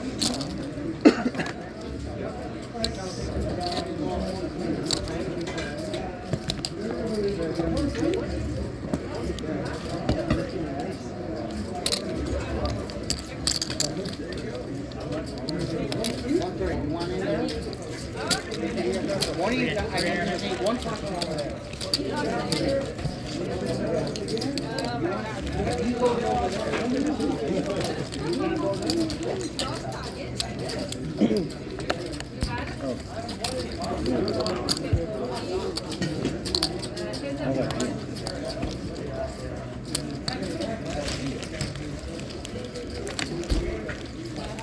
Sammy, how many we got so far? 1, 2, 3, 4, 5, 6. You got plates for Wednesday? I'll see you around. Coming soon? I'll wait. We're full.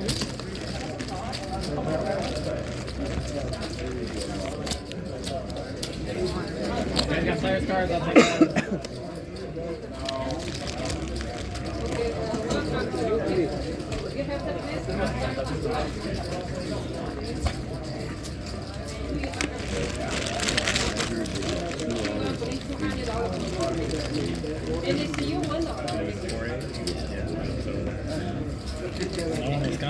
Yeah, I know. That's good.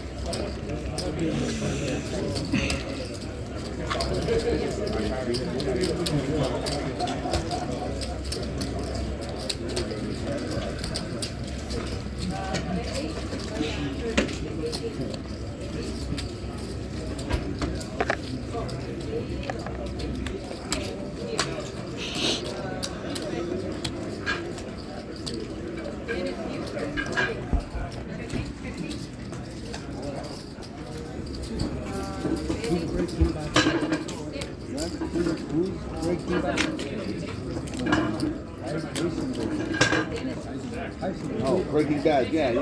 Is you? No, not me. You got players card, Ken? Yeah, someone here. You look like one in the ring.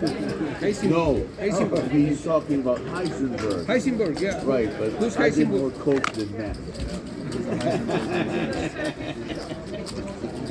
If you want to be honest. Well, meth is cheaper, right? Yeah. And it does less damage than coke. I think coke does less damage. Yeah. Who's Heisenberg? Yeah, you know. Who is Heisenberg?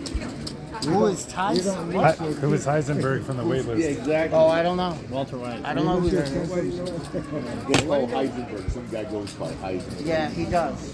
Who's it? I don't know. I thought he was. It was him. No. I'm a fish. I'm the fish.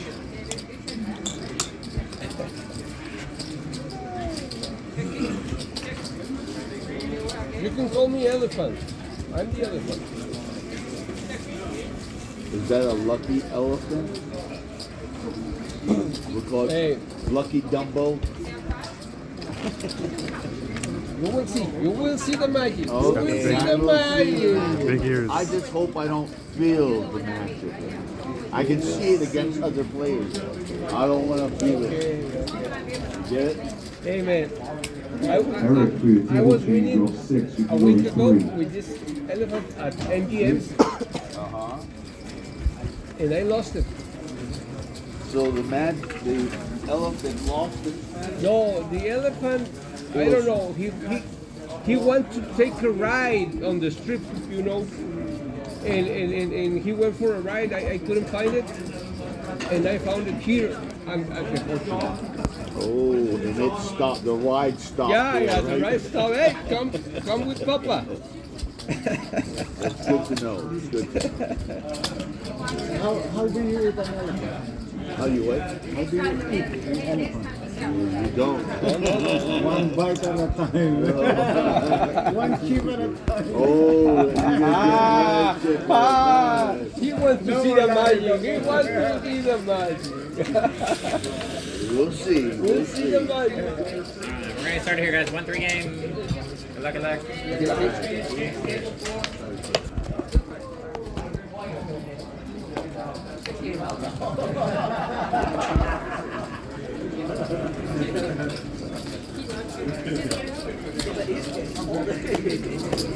Oh, yeah.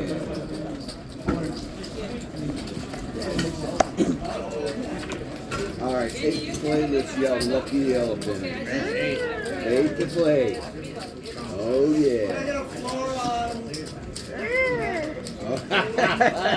That means he's calling. Yeah. I know.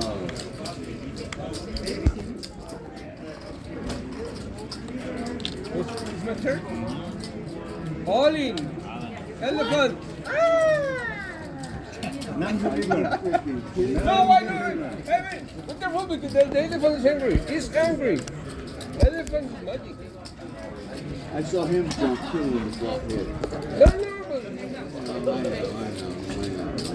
Maybe.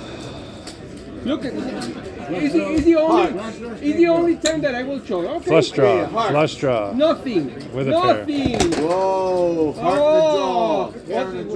Pair in the jaw. Very good hand. The elephant. You are seeing the magic. You should have let me bet a little bit. No.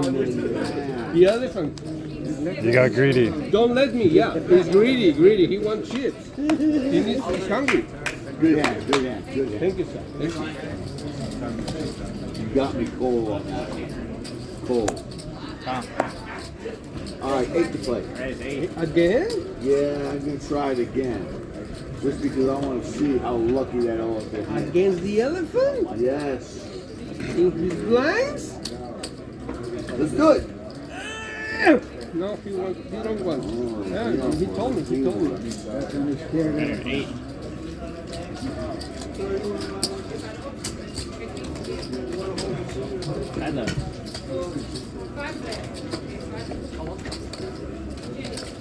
Check.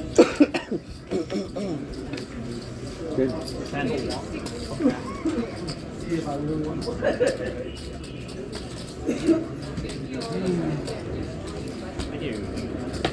You're welcome. So the elephant wasn't that lucky, huh? Why? That hand.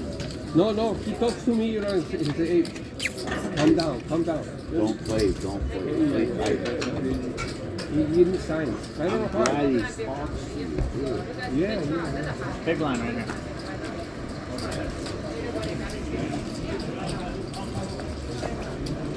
He's a wizard.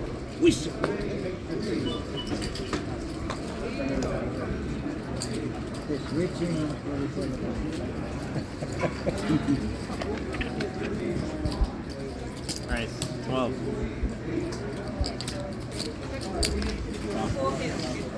Nice up.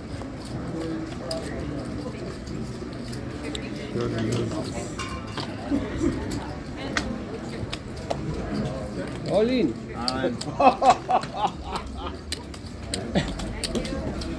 Damn elephant. Stop it. He only knows what move. Tell him, damn elephant. On or off? What? Mano?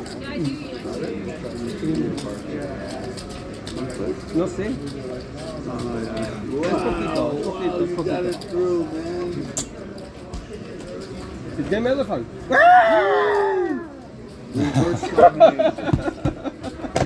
Do you feel the magic? I felt it. Now? I felt it. You know Cherry Don? I don't know what you're talking about. It's a guy that plays here. Cimarron? Yeah. Yeah, I know. Do you know him? Yeah. He's the one that find the elephant there in Braggart Hill. He gave you that. No. He didn't give it to me. He sold it to you. No. I don't know what he did. Someone took it at NDM and someone gave it to him. 12. And when I came here, he was using it. How did you get it? I just go with him and say, hey, this is mine. Yes, it is. You hypnotize him? Yeah, to me. Did you, I said I lost it at NDM. And he told me, and a dealer gave it to me at NDM. And he told me he's very lucky. He has like $3,000, in the top. I have been winning since I found it. Wait a minute, that's mine. I left it to MGM. And he believed you. No. He believed you. No. tell him that you lost it at the MGM before he told you that a dealer gave it to him, then it's very believable. If it's the other way around, not too believable. Cherryton was in the morning. I played with him. Cherryton. Yeah, I took a picture with him. Yeah, it doesn't see it.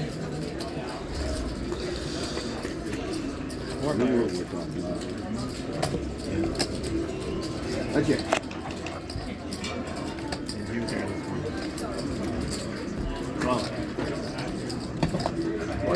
Alan.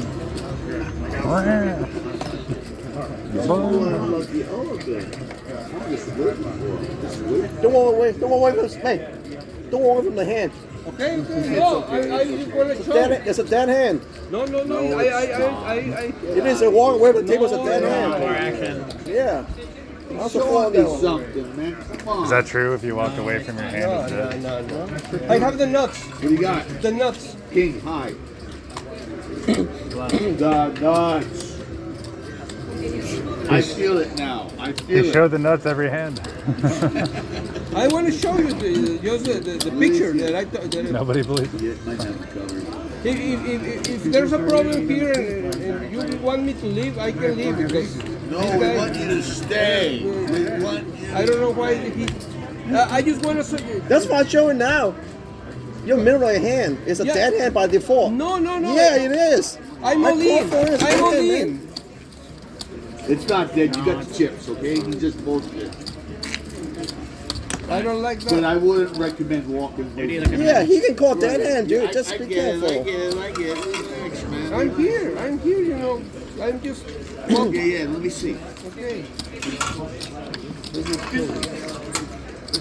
Make sure you know the rules before. I would. If that were him, I would. It's called dead hand. We walk away from the seat, so. Yes, that is still on. He cuts the elephant. You know? Oh yeah, he gave you. Yeah. I see that. Yeah. Very lucky. Very lucky. No. Nah, he's not. He's just a local player, but he's good. If you've seen him before, If he plays 30 hours a week, Huh? if he plays 30 hours a week, he can be considered a professional. Okay. He plays way more than 30. He plays more than 30. Yeah, literally a professional.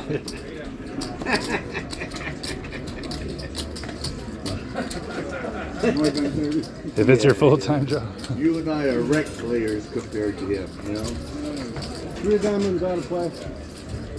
I think better I I didn't like it. 14. You better not walk away. Come on now. Give us a chance. So where are you going? Where are you going? No, yeah. But He's I smart. didn't like it. I didn't He's like walking it. with the wind. No, I didn't like it. You know. Can I touch your elephant? He wants to touch your trunk.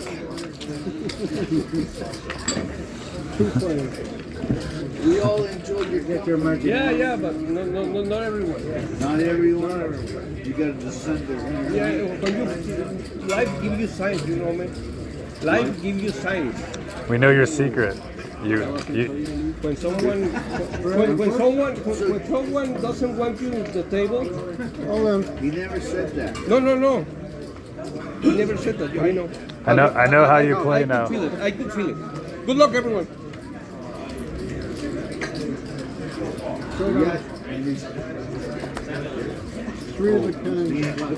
Oh, he's not throwing away a set, though.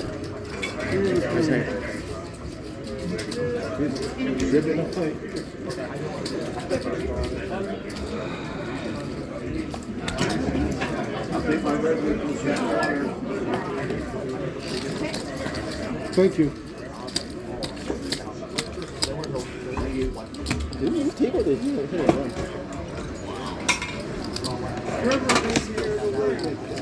Greg G for 1-3 no limit. Greg G for 1-3 no limit to the front booth. Give us a dance at this time.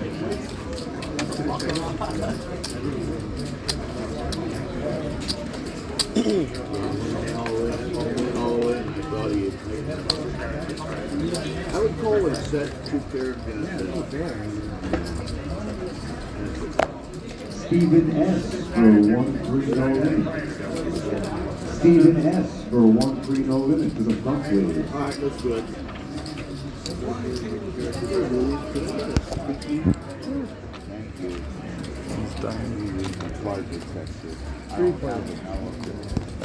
I'm a little jealous. Check.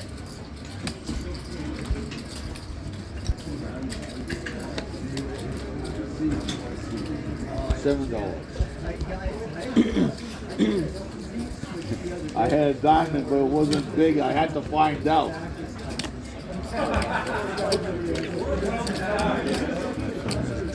Sorry. Thank you very much.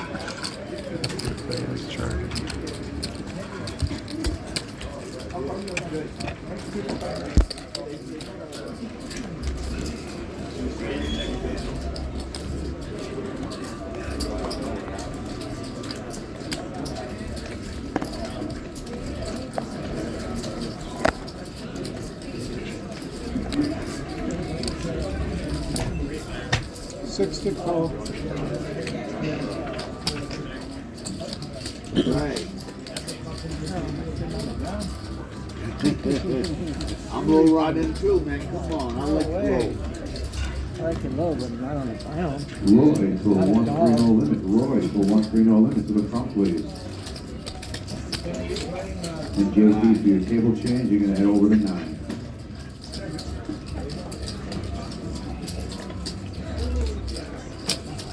Done. Rewards code.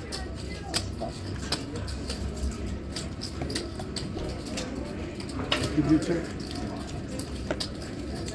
20. You bet 20. That's it. Thank you. Steven, come right in. Yeah, you right in? Okay. Welcome to the table.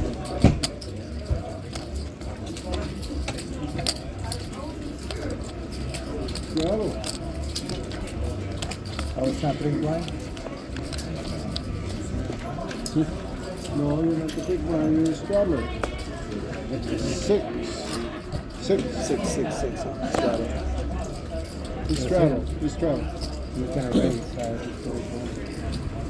All right.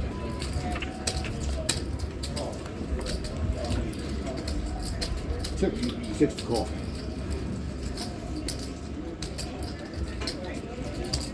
Grace. 26.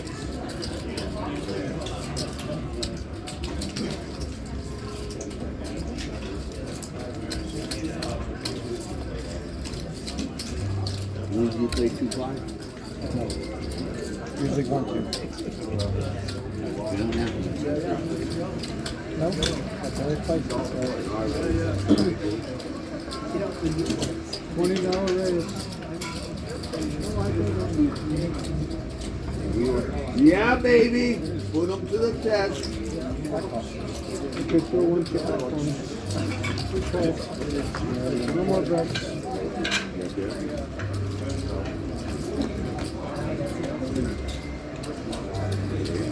I like the confidence. Jackson 9. Jackson trays. 3 of a kind.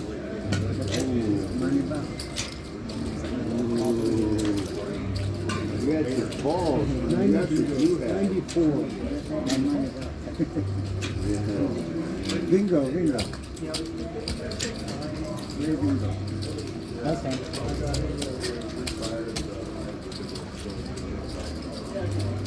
Well, that loosens up the game like it did. Thank you. Oh, you know what it loses the whole complexion of the game.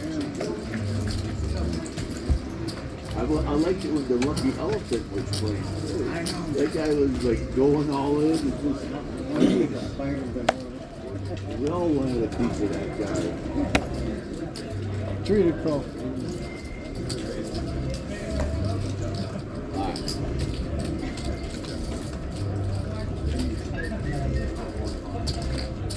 $13.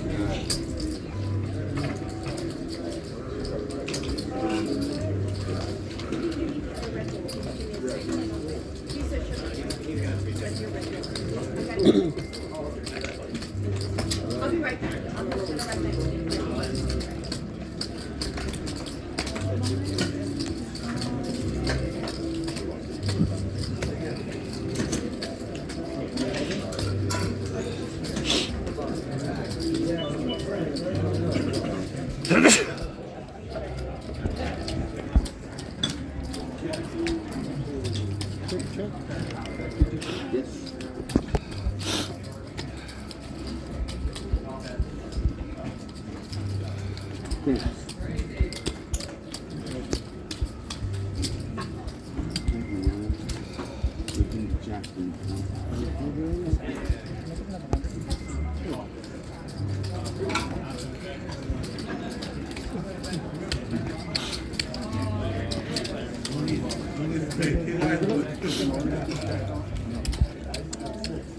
Other than watching the game with you, would maybe go home to cook some food to eat here.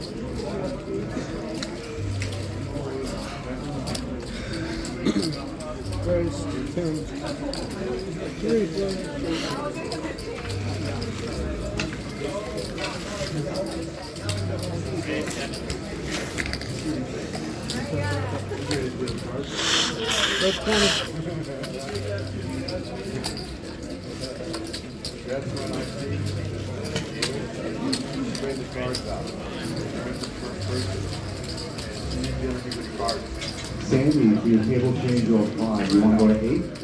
Okay, you're good. You can go to 8. Platinum or higher? Higher? Yes. Do you ever use 35 on the board? I used to valet it all the time. Now I like walking. 74. But the valet is free. It's safe to be parked in the car. Oh, it should be, right? Nobody can Because go they there. park in a special area, and there's not supposed to be other people go walking around. So they have little security guys on the bicycle. It's fairly safe. So it's free, you just keep them. Yes. And on the way out, you can do your card, and you put the scan your document card or your platinum plus your card. Thank you. They'll just call you. It's so close, come here. Yeah. Well, if you're lazy or if you got a walking problem, it's great. This one is Yeah, that's not too bad. MGM is worse. Man. It's good at MGM. Oh my God. The walking. pretty close. I know. I don't even go to the room because of that. I used to park at the New York, but it's still a long walk. I don't know if they still have it, but MGM used to have a side valet by the poker room. So as long as you had a gold card, you could valet there. There is something I didn't know. Well, you know what? Hollywood is pretty good too. You valet there, you take that elevator, you're right at the room. Yeah, that was a good tip. But They closed. A lot of people didn't know that. Just like the Bellagio, there's a side valet. At the Bellagio, you can park at the North Valley. Yeah, yeah. You gotta have a code, right? Yeah.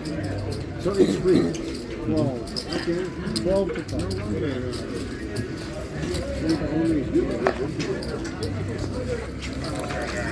1 dozen.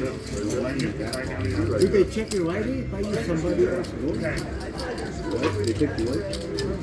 Did they check your ID? If I use my friend's your license, my friend have a gold car. Check your license code. Your license code. So they actually don't check it. You scan your card at the machine. They don't check your. Okay. At the Bellagio. Yeah. That's the reason I didn't go to the Bellagio. The parking is safe. I know Caesars, you can valet like 5 people a day or something like that.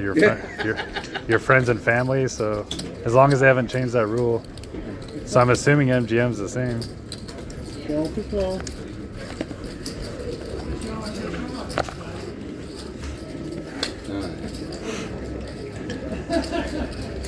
I took dark. They want you to valet your friends and family so they come in and gamble. So, Yeah, that's right. yeah. And they make tips. For the money. You gotta have balls of steel and not tip. For true free parking. Oh, that's hard to do it. You gotta look them dead in. You gotta look them dead in the eye when they hand you your keys back.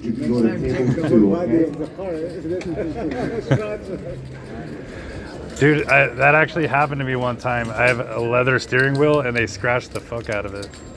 You didn't tip? Yeah, I probably didn't tip that time. Yeah. You think about it. Gotta be close to Scratch right? your steering wheel. Yeah, but there's days I lose everything in the casino. So. I don't even have a dime to give. So before you give it to the valet, take a picture around video, show them. I have a dash cam now. Yeah. Okay, how did they? Sometimes they unplug it though. How did they scratch your steering wheel? With their keys, they use the keys. Yeah. So you're saying they did it on purpose? Oh yeah, 100%. Yeah. What kind of car do you have? A Lincoln MKZ. Okay. Were they jealous? No, they were probably mad because I didn't tip. That's the only thing I could think of. Yeah. Oh, okay, I got it. Yeah. How do you not tip? You should tip it on the way get your car back, right? You don't tip on the way to give the car keys. You tip when You get your can. car. You can. I mean, I usually. Unless they like you didn't tip last time, they remember you. So even when so I used to be very cheap. Like I would tip $1 when I handed them my keys, and I would tip $1 when I got my car back. And now I do $2. Now I do $2 each time.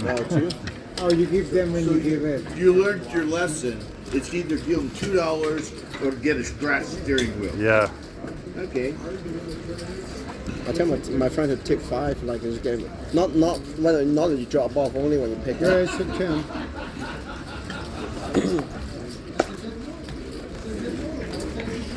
Yeah, most people don't give anything when they drop the car. So if you give a little bit, they'll remember you.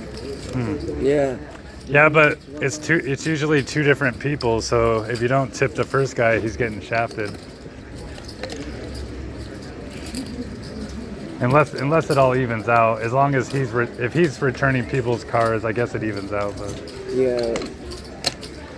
I'm pretty sure they make a good hourly without tips. So.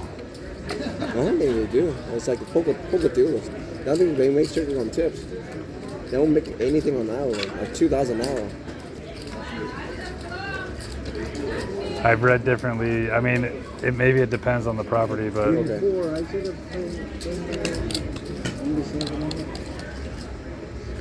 I could have sworn I read they make at least 15 an hour. Not, well, I think 15 an hour with tips. No, they're making a killing with tips. Think about how many cars they valet a day. They're making a killing. Well, I'm getting that 15 hours twice a week now. They're like a cocktail waitress. Oh, yeah, that's nice. Some say the cocktail waitress doesn't make it as much now, especially like poker room. And I mean, they're making like $100K. They used to. I was told that they used to, but they don't not anymore. And I promise you, in here they are. Because there's normally one waitress for this room, and just look at how many goddamn drinks are on their tray, and they're just never ending. One of the poker dealer days, one of the cocktail waiters, actually married one of the cocktail waiters. So she makes a lot more in the high limit area, and then poker room does not make that much. Well, like right now it's not busy. So on the weekends, yes. During very busy hours, yes. But they don't get those shifts. This is busy for one waitress, though. He has a little bike, doesn't he? He's got a 3-wheeler that he rides around with. I I know at the South Point they have multiple waitresses and they're all making 100K because they have the cart. They fucking fill the cart and just add up those drinks by at least $1 per drink. And some people tip more than $1. They're making way more than, or they're making at least 400 a day. Shit, 'cause they have better service here. It takes forever to get a drink. Yeah, because they only have one waitress. Critical. You get her on an off day, man. She's back. They're really good. They need a cart here. Not necessarily me. I just heard of Snap many times. No, I mean, put this way, it costs pretty far. I think like used to be, the bartender's used right there. Remember when you, before the remote room, there's like a center bar right there. You used to just get the drinks right there. Now they gotta walk all the way down. There's still a bar right there. No, they don't use that bar. I don't think they use the bar. No. Oh, I think used to be like right there. Okay. The waitress doesn't use it. Okay. Yeah. I think they get it from, you know what they connect to Paris is? I don't know, you never use that one. Oh my God. That's crazy, yeah. No wonder it takes forever. Yeah, no, but you can talk like on the see when she leaves, and then what time she comes back? I think it takes at least 10 to 15 minutes. You think there would be a little room down this hallway they could go to? Full house. Whoa. On the river. Nice guess. So the high hand is a little higher. No good. Quad 10s.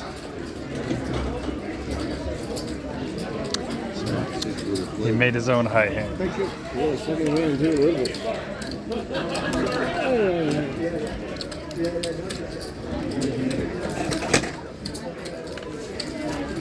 Gotta make your own luck by being in the hand. There you go, man. There you go. Green 5 versus You gotta choose your own destiny.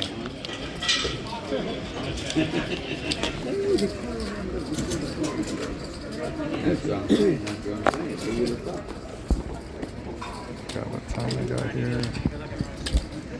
Always do this.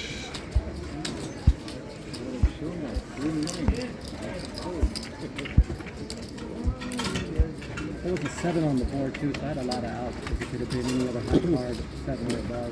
Yeah, there's a lot of top outs. Yeah, exactly. Straddle. You didn't know what his kicker was. No, yeah.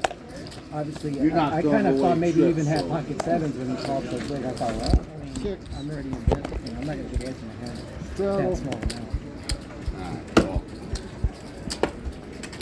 6 is cool.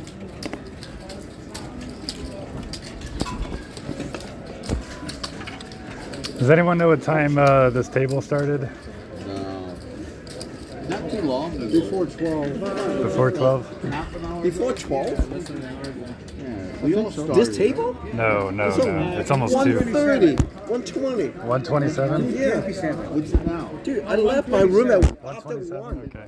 So we're getting open in 30 minutes. Okay. Yeah. We just opened the table like half an hour ago. Yeah. Yeah, it's like, there's no way. Because I left my room at like after 1. 2 hours ago. Yeah, it's like, it's no possible it's at 12.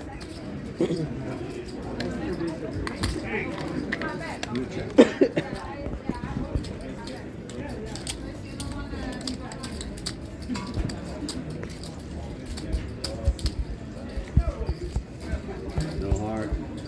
Just the nice. Thank you. No heart. Yes. Oh, is this hot water? I'll go check that. I'll go smell that again. So it must be water. I got two of them.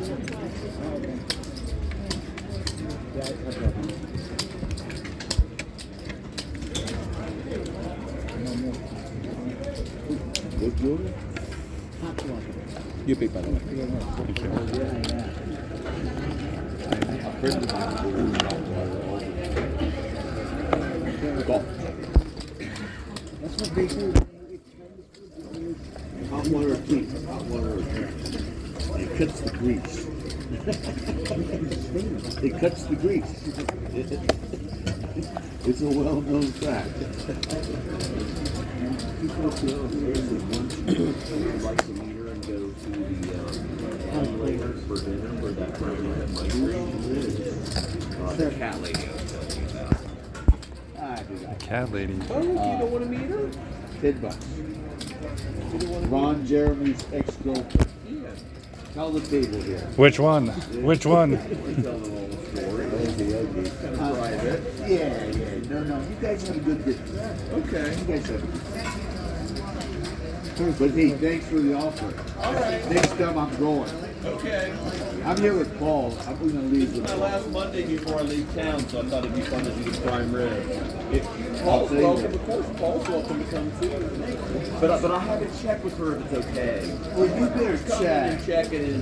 Yeah, you better check before you start. Must be inviting all tag these team. guys. Okay. Yeah, that's how us guys are. We'll be.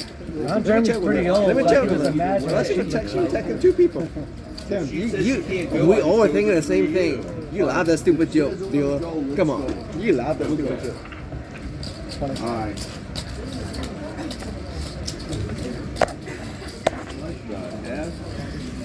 Minimum rate. Huh? Minimum rate. I'm over. Minimum and 1/2. Maximum rates.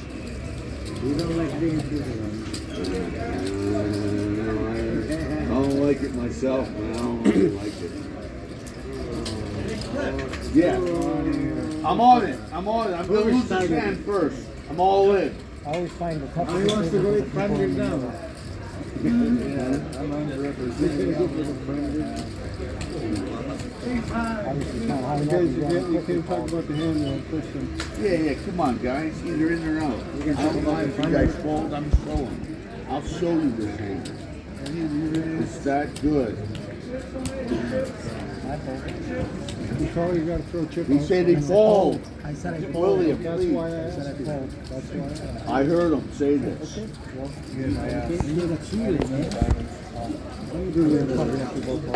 where that rule comes in handy. I gotta go. Thank you very much.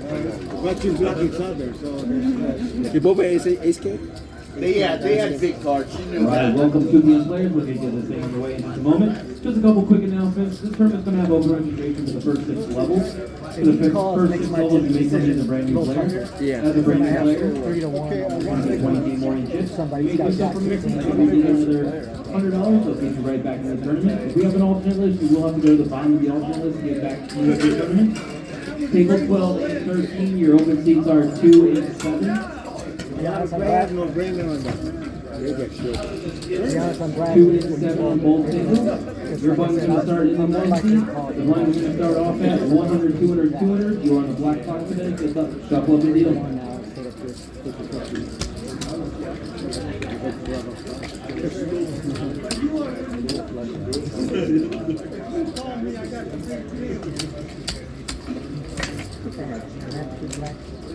I know they want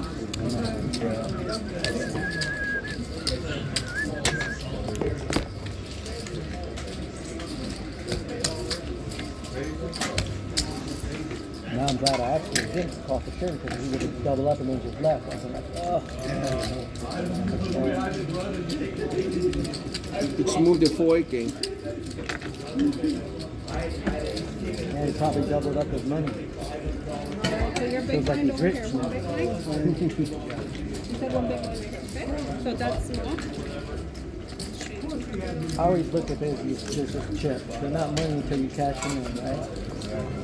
It's money. It's equivalent as money. There's no cash value on them, actually. I don't think they do. Do they? They used to. Yeah. No, like I see money.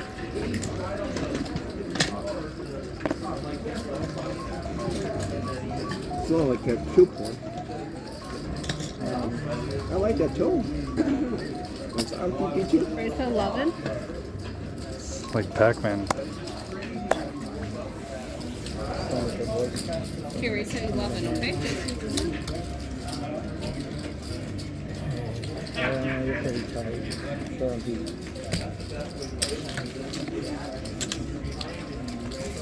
If it wasn't for that voice message, I could have concentrated and figured out what you had. Pac-Man screwed me up.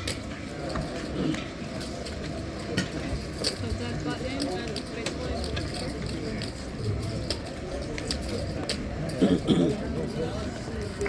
Sorry. You're good. You're good. Oh, that's not good. That sucked.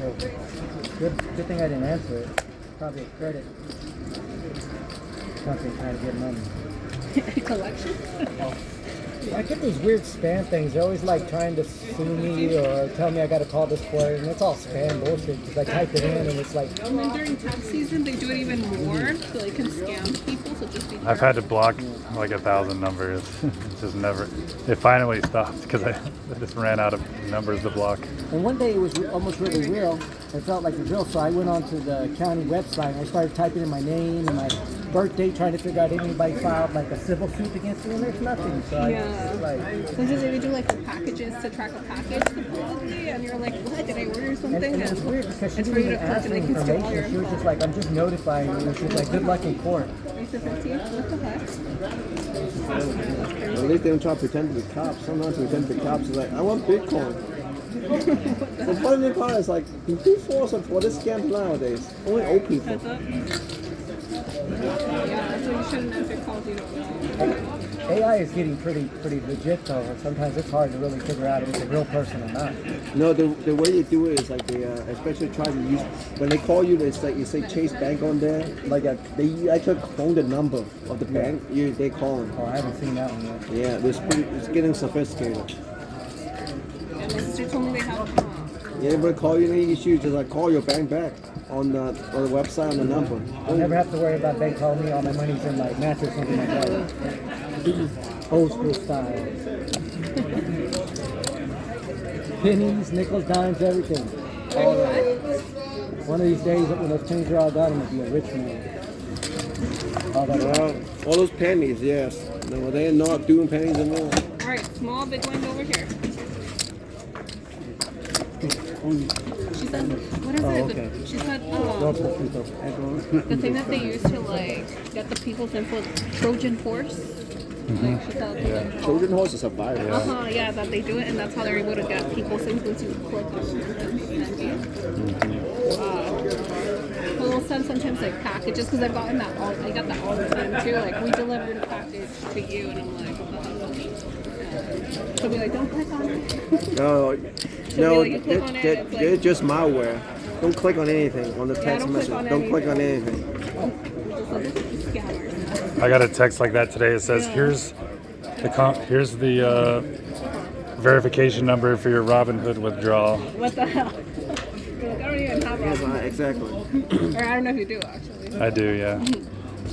Alright, so for basis. Almost. You need a 6 or 4 to get high. Like, can you bet $4? Can you? I need $8 bet. You weren't getting it, not even $1 out of me. No. Not on that one. He needs help. Right? Oh yeah, he would have to be like Alright, spread the straddle pot on the and button. Spread the pot, and then yeah. I'll- and then Yeah, I'll there help wasn't you. even enough in there. There was only like $6. Or 7 technically.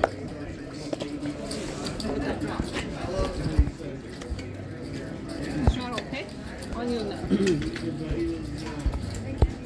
Cheap. We got $1. Alright, so let's do.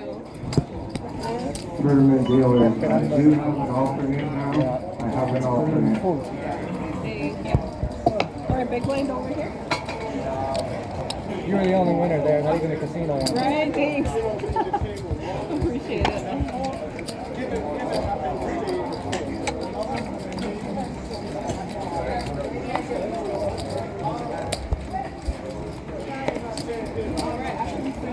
Whoa, 14.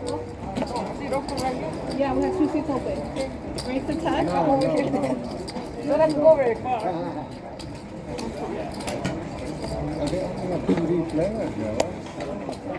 I'll take seat 2. You're moving to seat 2? Alright, I'll lock it for you. So if you want to move to seat 2, we have seat 7, just in case. If you want to get that one. Comes with the chips and everything. Comes with free chips. I don't really I gotta play my care. button. I go whatever. I gotta play my button.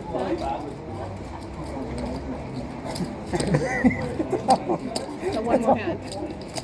It's okay, right? I'm gonna play my button. Yeah, I'm ready to pay your bill. One more. Yeah. Alright, call.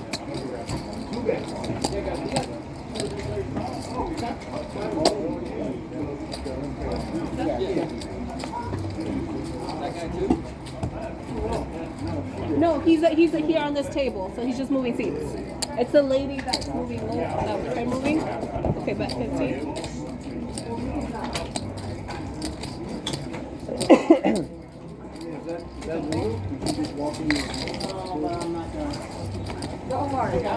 That's the only game that he played was H3 Company Officer.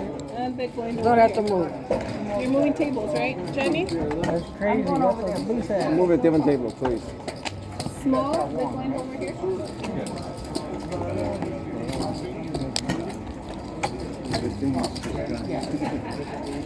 He's just gonna put his button in here.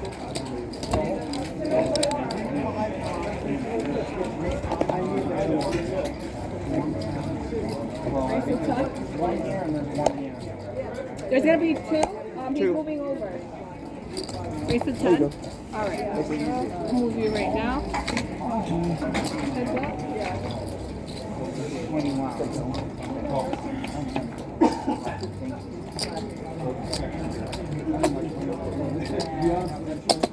Tattoo on your finger had to have hurt. It didn't because that was when I was younger. Younger, crazier. But 15. It doesn't really hurt. Race over here too. Was that 35? No, 30. My hands are my only part of my body I actually like. I can't imagine putting anything on it. The only thing that looks halfway normal.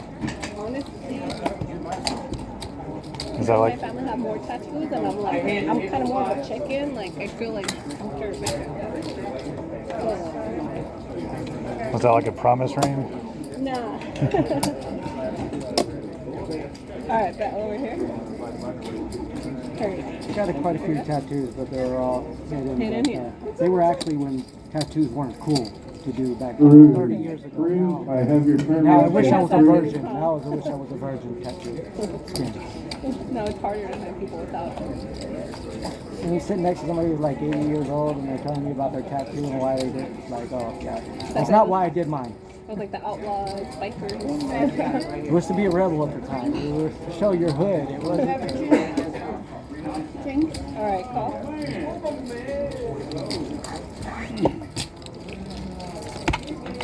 The one thing I want to do is my face, though, that's for sure. Good. Yeah. Well, actually, if I, if I was Check. like maybe a multi-millionaire, maybe I could say. Oh, 2 pairs. You have to show both, okay? Because it looks like you only had one on. Thank you. Wait, okay. Welcome. Do you have a player's card? I just gave it to you. No, you gave me the seat card. And it says table 14, actually, the one that you gave me. Yeah, that's what they gave me. It was over there and they broke it up. Can you give that to them? I certainly will. Okay, thank you. Sorry about that. You're good.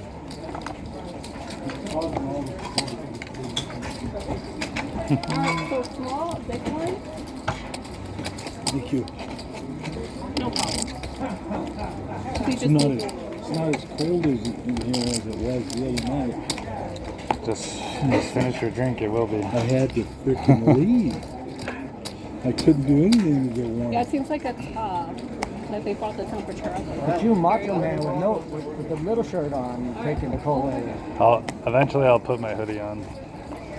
Cool. It's keeping my waist warm. Well, It's because I like walked all the way to the link basically and back and fucking carrying a gallon of water. alright, who's clear? Every day I go to Gordon Ramsay Fish and Chips and get a free gallon of Fiji water. Good players. They give you that for free? If you're like Diamond Plus, yeah, or higher. That usually means you lost a lot of money in slots, but Actually, it means I played a lot of online poker on WSOP.com and paid a shit ton of rake. I didn't know you could do it that way. So online poker, like if you're a winning player, usually whatever you win is probably how much you paid in rake. So I won like 20,000, but I paid the Caesars made 20,000 off of me. Yeah. That's actually smart. Because I know I wanted to upgrade the parking, but you got like do the credit card or play X amount of stuff, and it's like the poker takes so long over the amount of hours. But at online poker, you can play 10 tables at a time of 50-cent poker. Yeah. Glad you mentioned that. And but it still takes about 3 months to make Diamond Plus. I'll probably just get the credit card. Yeah. Or you could do. Actually, I did this.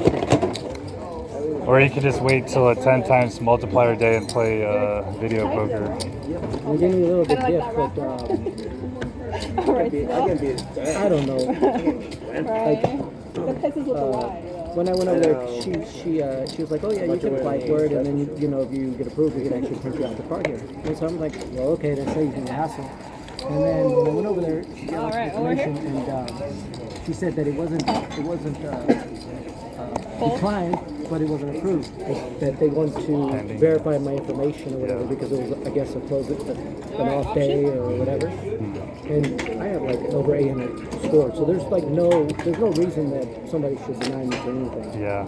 You know, so. Well, unless you're applying for too many cards. I only have like 3 cards. Oh, okay. I think it's because of my house. So I got like $100,000, but I only showed to make like $36,000. You know, I got investments.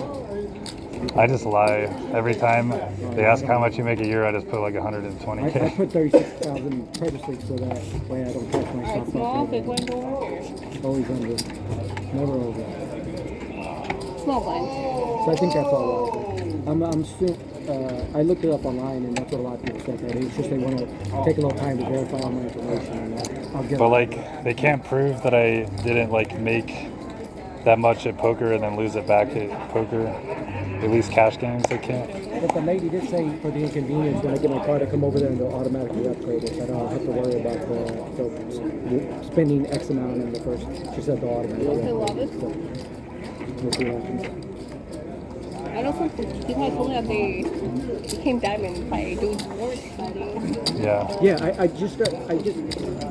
I don't really bet here because I live right near Stations Casino, so I don't have a problem with Stations Casino.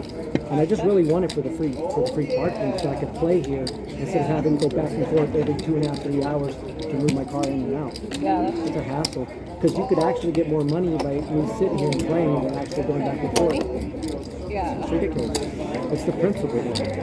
I want to pay $25. You want one of my diamond cards? No. Okay. I expect to get, like I said, are they still doing that promo where it's free Mondays to Thursdays or something? I think. Yeah. It's only free for the first 3 hours. Oh, okay. I gotta be careful because a lot of times I park at the Cromwell, and when I'm walking up, you gotta walk. If you park right to the front, up the ramp, you gotta walk past the gates. And sometimes I can't help myself. I'm like, do you get free parking? And I'm like, do you want free parking? And I'll just swipe my card for them. But that's nice to do. I mean, because it's. There was a player. It's ridiculous. Eventually, I might get in trouble though, because they're gonna see me on camera every day doing that.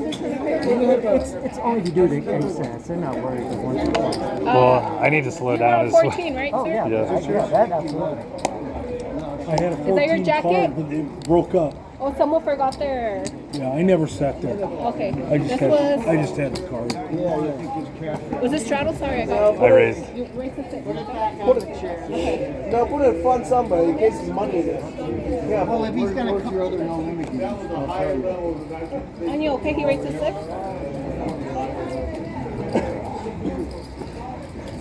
Well, normally they give it to security. I'm sure they'll come back. They'll realize they don't have their fanny pack. At some point. They're gonna feel 5 pounds lighter. Right, yeah. I like how you keep the game moving, even though you're talking. That's pretty good. I'm like, I have to put it up. All right, I can start here. 4 players. I can appreciate it. Thank you. All right, over here. Okay. Thank you.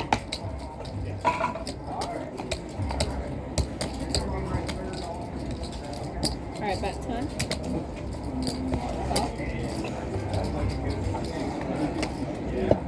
Okay. 3 of a kind. There's trip ace over here. I knew there was a snake in the weeds. So it's gonna be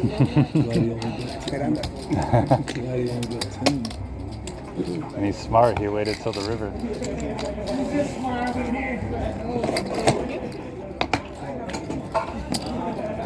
That's how you win the main event, one pot at a time. A little bet here and there.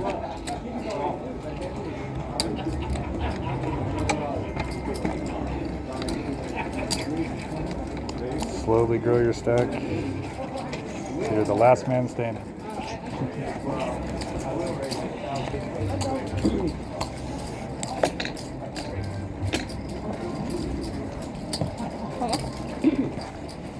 Check. All 5 players. Yes, that's why I had that Bluetooth speaker the other day when I started to play. That's what they gave me. Oh yeah, I thought you looked familiar. Trying to remember where you're from.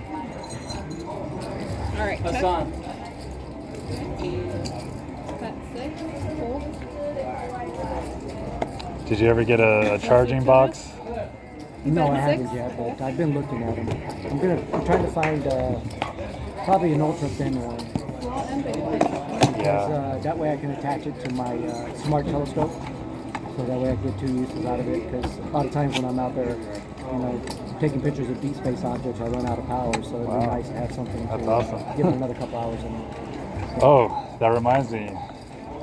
Right now, go to NASA's YouTube channel. Yeah, for the moon. They were ready in moon orbit around 1:30 our time or 11:30 our time, 10:30 our time. Yeah, I was watching it on YouTube. No, they hadn't approached. I'll show you right now where they are. Yeah, they had. It was around like 10:30 or so, and then they lost communication for like 40 minutes, which was planned. They were at the first. They were at the furthest. Prices rise and fall. Does it feel good? Well, like 12 o'clock, they were still approaching the moon, and I don't know. I'll show you right now. Yeah, they haven't even approached the moon yet. It was hard to speak. So I don't think it's going to happen. Like I said, the moon orbit was supposed to happen. So yeah, right here, their closest approach is going to be in 1 hour and 40 minutes. Okay, so yes. Okay, maybe you're... Yeah, because they're already behind the moon. Okay, maybe you're technically right. I just know earlier they were further away. No, they were. Yeah. They were, but I think the way they categorize in lunar orbit when the pull of the moon is stronger than the Earth's gravity. So that was the nearest approach. I don't know what anything other than that. I'm not a Ray just passed me a note that the Oriental Basin annular ring has a similar albedo to the center, but a different color. It has more brownish tones in it.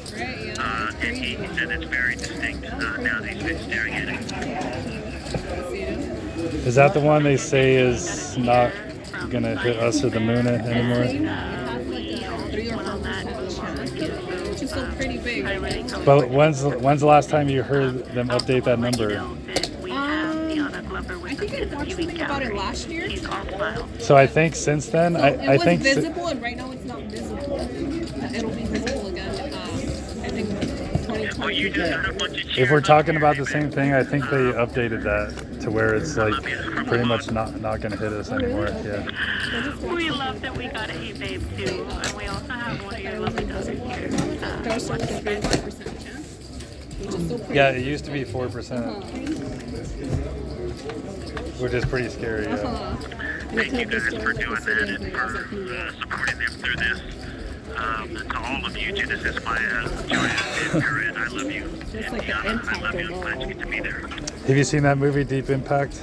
I have not. It's a long, long time ago. From like the early 2000s. Yeah. Yeah, okay, I should watch it. So in that movie, there was a smaller asteroid which caused a giant tsunami wall that like basically wiped out like Los Angeles.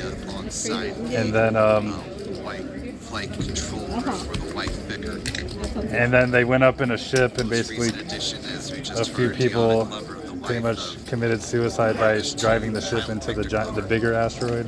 Sounds a lot like Armageddon. Yeah. Communications from deep space of The same thing happens in both movies. Too. Armageddon, you like land on the asteroid and try to... Nice that that one of Victor's 4 daughters could also be there with their mom.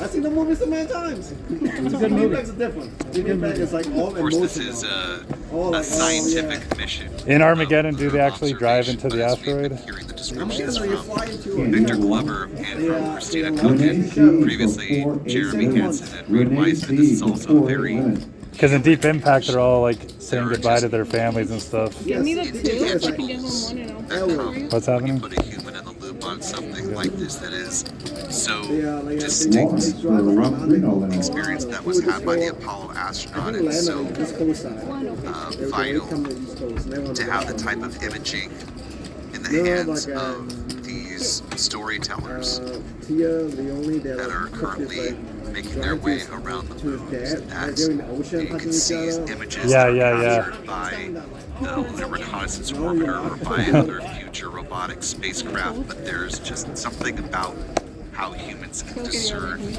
color and Deep Impact is all like create a frame of reference for these different features on the moon that is just irreplaceable by cold technology.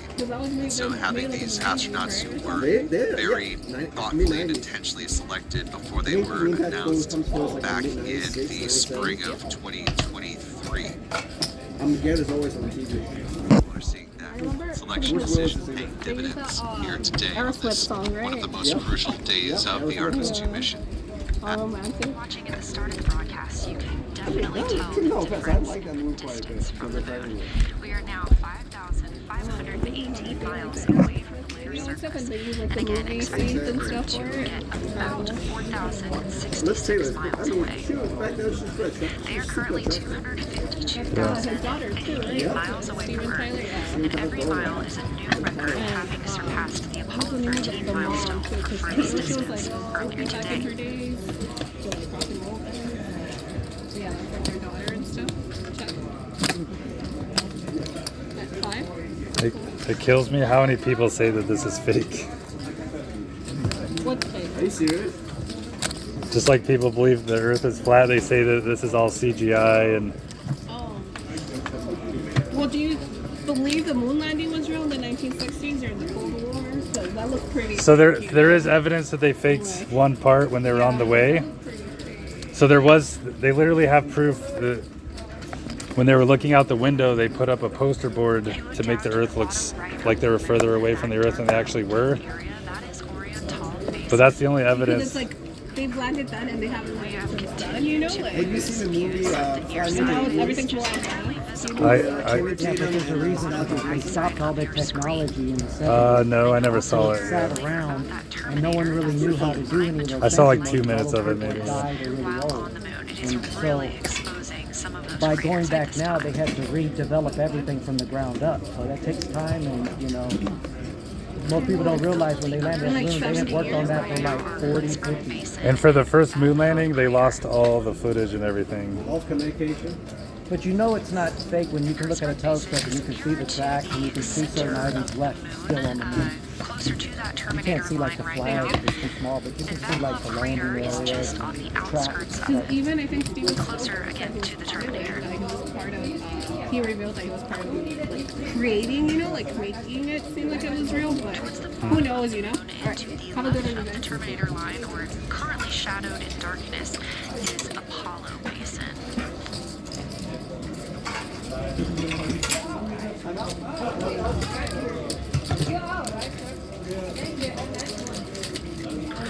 But like every last NASA employee would have to be in on the cover up, faking it like over multiple missions, over multiple years. It would make more sense that it's actually happening.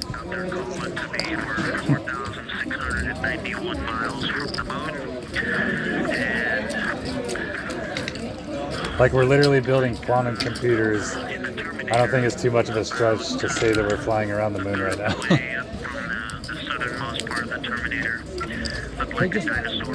NASA and the educational system hasn't done a very good job explaining why we haven't been back to the moon. And it's just basically because it wasn't interesting no more. It was just too expensive, and they were worried about an astronaut dying in space, and that was bad for political reasons. And they keep shrinking the NASA budget. And so, of course, if nobody's done it in 50, 60 years, they can't use those old technologies.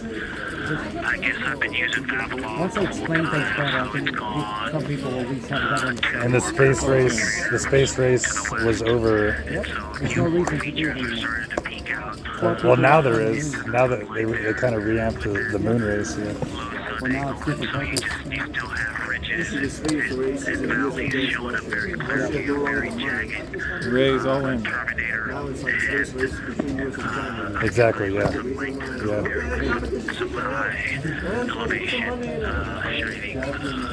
I'm not a conspiracy theorist, but there's another logical assumption of why they want to go to the moon. Because the moon has a lot of helium and debris, which is very rare here on Earth. 114. It's extremely expensive, but in the moon, it's everywhere. And so now we have the technology to actually mine that stuff. So they have a way to make money to build a base and to further the exploration.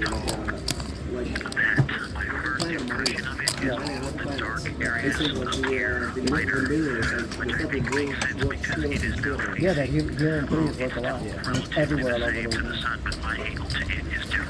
So now there's a financial incentive to go. Surprised they don't have it on TV.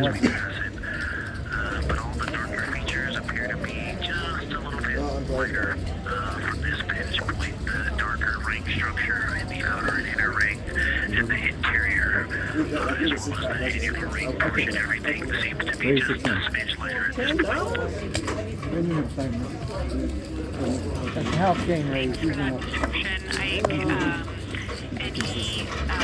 additional words you could provide on Orient Hall would be wonderful, as that is such a high priority target for us. And while I have you, as we get closer to target 15, which is the Terminator target, if you can find 20. Yeah, almost 50 years since people have knowingly been around the moon, this close to the moon. Unless they've done like classified missions, it's the closest they've been in 50 years. Oh no! You think about it behind me. I'll show you. I've been before. That is huge. Somehow I feel like it's you don't get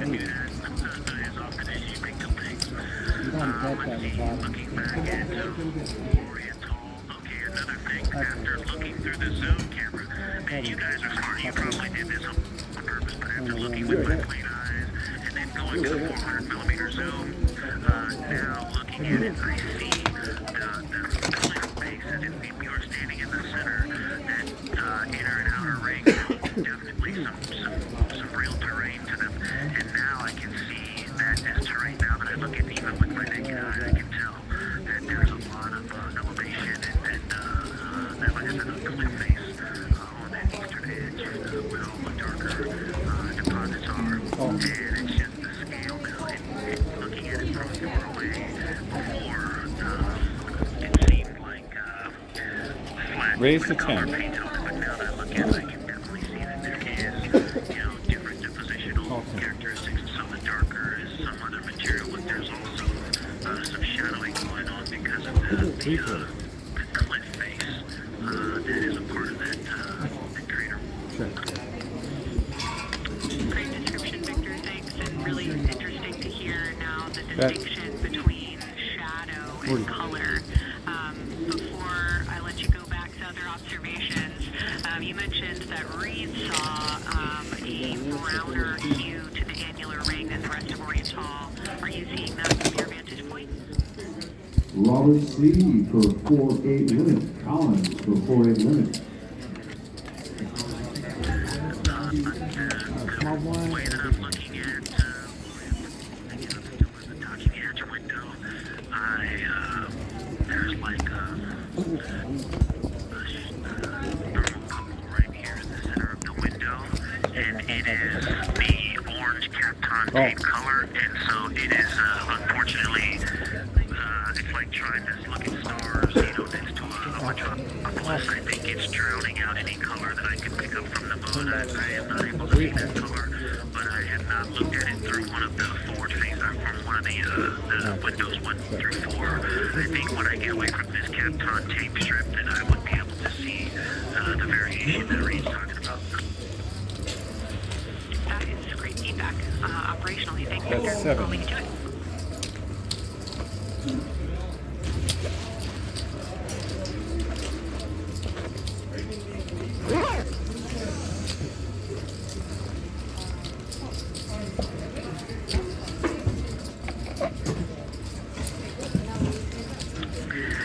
Science integrity with a question from the window team.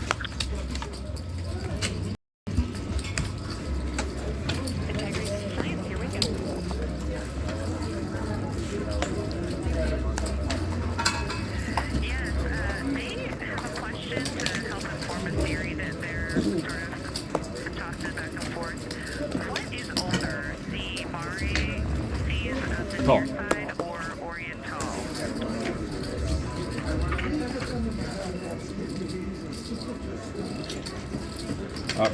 Option check. We're going to get you a little geologic history here.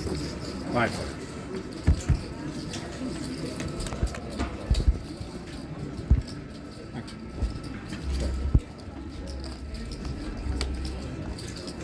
Better.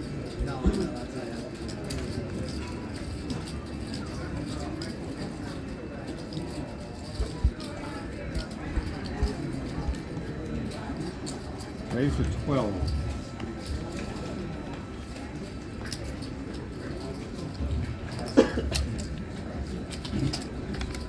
Call.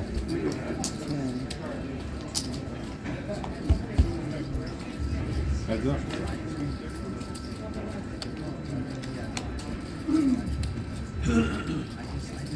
Bet 25.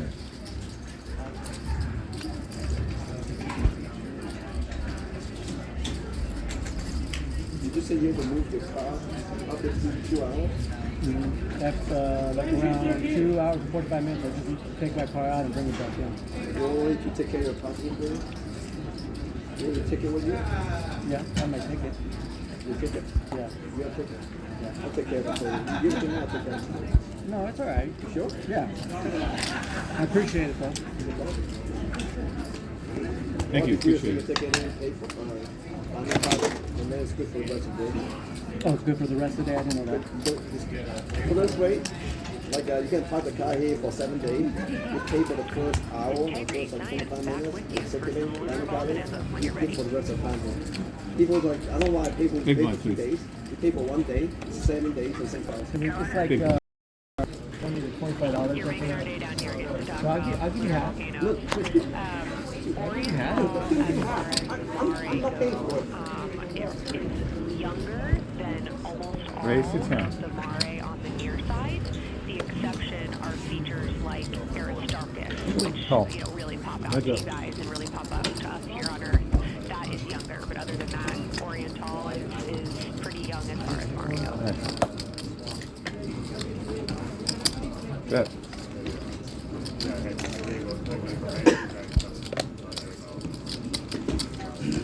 Again?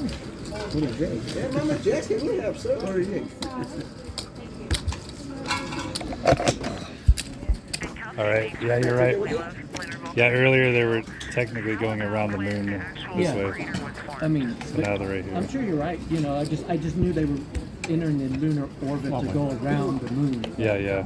You're. And because that was the furthest point that any astronaut had been at that point, because the Apollo only 13. went 70 miles above the surface, because they're going like 100,000 miles past the surface. It's crazy miles. They're going further. Because they were only 70 miles from the surface the first time. And now I think they're like 200,000. You got to take everything? Check. My ticket? Yeah, I got my ticket. There's the guy. Yeah, definitely. They are Three players. discussing a contact relationship that can explain some of the color. But I need that back to get out. Okay, I'll give you back here. Well, they charge you over by accident. The max value is the same price. Yeah, it's like $25. 26. Yeah. Call. on the near side or other features. So thank you. We'll take the insight when you have it. It's funny about this. Check. That's that. It's all meaningful. So when you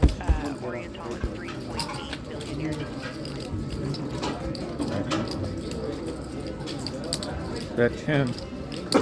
Call. And the crazy part about that is the moon is really, really far. You could fit all the planets in between All right. the Sure. Earth's orbit and the moon's orbit. All the planets will fit comfortably in between. It's really fucking far. Oh yeah, it's a high hand. It is the high. Yeah, it's a high hand. Oh, nice ripper. I don't want to do another tweet. High end on some table. 10? I don't really follow 11? that kind of stuff, 10. but I'm into like High hand on distant 10. objects like nebulae and galaxies. I like to take pictures of that kind of stuff. That's constellation stuff. Andromeda. I haven't got a picture of that one yet. That one's coming out because galaxy season's during the summer, and I've only had this particular telescope that can take deep space object pictures half a year. So I've been doing like the Orion Nebula, and cigar-shaped galaxy, and sombrero galaxy. Only one, sir. Andromeda yet. But another month and a half. I hope to get it high enough in the sky that I can do it.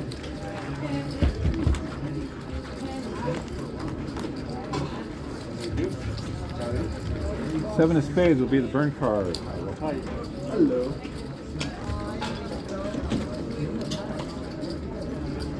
Call.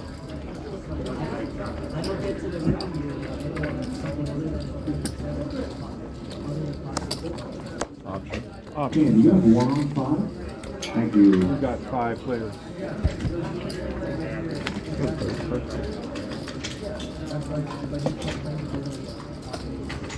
Action. Check. I give it to you. That was a seat card. And if you have a Caesar's card. No, that's no. Okay. That's 6. Call. Heads up.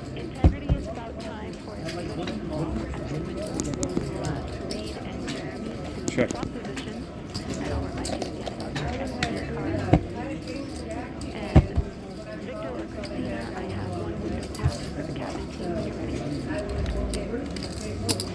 Bet 15.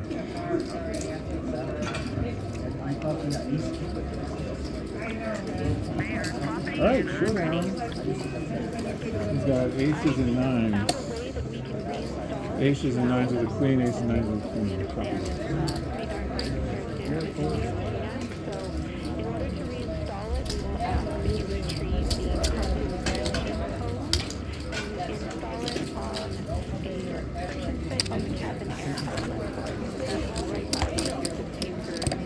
You're going to point that little condensation code such that the air is flowing over the window pane.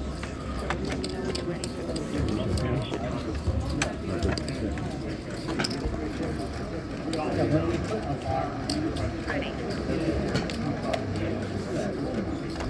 Oh yeah.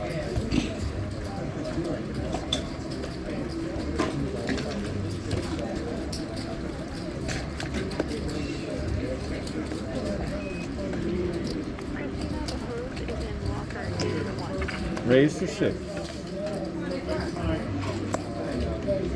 crew has gotten a go to reinstall that window shroud. They were using two virtual. You coming from inside the Orion spacecraft. The reverse are swapping windows, specifically Reed Larson and Jeremy Hansen. They've been our crews at the windows taking photos, annotations, and making a recording that'll be downloaded to the science team for review. Science team will have a conference tomorrow morning with the group to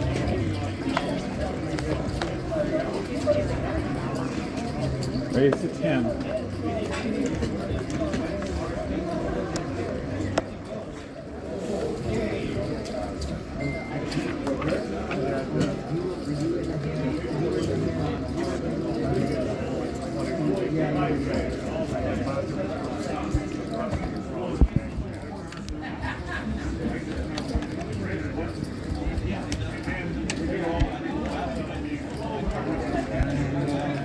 T for 1-3, no limit. Con for 1-3. I ain't dying to do the rent card. Oh.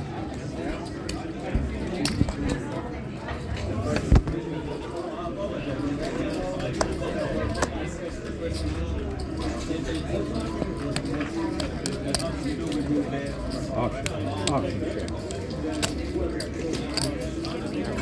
4 players. Observation blocks were scheduled for today. During this flyby, Orion is passing around 4,000 miles from the moon and providing the crew with a full view of the lunar surface. It's a higher vantage point and much further than Apollo orbits on average. So, these new astronauts will observe both the north and south pole and a large-scale geologic features in one single view. Check. That's 7. We are now just under an hour until Orion passes behind the moon. Thank you. And we will communication with the crew. They will be out of reach with any of our deep space network antennas. That long distance will last about 40 minutes, and we expect to regain communications with them as they fly behind the other side of the moon. While they are behind the moon, they will also reach their max Earth altitude as well as their closest approach to the lunar surface. Raise to 12.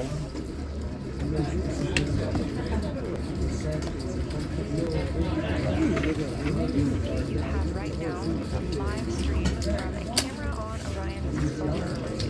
You are looking at a live view of the moon, and 4 people are inside that spacecraft and taking pictures of it, telling us everything they are seeing. The first humans to do so in Small blind, big blind, please. pictures there for all of us to enjoy, and of course, especially the science team are very excited for what they are learning today. Call.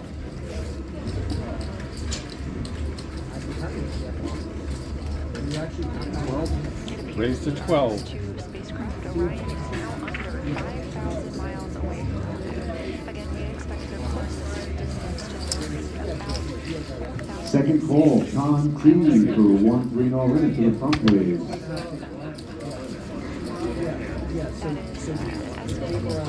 Make sure to share that closest approach as soon as you receive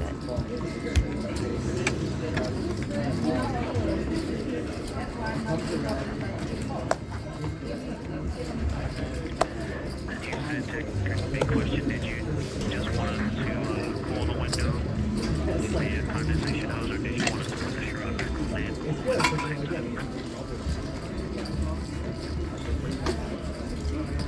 the same time? Raise to 8. Victor, we definitely want you to cool down the window with the condensation hose. It's our preference whether you put the shroud back on. The hose will allow you to do that if it helps with your flyby. Okay, copy. We're going to do both at the same time. Thank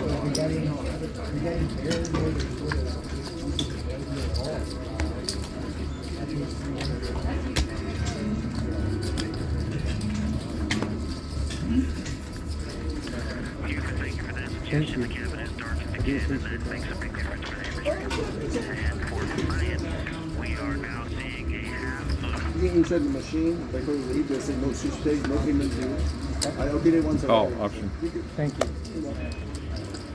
Heads up. Get up and read it. Tell you, give y'all more money.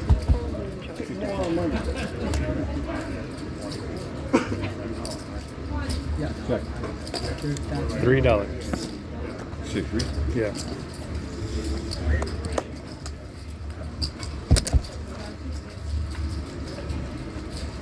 Check.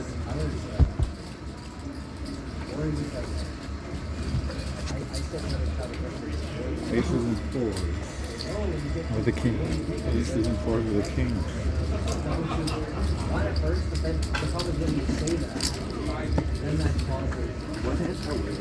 Thank you. From Orion that they are seeing half the moon. That's not what it looks like here from the spacecraft.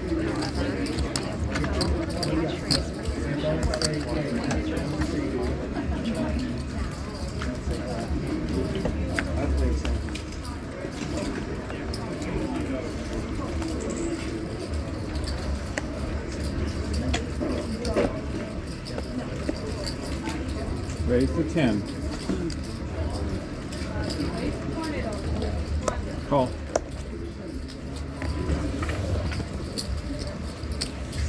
Three plays.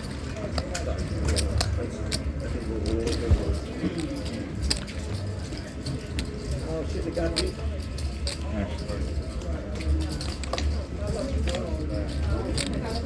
Check.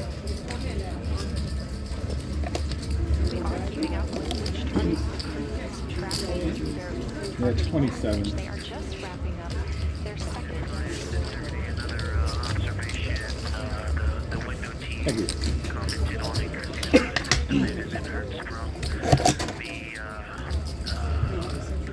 Solid and intact grader is very smooth. If it were a dirt road, it's very hard packed, and then you go outside of it, and the outer grader, that's the one that is older, it is a little rougher and more jagged. It starts to get into more loose-looking terrain, and Raise to 10. Call. the graders that are inside of the larger grader, the smaller graders that have really sharp edges, sharp distance edges, and just a general No, I'm glad I told her that 9-7 to you. 4 plays. Kept you around at the table. No, I'm pretty sure. Damn it. What's the part you told us? They were surprised actually. Check. Yeah, we're gonna talk to. I didn't have that much money in it. $10. That's pretty strong. No, that's right. Well, hope the 5 coming up. At 10.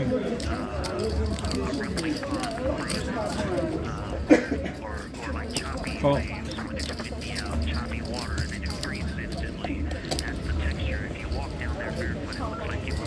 Raise to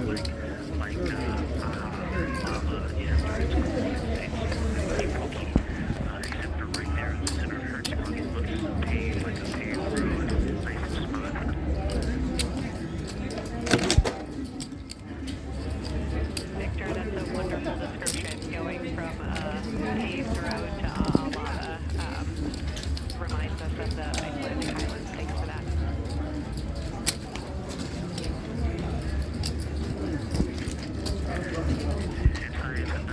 In the interior, the very intact, the interior of the intact grader that hurts from is albedo variation. 13. One of the window curve maybe saying color variation, but that's the albedo variation. There's Call. lighter patches and slightly darker patches.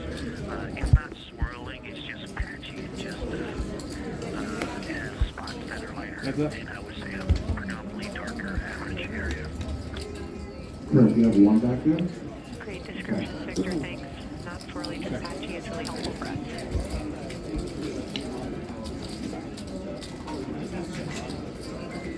Check.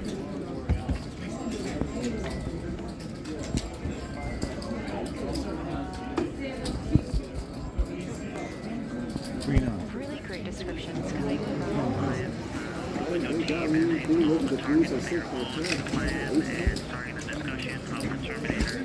And boy, I love the Terminator. I think I know it's not purely a mood feature, but what it does to the features of the mood, to the terrain. I've probably spent the most time describing it in my recordings and thinking about it, looking at the Terminator. There's just so much magic in the Terminator. The islands of light, the valleys, look like black holes. You'd fall straight to the center of the moon. If you step through some of those, it's just so visually captivating. The Terminator is the most striking thing that I've seen so far. We've been loving your evocative descriptions, Victor. You really are bringing us along with you. We're following along with visualization that feeling comparison to your descriptions. Thanks.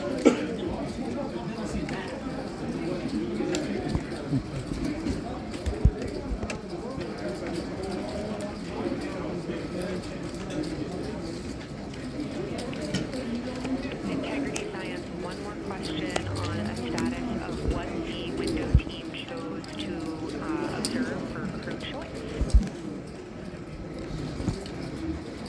JC or KC? Another seat on 1-3, same table. You want it?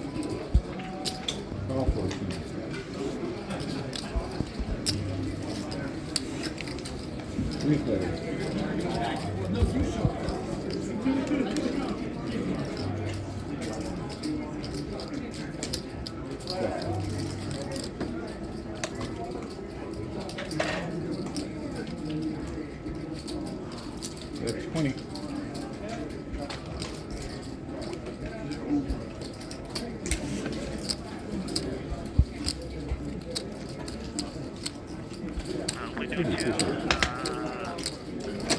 Talked about Babylon, look for suspended dust, and the Terminator, and window 3, about the experience, and about the three-dimensionality of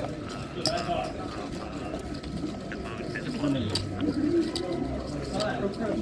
And another observation about Orient Hall, I would say, is the features going off to the southwest, the two large, almost look like scratches in the surface. I don't know if they're rays or canyons or collapsed longitudes, but two distinct features that are almost parallel going off southwest from Oriental Basin. All 12. They are the first things that made me notice parallax of our trajectory looking out at Oriental and in the inner walls of the east side of the crater rings. You really get a sense that we're flying over something with elevation and terrain and I knew you didn't tell me last time. I hate stupid games. The only reason I play stupid game is because of double T credit. Victor, and you I had don't it that even those warn the remote I credit. remember you didn't tell me. crater rays, secondary craters formed from the formation of Oriental. 10.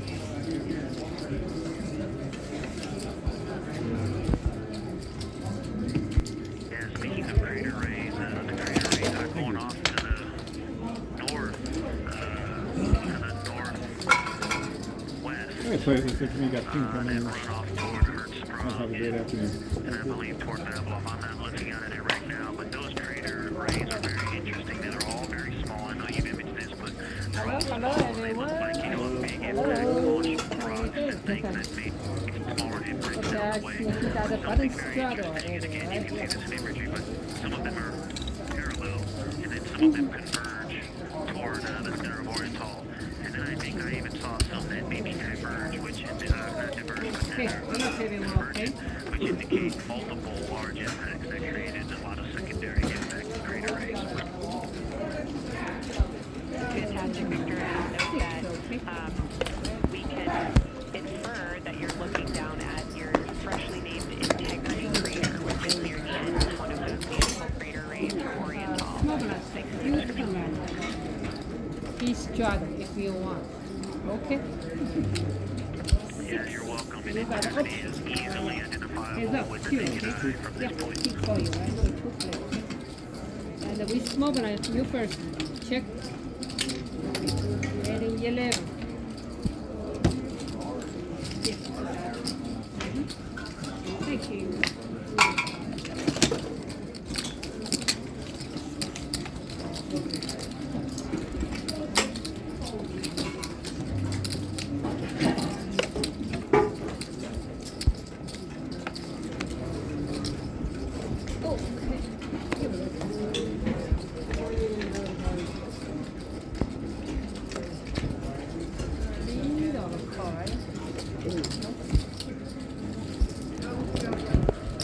Hiccup. You got option maybe. 3 play, okay? So you first. Mobile. Check. Check. Okay. You do first. You check, right? No check. 5. Right of the Terminator, that is the difference between light and darkness on the moon. You can see what he's describing when he says Hertzsprung Basin and how it looks a little bit hazed in the middle there. It's almost in the very center of the moon, and this view coming from the Orion spacecraft and the camera mounted on its solar array.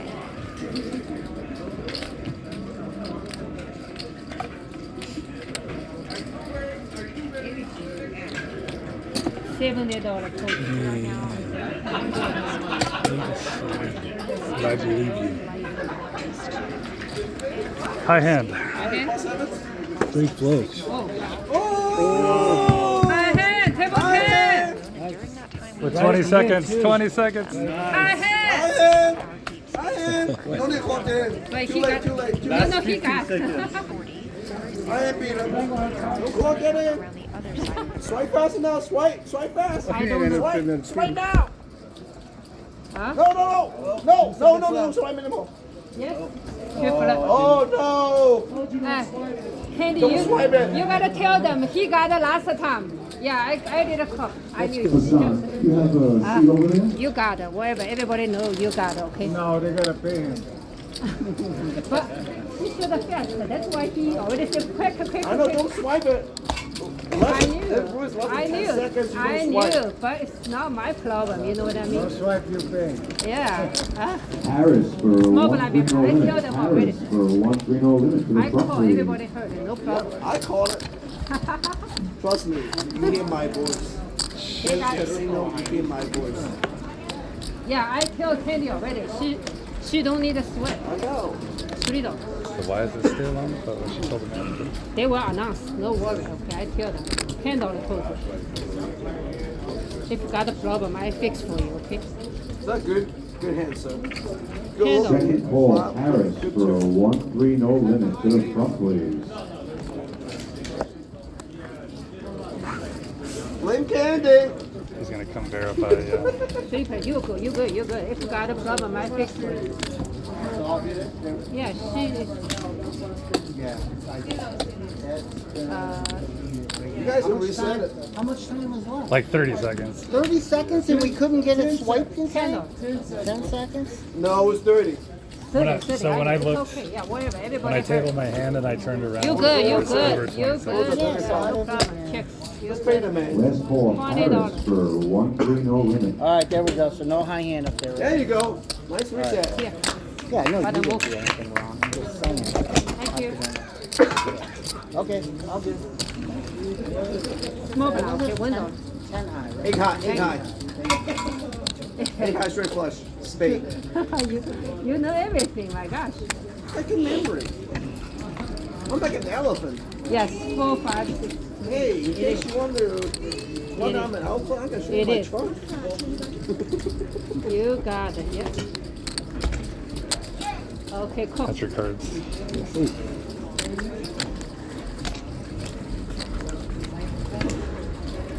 Tasha for 1 3 no limit. Tasha for 1 3 no limit to the front, please. Check. Okay, so we got 3 players. Let me hit side hand right here.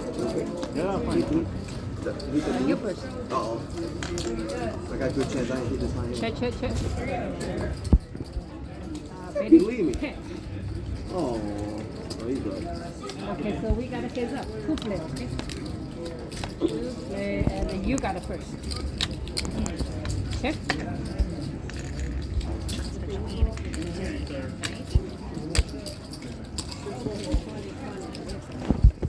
You got it first.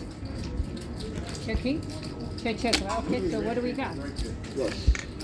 Yeah, hot. Keith, you have 1 on 9. Great. JC for your table change, you have 2. Thank you very much. Flight controllers here, each monitoring a different system aboard the Orion spacecraft. Integrity Houston, we are ready for our cabin and window use $3, okay? again. Yeah, we have a 15-minute handover time here, and I have a couple of items I want to read up to you. So we'll require you to write something down on your knee boards. So let me know when you're ready. Utensil, okay? Race 6 total. 6.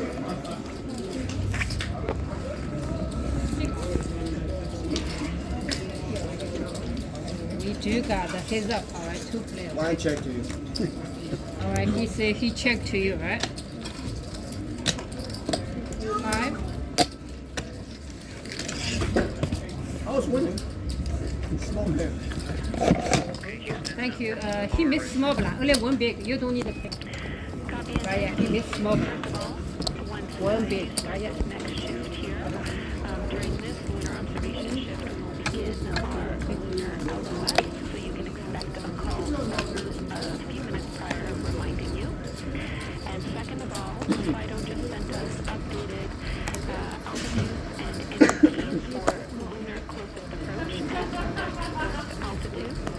Raise 10. So,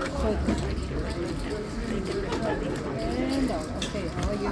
Hit the button. Here. You waiting one hand. Hit the button. Yeah, you cannot play. Okay, waiting one more hand. You only miss small. He's small blind. You be blind. Okay, so. Yeah. I don't see you. If see you, I do. You turn second. Yeah, it's weird. Yeah. It's weird. Yeah. Put this way, that way is weird. $3 call. If tournament you come in, no problem. Here, you know. Well, tournament you can miss a blind. You got option. So we do got 4 here, okay? James first. I forgot, really. Check, you check already? Yeah. Okay, so keep betting $5. Yeah, okay. Yeah. Right now, you can take. Yeah. Return.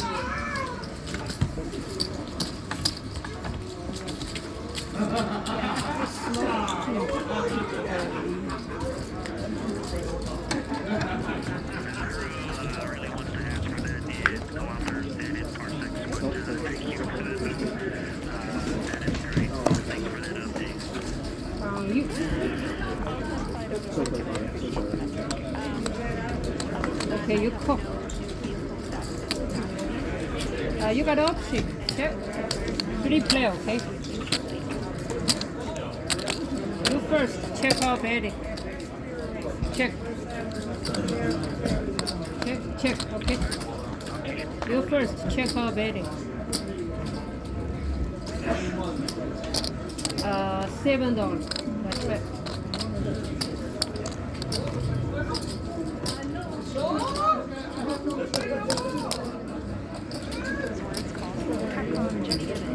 Seven, $1 more. Yes. You got it first. Check out betting.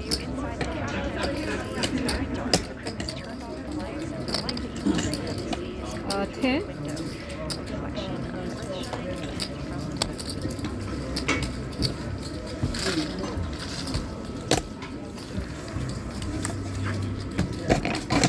Small blind, big blind, okay? 1-3. Thank you.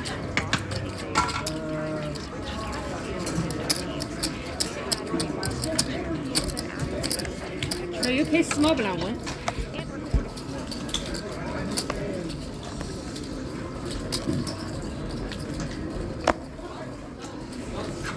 Check. I need a brush. I like some. My gosh. Okay, he 10, right? $10. All right, what do you got? Combo? Hold on. Let me finish. We do got the heads up too. You first. Check out bet. He bet 10, okay. You got it first.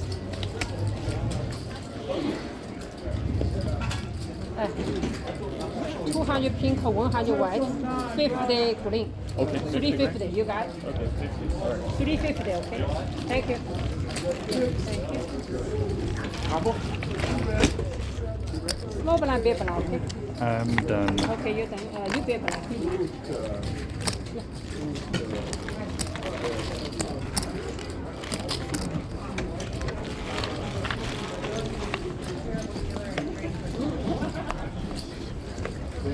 You tell, okay?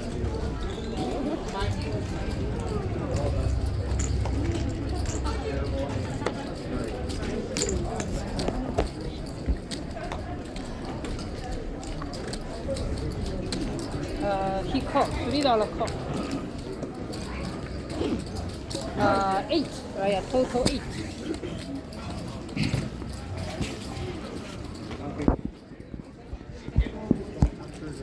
Whatever you like. Hands up. Thank you. Where'd you get here? Stay here.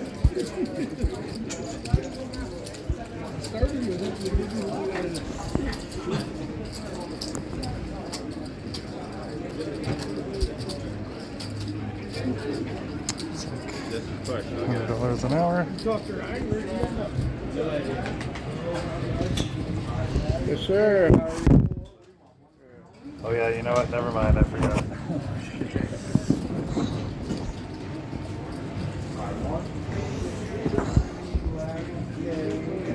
All done.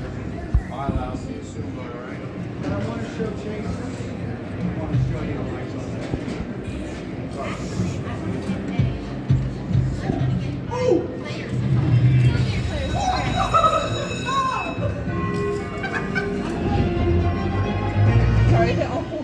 No, they're cool. Where'd she go? I don't care.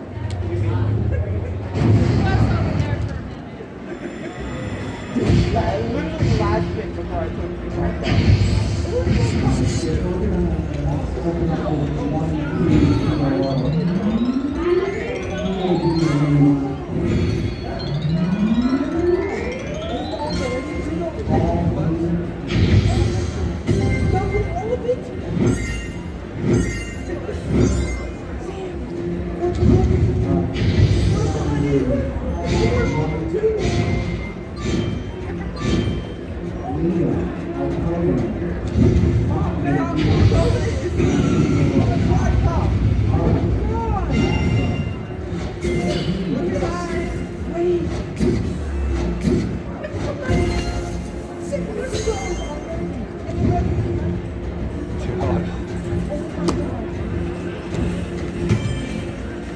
Keep on going. I don't care. Give me one more. Almost?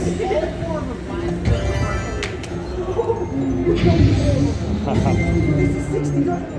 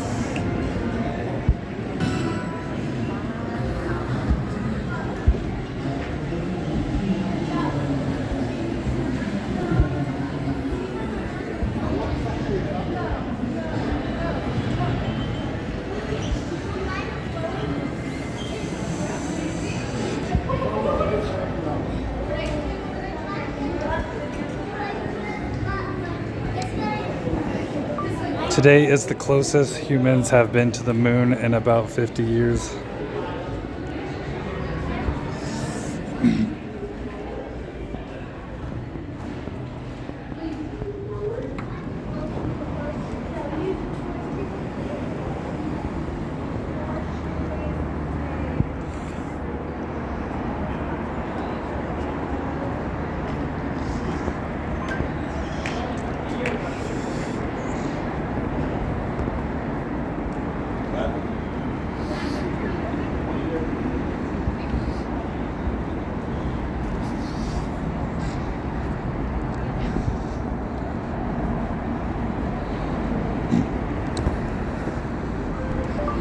Even though humans have landed on the moon before, the moon is further away today than when humans landed on it. So today is actually the furthest humans have gone into space.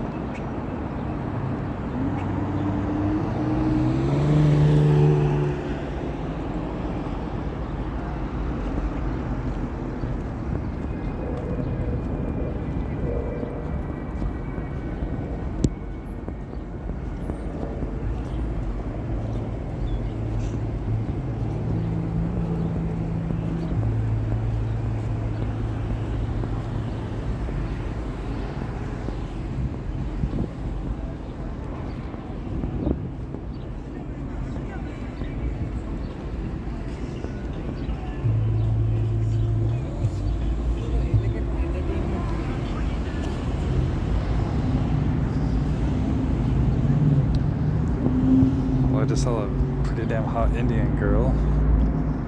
So I know they exist out there. I mean, she didn't have the boob size of Carla, but...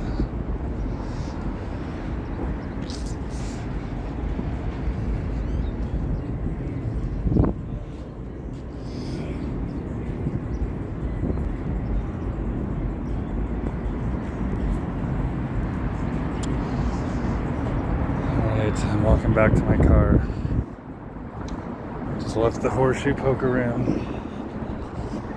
Already got my 4 free drinks. The only reason I cashed out is because I won the high hand. I got a straight flush. You know how rare that is? Using 2 cards. And yeah, I just wanted to walk away with a win, you know? I don't want to risk it all.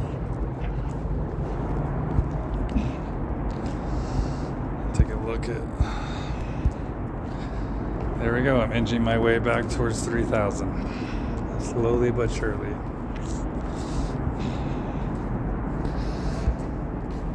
I can look at my profit. It doesn't really matter. I'm wasting time. Like, I should be spending time at the table.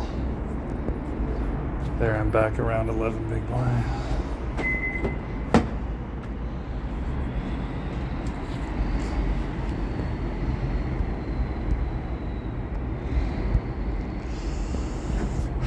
Looks worse on this one. I had that big tournament score. Who's at my door?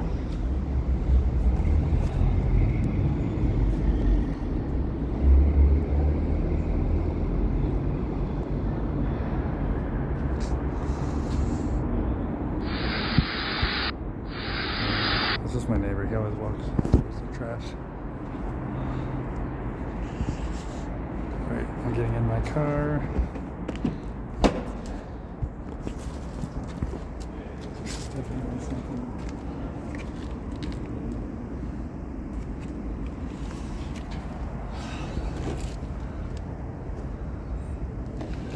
Yeah, if that wasn't a fucking turd. It's not like some type of plant piece, but fucking taquito. Whatever it was. Okay. Alright, should start charging. There we go. 33%.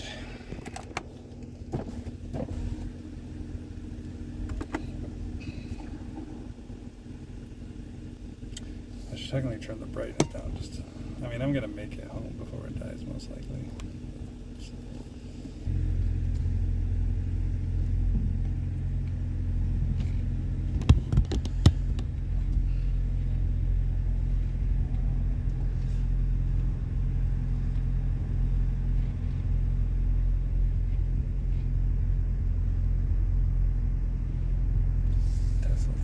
Stopped in the middle of this fucking lot.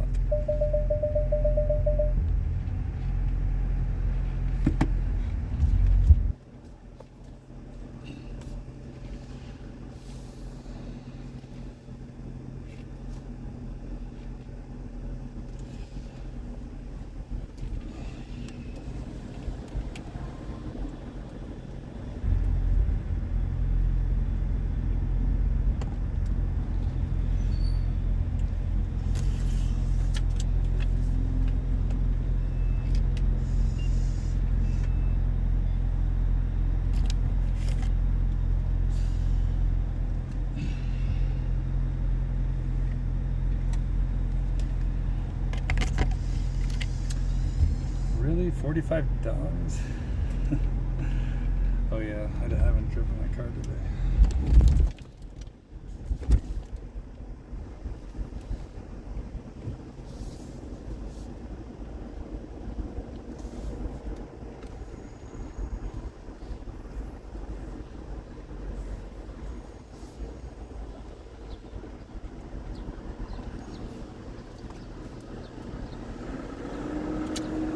Alright, it is gaining power.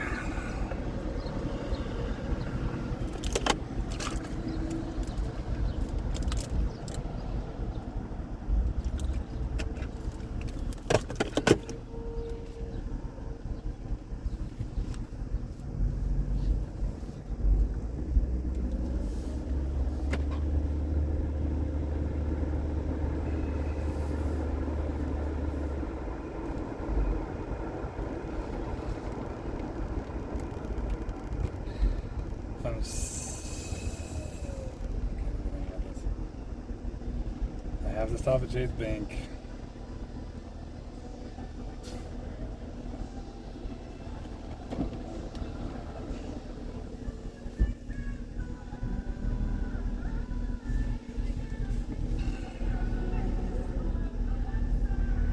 And I gotta do all my free plays. So I'm going to the usual. Hit the gym apparently.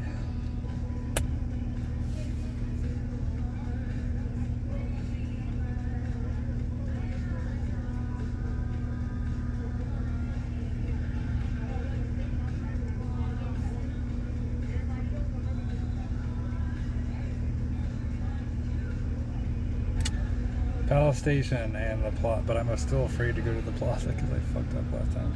And I also, how am I going to pay for parking at the Plaza? I don't technically get free parking.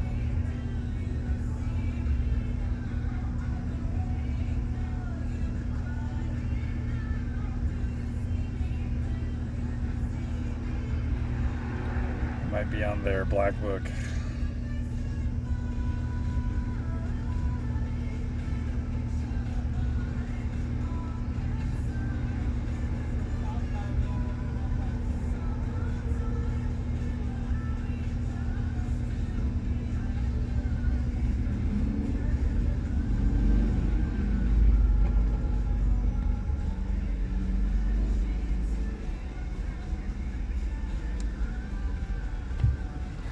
Plaza's such a scam, man. Why are they charging fucking?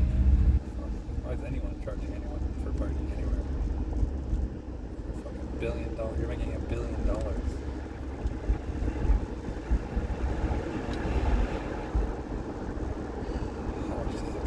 much did it cost to build that parking garage? How long ago was that parking garage paid for?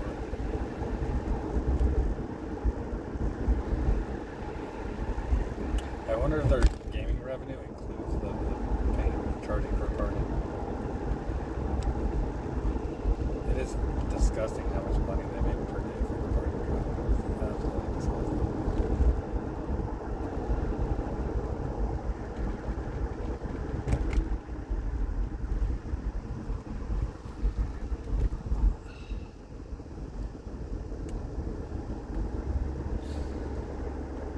Oh, here we go again. Battery's not moving.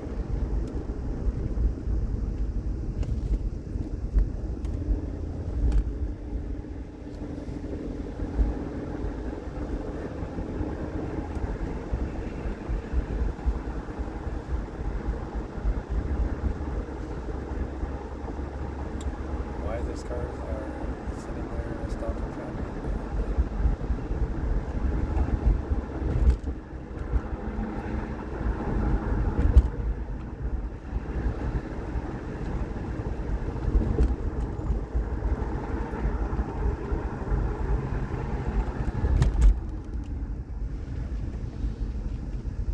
That truck's actually got the right thing.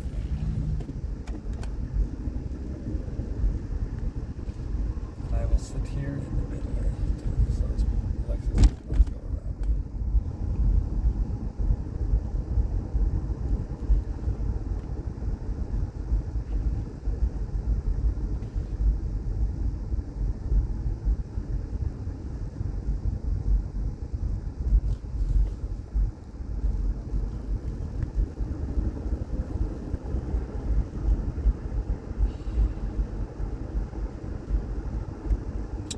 Actually, I can wait till Wednesday to go to the Plaza. I mean, I only have 4 free plays, so that's 4 Wednesdays.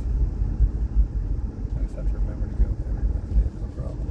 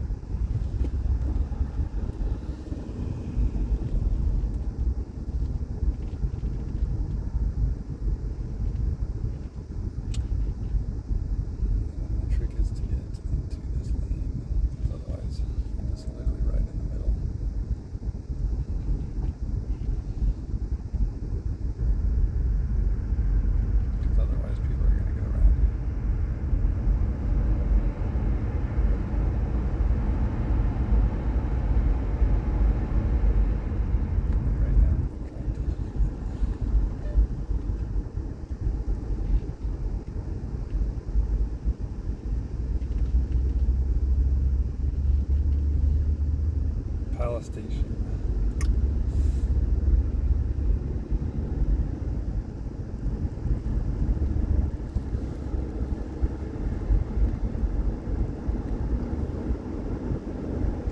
Okay, why is this guy going 2 miles an hour?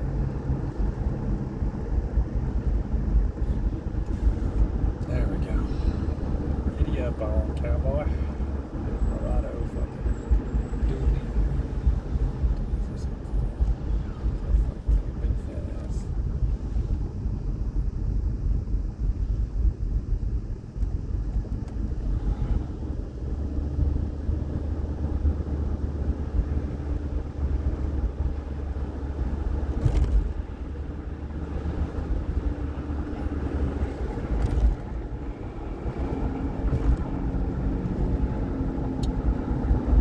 This is the way.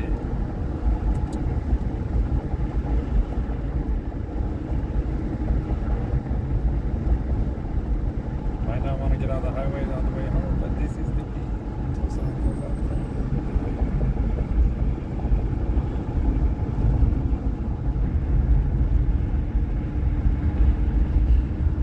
It would suck. Especially if I was at fault and they pulled out in front of me and I smashed into them. And just being without a car, oh my god. Even though my car doesn't have the greatest acceleration, I like it. Good gas mileage for a hybrid.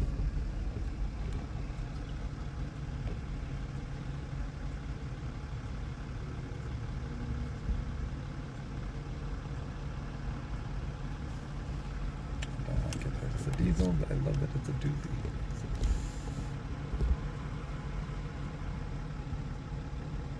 Oh, I need to turn this off.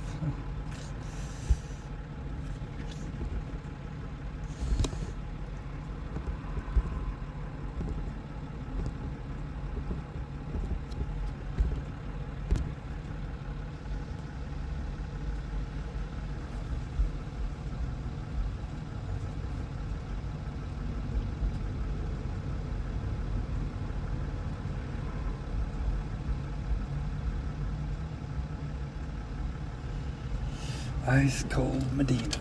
Oh. Look at this. Can you believe this is a natural color? It looks more pink in person.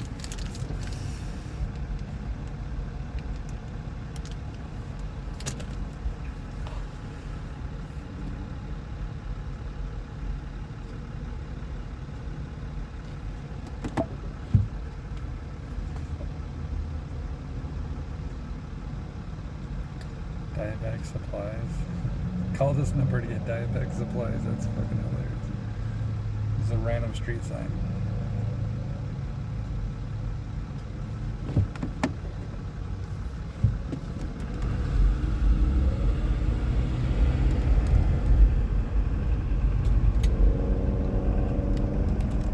Alright, I forgot. This is a shortcut. Use the shortcuts. All these years.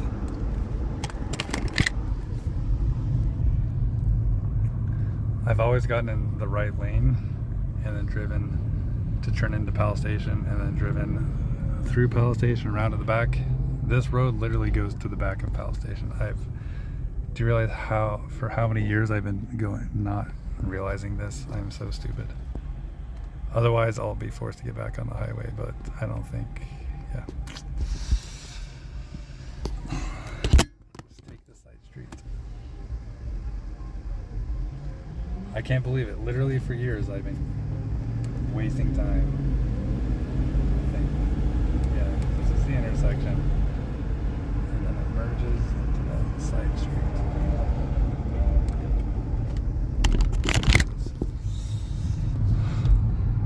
Look at this. And you could take either one, the left one or the right one. They both do the same shit. You could take the left one, you got slow pokes like that turning in. I can't believe it. See how much time I wasted. And the left one's for people turning in here too. I wasted so much time. It's literally right there. Oh my goodness. Same thing. When I'm coming from my place, you can take the same fucking road.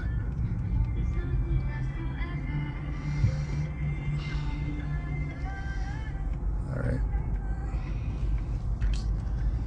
Every time I park handicap, though, I'm risking forgetting to hang the placard.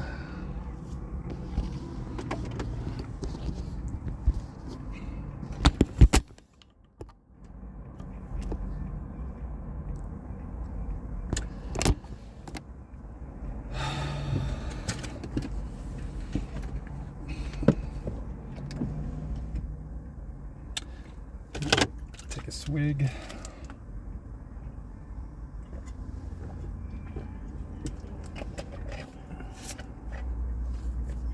Let me make sure I actually was supposed to double check. If I don't have free play, I just wasted time actually.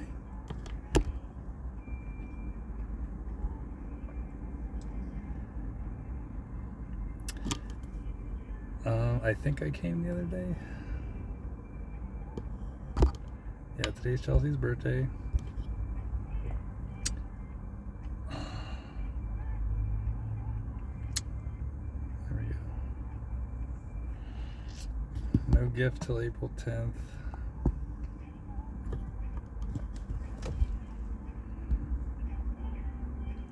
And then April 13th. This is at any location.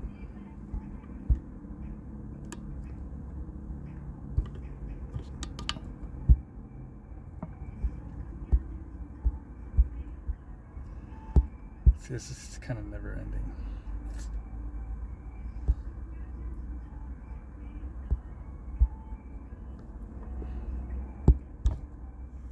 Okay, let's get in there. What are we waiting for?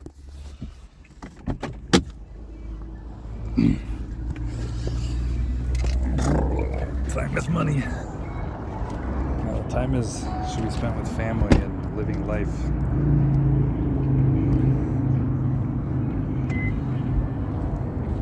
Oh my god, this looks like Jimmy's car. This literally looks like Jimmy's car.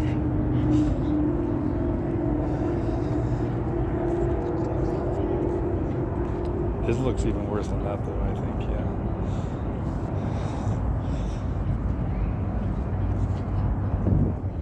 I'm gonna laugh if it's him. It could be.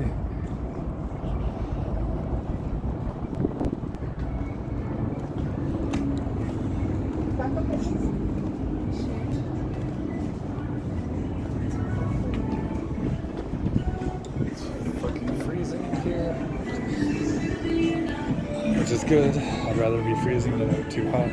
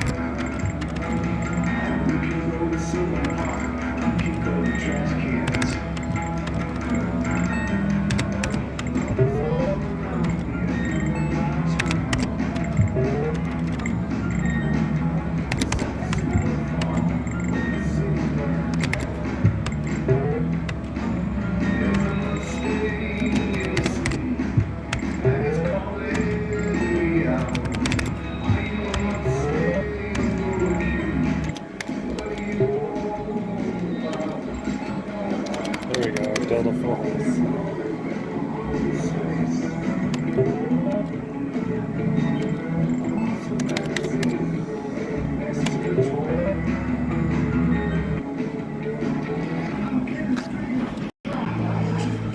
Alright, so minus $1.25. I made it $27.50.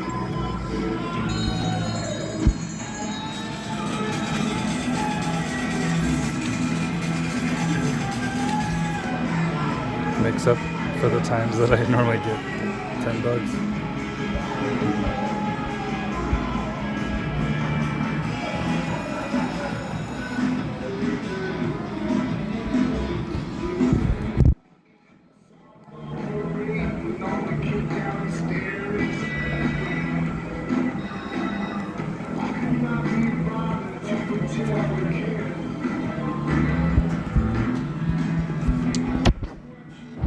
Take this to the nearest ATM.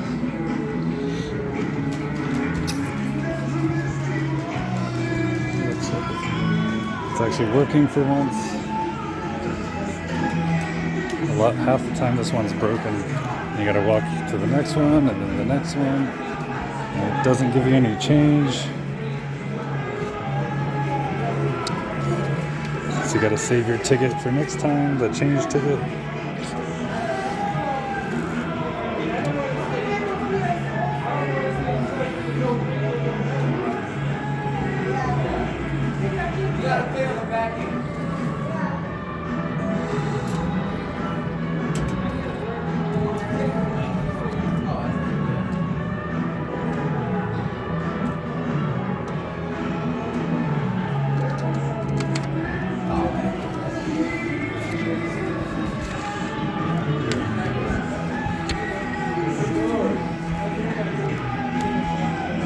More money I can deposit into the ATM to pay off my credit card debt. Be responsible.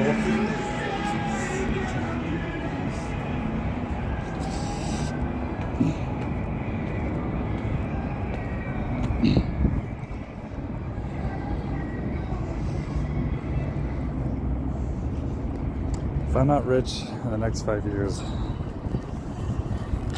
I might just say screw it. I'm gonna run up my credit line to like fucking 200,000 or more.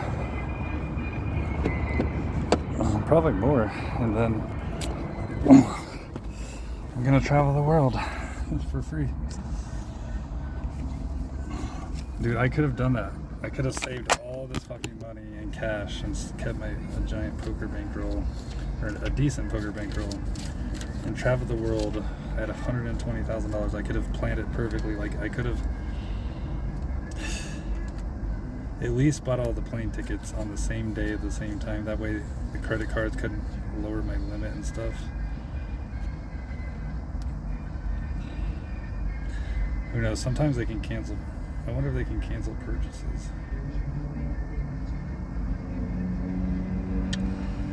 I would have researched it. I know that much.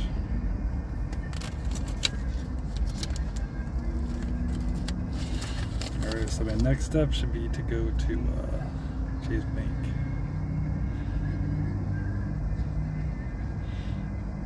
It's interesting having nails for once.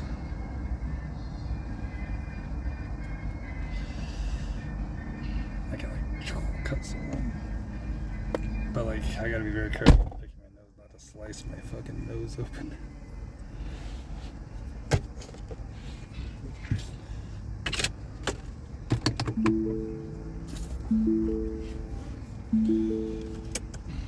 The algorithm, as you can see, I mean, the algorithm just basically gives you future free play based off of play. It doesn't, it's not like it's like, oh my god, he's only coming in and gathering his free play, so let's not send him anymore. It's gonna send you more if you play more. So the only way out of here is going clockwise around the casino back to the highway. No one's coming. And there goes old Jerry Turkey Academy. the basketball place. Which normally I would be drawn to that so hard. I'd be paying the monthly membership, whatever. It's the cheapest rate, veterans discount. If they have it. Dude, there's a fucking tour bus here. Wow.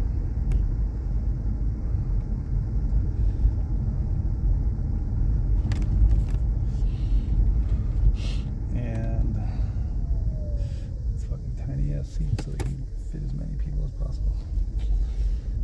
Anyways, yeah, my life was basketball, and I'm an idiot because I didn't record it enough.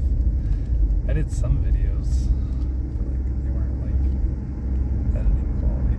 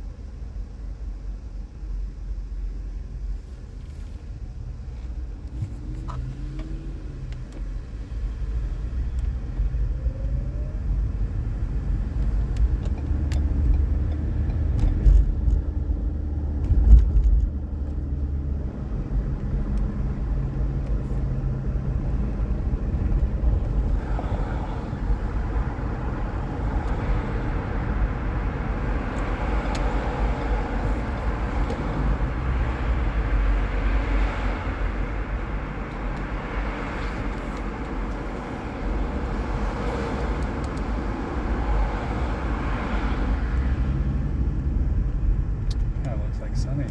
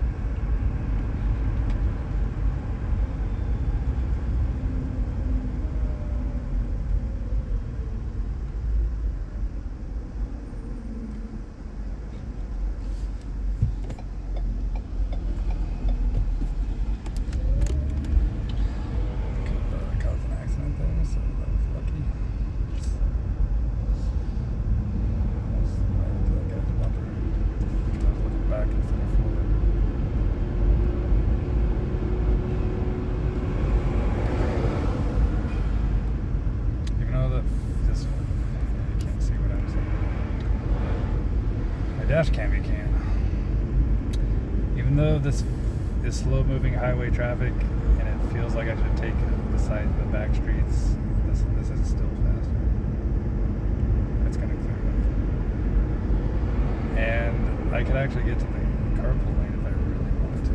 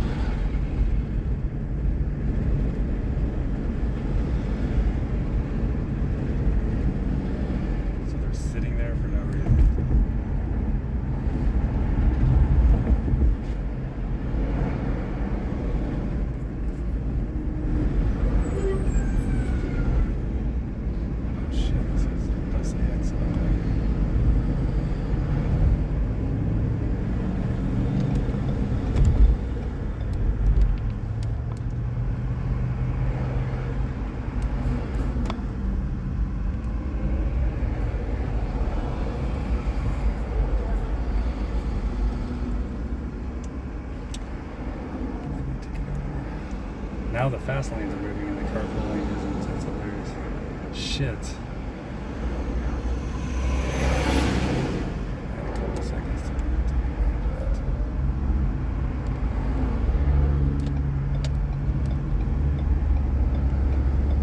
Guy tried to hit me, motherfucker.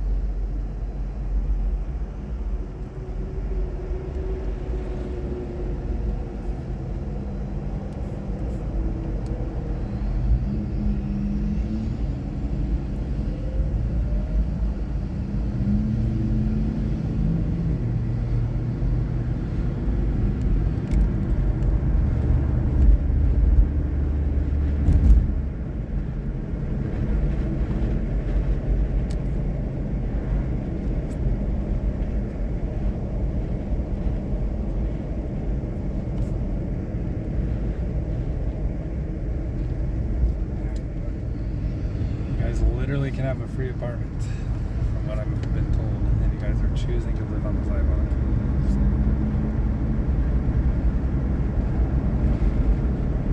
What's wrong with this picture?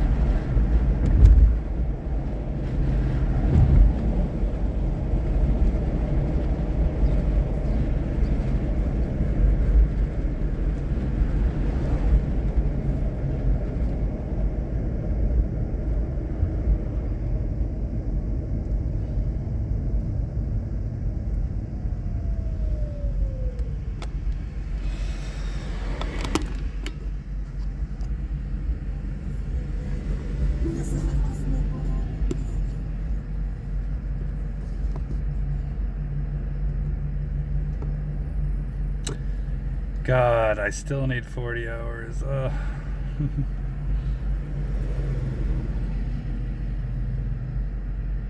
I thought I was at least at like 38 hours to go. Fuck.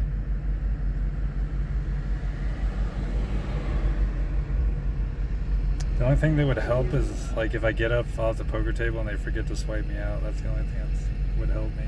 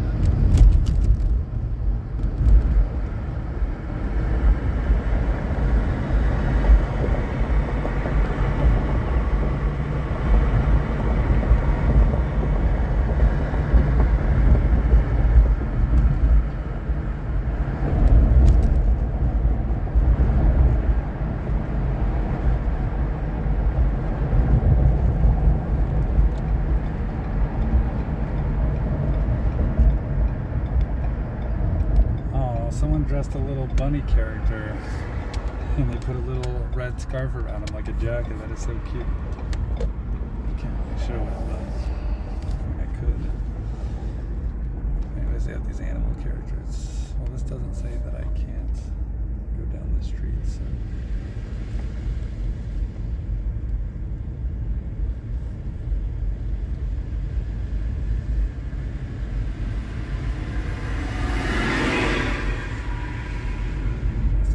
Sprayed the street. It's from all the dirt or oil or whatever. It smells like dirty water.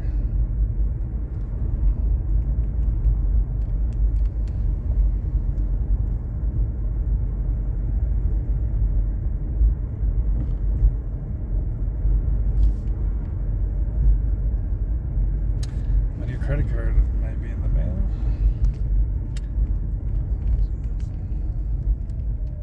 It's got like 3% back on a lot of stuff. Oh, the birdies are enjoying the water. This guy's looking for the usual food.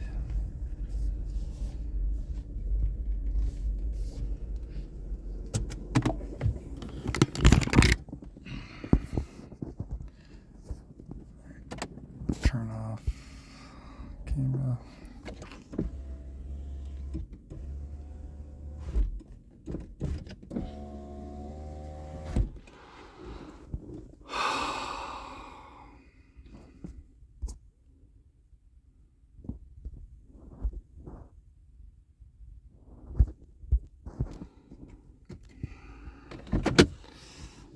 I can't believe I haven't turned the camera off again yet.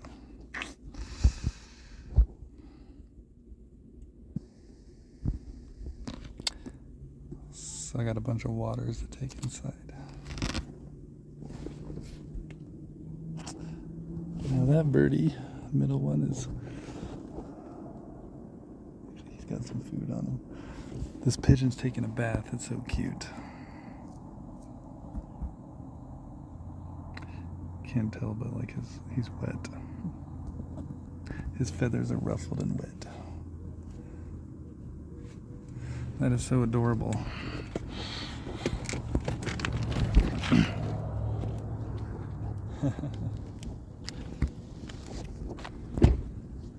Now he's flying out because I thought it was a danger.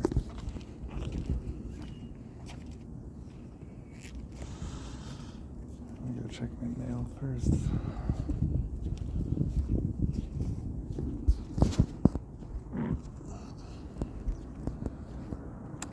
It's actually perfect timing. 4 p.m. is when you can. It's safe to get some sunlight.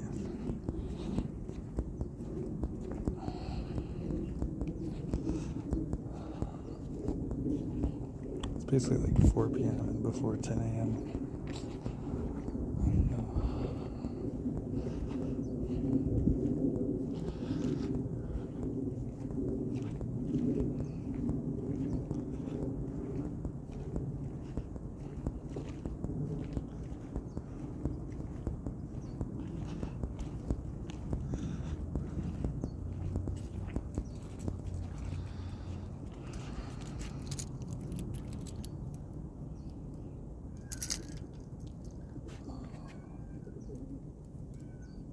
Meow. Meow.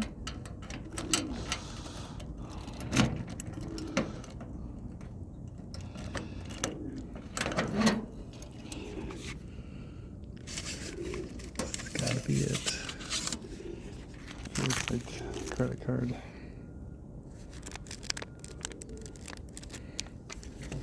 Omaha, Nebraska. I need to fix this, but I never do. Maybe like glue it. At least it has my name. I'll take this inside since I'm gonna save a lot of it.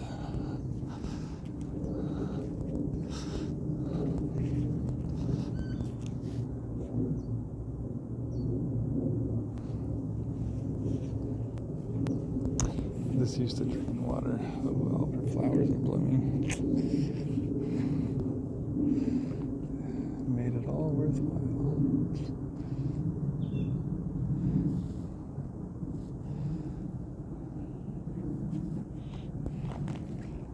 This is yellow plains.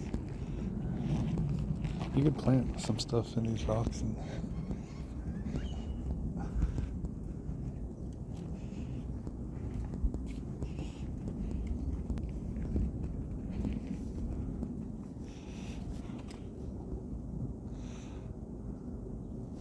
it's nice, these bushes and stuff are getting bigger.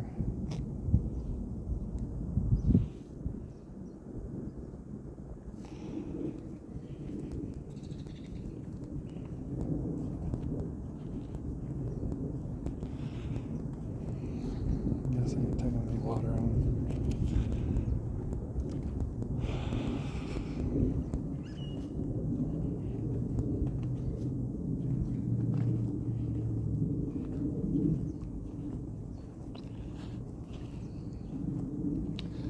Usually try and water these 3. He's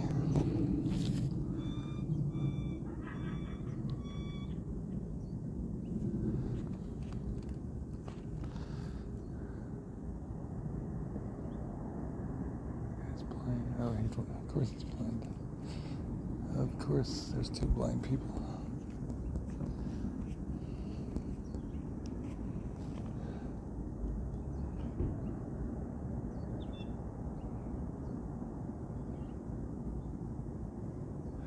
Would you like some food, sir?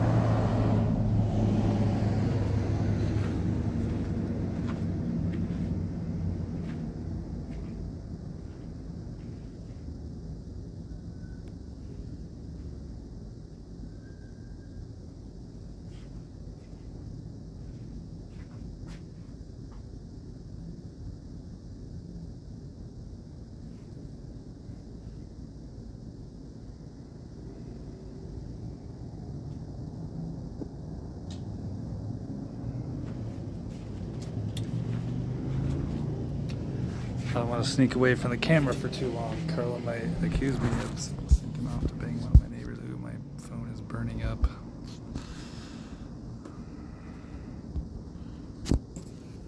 Let me put in the shade on the cool ground.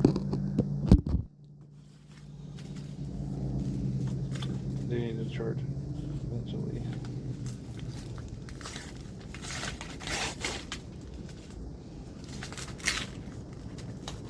I need a Capital One card for sure.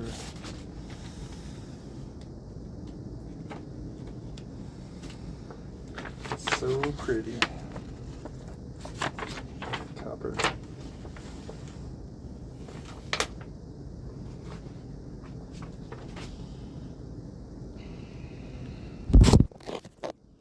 It's got a bunch of stuff that has 3% back. It can it's basically gonna might become my new card.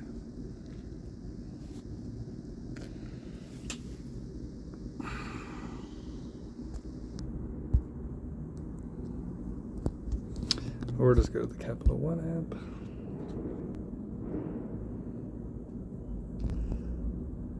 Here, let me give these birds some oatmeal really quick. Empty most of the container, or all of it here.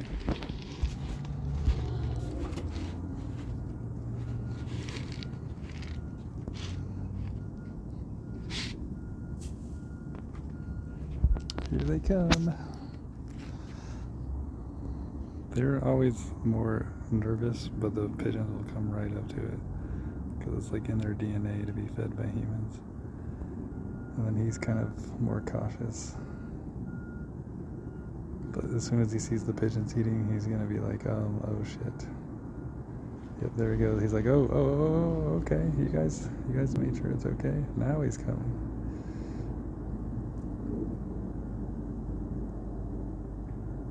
Get the ones that blew off to the side.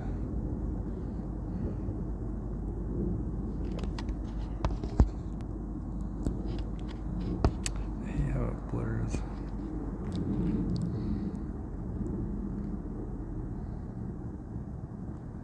Where's the pigeon that was just taking a bath? He's missing out.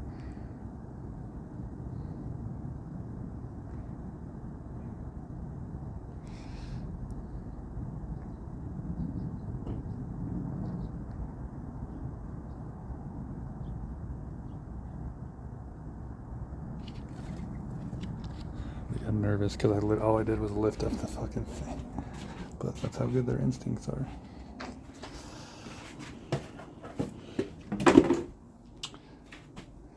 And I technically, hopefully no one swipes my new credit card walking past, but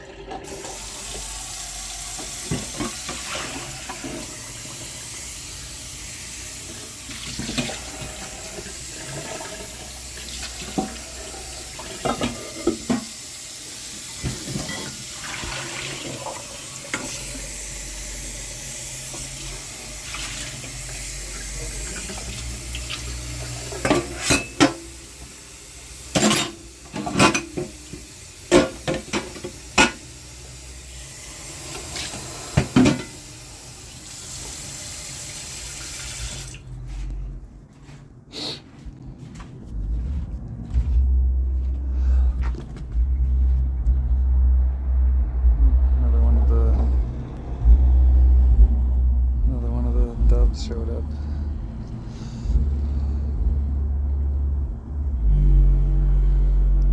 There's a third dove. See, those are the ones that just showed up because they're hanging in the back. They're like checking out the scene. Now they're like, oh shit, now I should probably come join in on this. Oh, there's another one.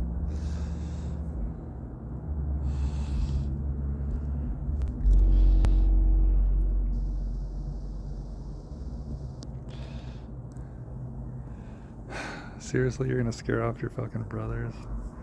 Do you realize by scaring them off, you're missing out on food yourself?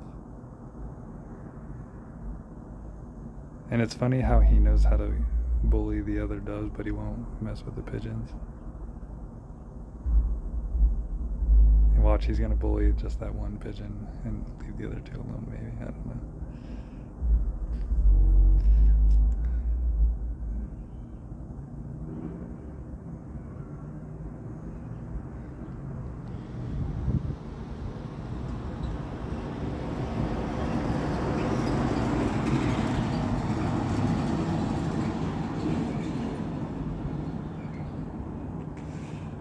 I feel bad for that one on the end that's kind of off to the side, actually. Now they're all scared of me. Oh, here comes another pigeon. He's walking right up in there. He's like, fuck you guys.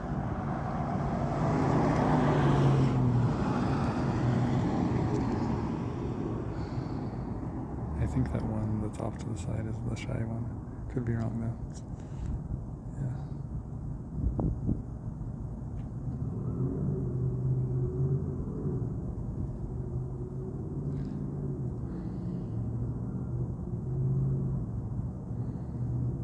Make sure he gets something.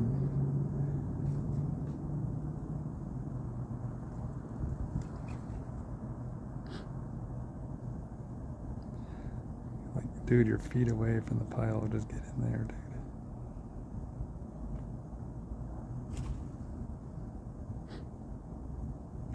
This guy's the bully with his feathers ruffled.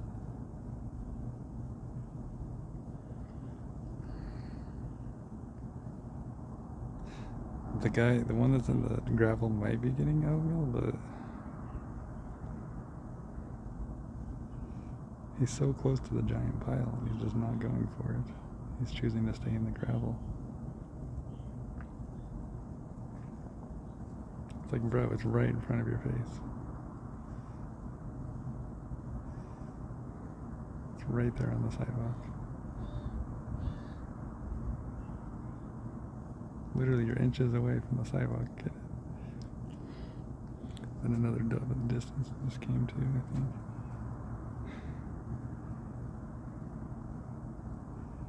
Why are you chasing off your friends from eating, bro?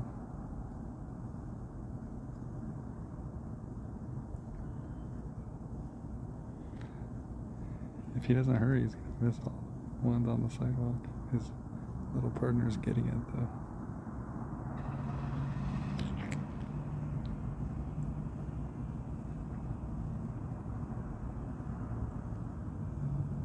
Oh, he's getting a couple strays.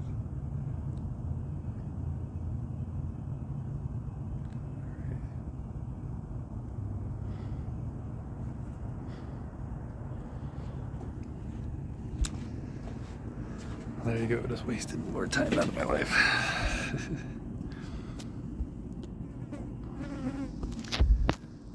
Alright, so this credit card. Oh yeah, I didn't even activate it. Because I cared more about the birdies.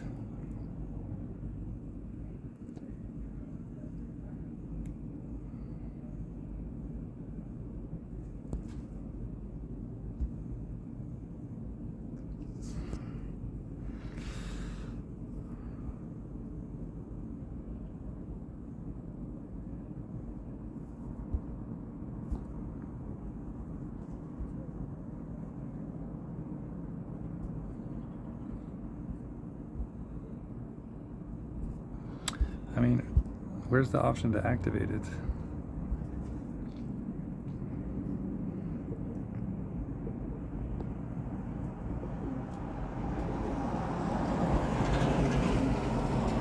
Activate card.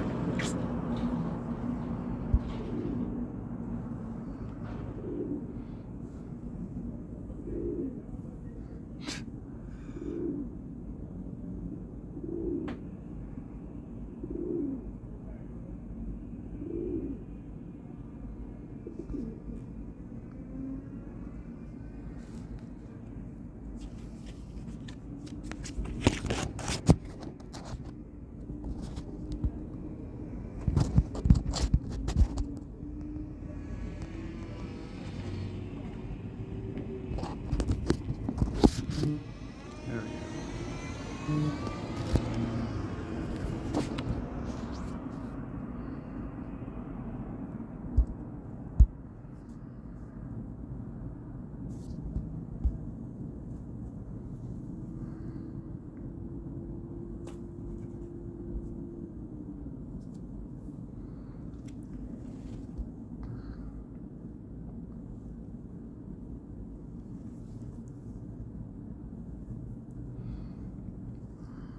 My stomach is upset.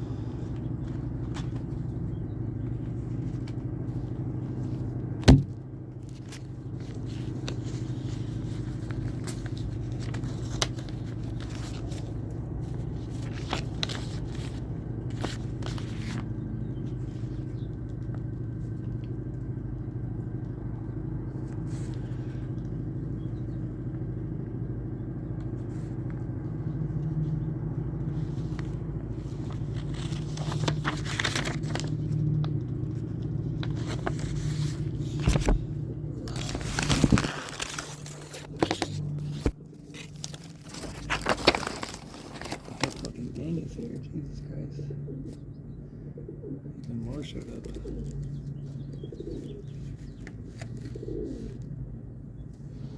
There's at least 11 of them.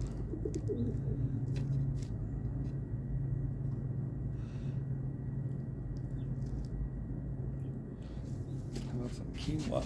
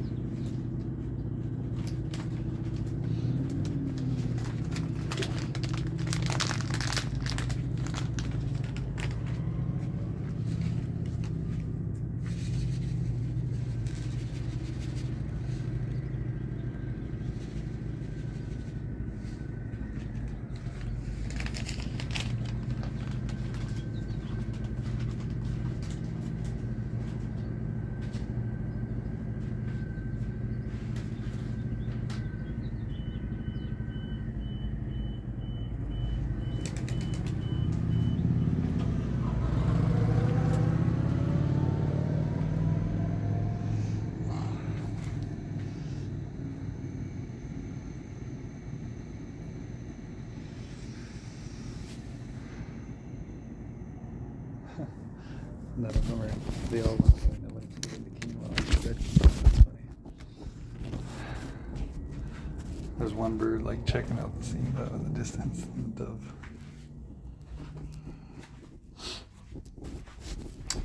He's the smart one. Like, what did he dump on the sidewalk?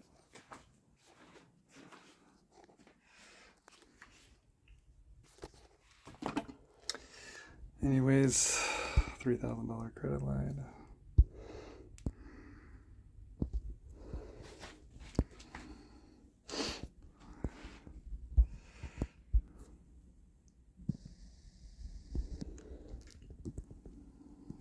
This is me.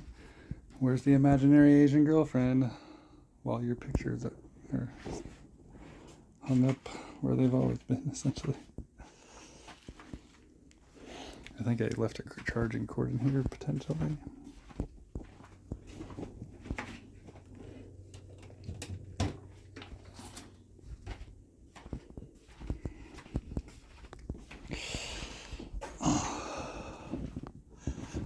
And I technically can't judge Carla for doing something like so bad because like I'm literally doing something bad. I'm living in government housing, like even though I'm not doing, even though I'm probably, I might still be, I think I'm still down money on the year. In past years, I've made money from poker. This is the first year I've not winning money so far this year.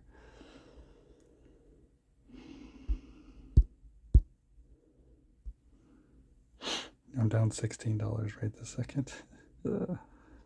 That's hilarious. I'm losing 6 cents an hour. So this doesn't include comps, so I'm actually winning from comps by a mile.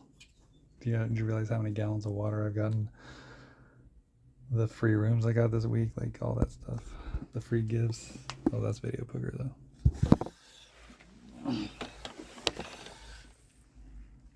Actually, yes, Caesars I did. Well, that's not poker again.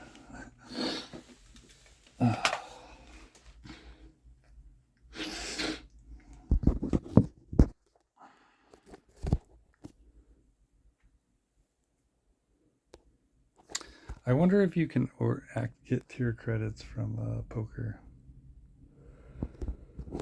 and then get your free gift.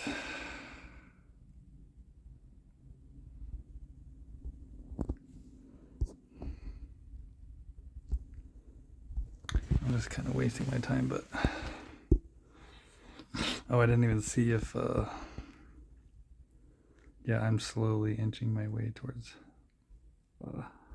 getting tier credits playing poker because I just don't put in that many hours.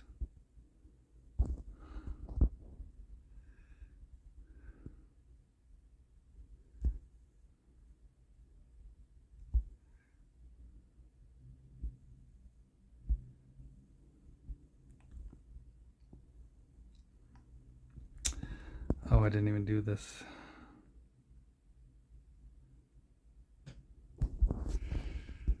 It's most likely going to be $5 in free play.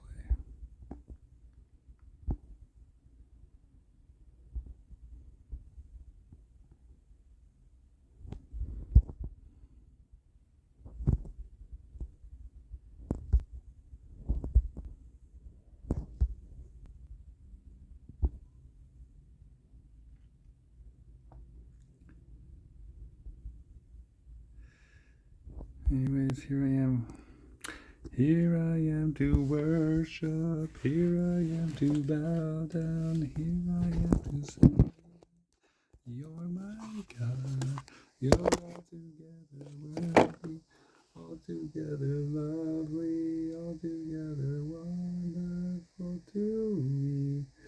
And I'll never know how much it costs to see my sin upon the cross, and I'll never know how much it costs to see my sins upon the cross.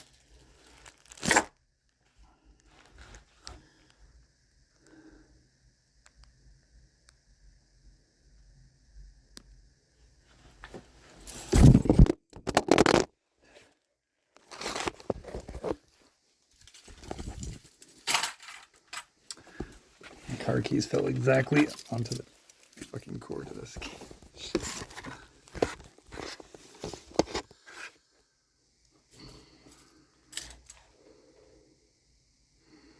That's right, I can tilt it upwards.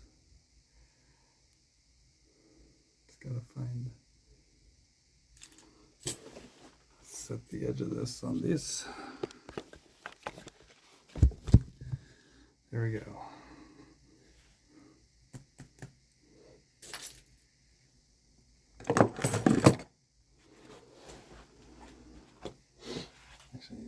I can take those keys and walk around the outside. Oh wait, I gotta bring my fuck man. I gotta bring my camera with me.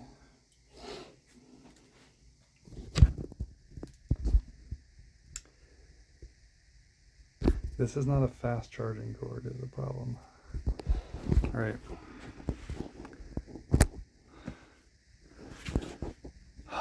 Why didn't I just? I might have a super fast charging cord somewhere. I mean, I thought that one was. All right, let me get some water.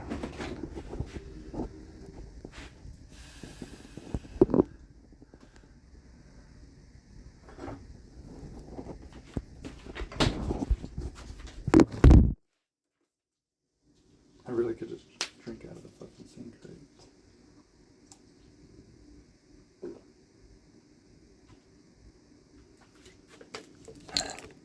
I really think they filter pharmaceuticals out of that. I don't know.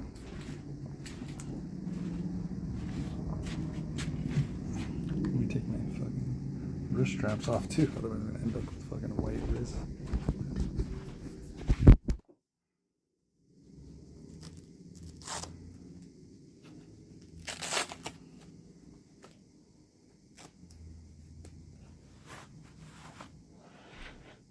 It always smells kind of rancid in the middle.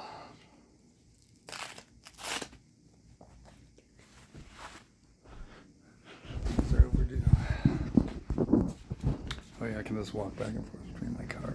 Let's see if they're eating. Is anyone eating the quinoa? They are eating the quinoa. Well, let's check it out.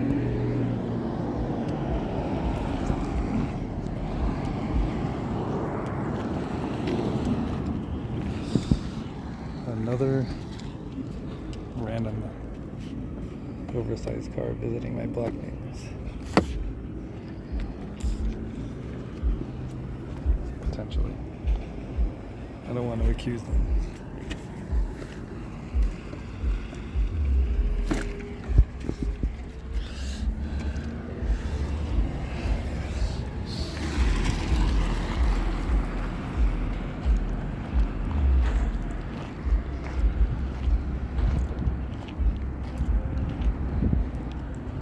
Be visiting a different neighbor, but for some reason, I just hit the end of my fucking hand on that. John's not gonna be able to get in here.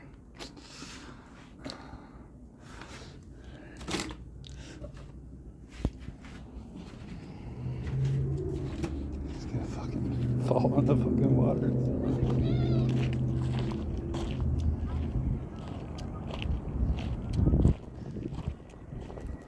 I was doing this and she was doing that and I was doing this and they were doing that.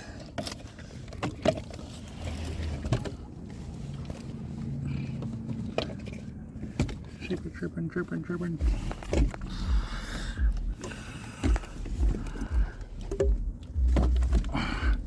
The life of Brockton. Can even throw my sandals out of here.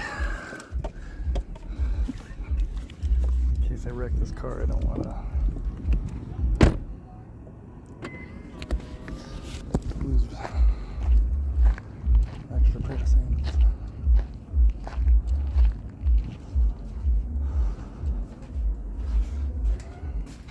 Girl.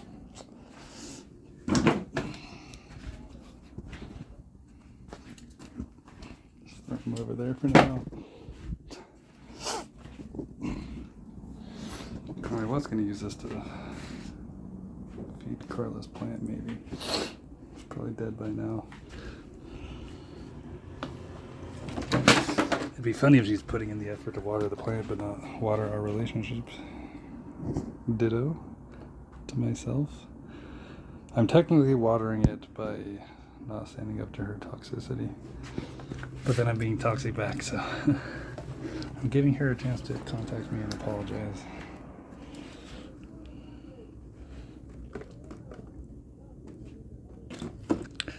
Don't hold your breath, Brock.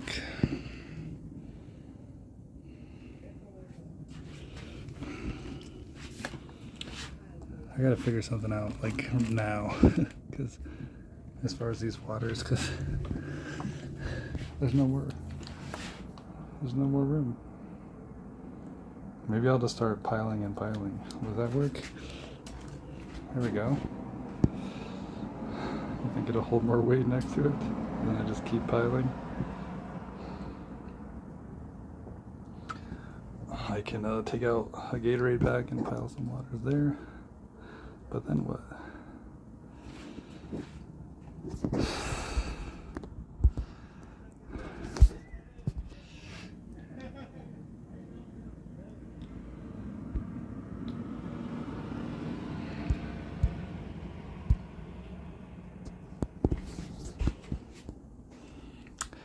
I actually do need to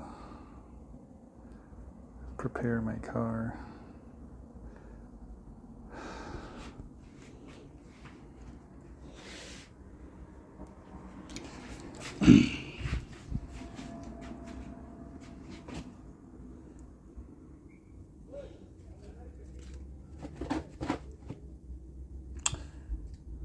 All right.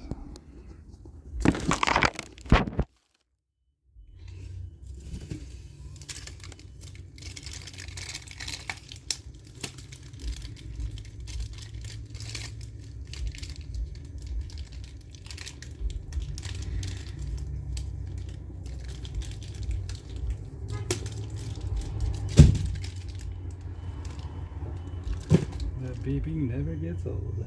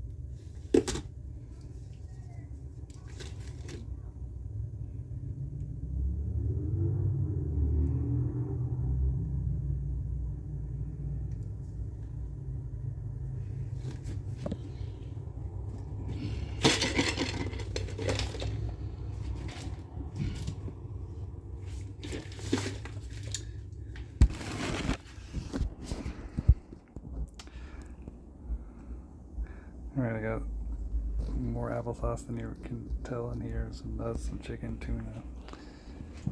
I probably really need a third can of tuna. For sure.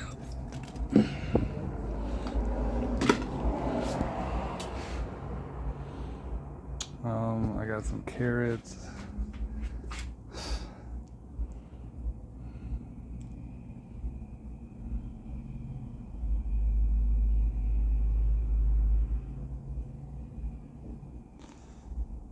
I can even do some regular applesauce, but I don't know.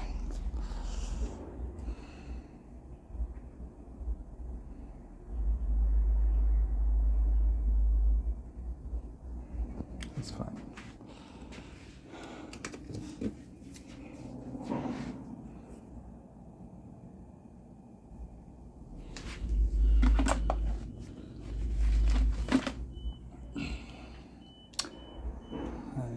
Oh yeah, no, I was gonna cook like some stuff up.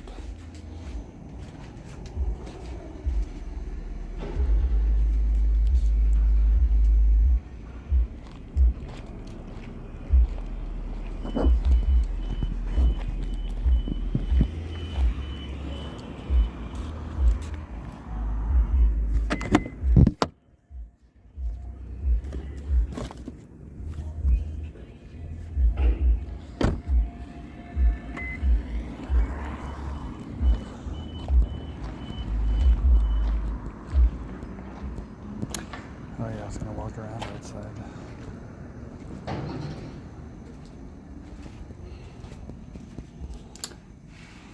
Look at that. 4 bottles at a time, and I occasionally will drink some.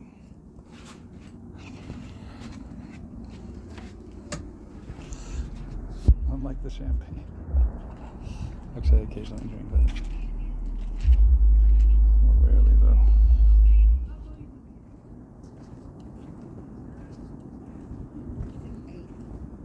How tall are you? You're right. 6'8"? Yeah. It does say Marco. They're tiny.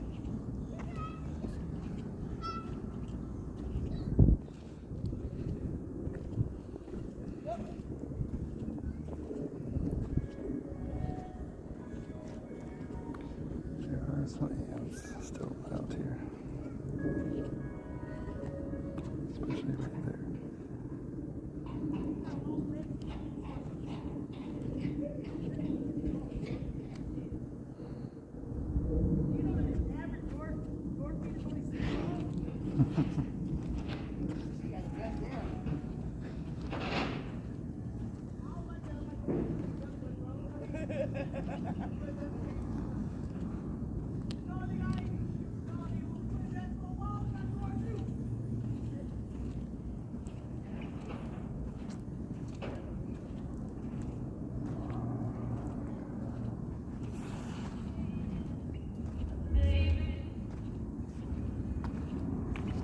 I should be wearing my other sandals because these like literally cover the top of my feet.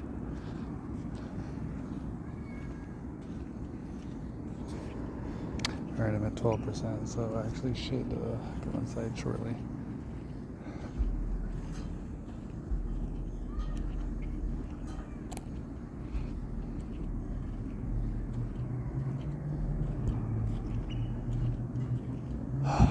Alright, it's 4:35, so if my phone dies, I'll turn it back on. And be like, I didn't magically go bang someone, Carla, while my phone died in a few minutes.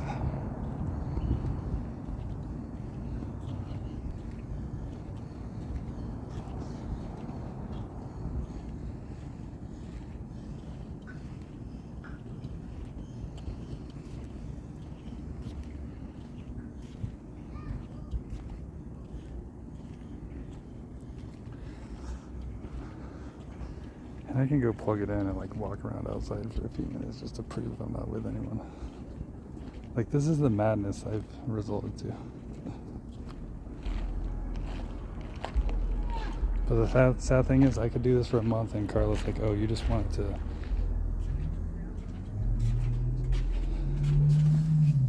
do it for a month, that way you can turn around and do it and sleep with everyone in the world. Will never be enough. Or she could be like, you're just trying to hide something you did to cover it up.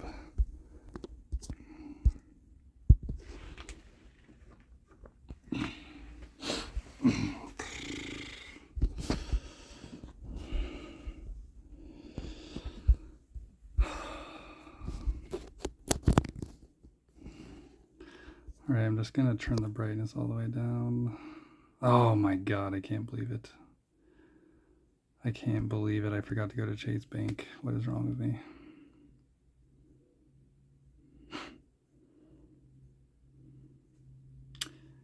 Alright, I got a predicament. Let me let it charge for a few minutes.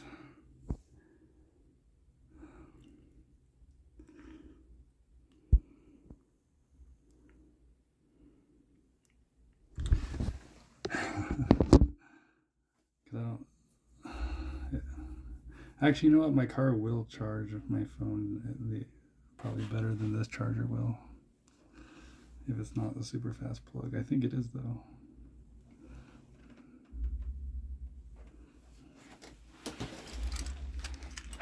I can't believe I forgot to go to the bank.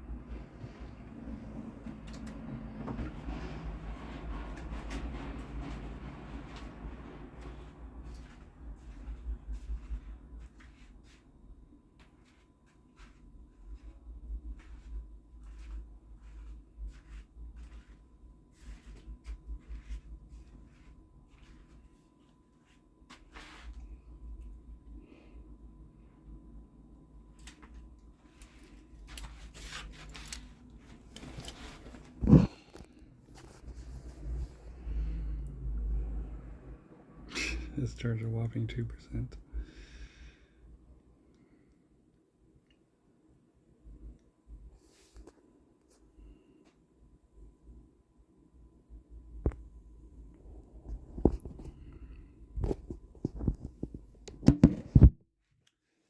Should eat something.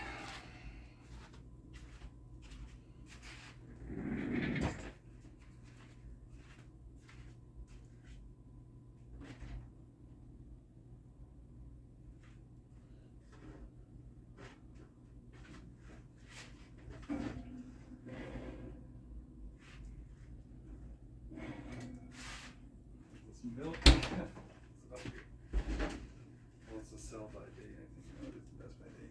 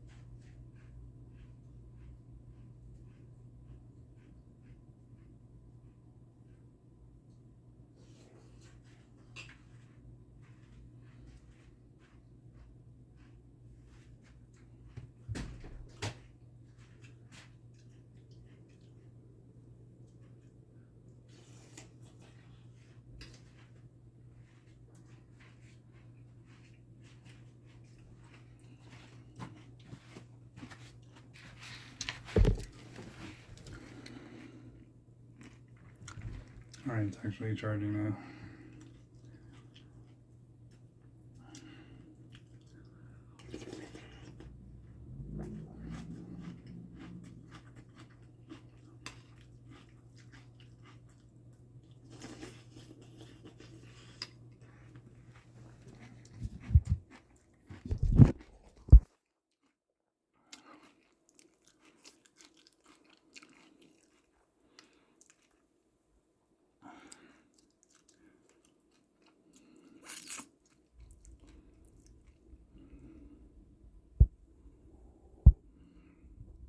Jeremy Hansen at the windows taking pictures.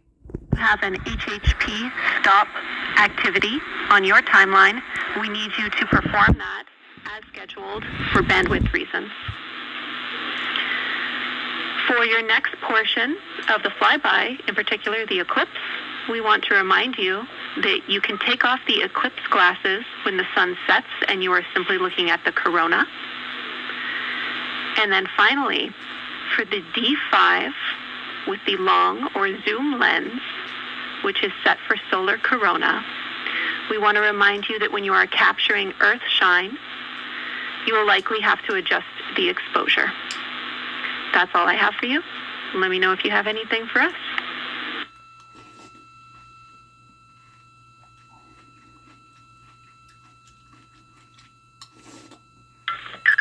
Okay, Houston, we copy y'all. Thanks for those words, Jimmy.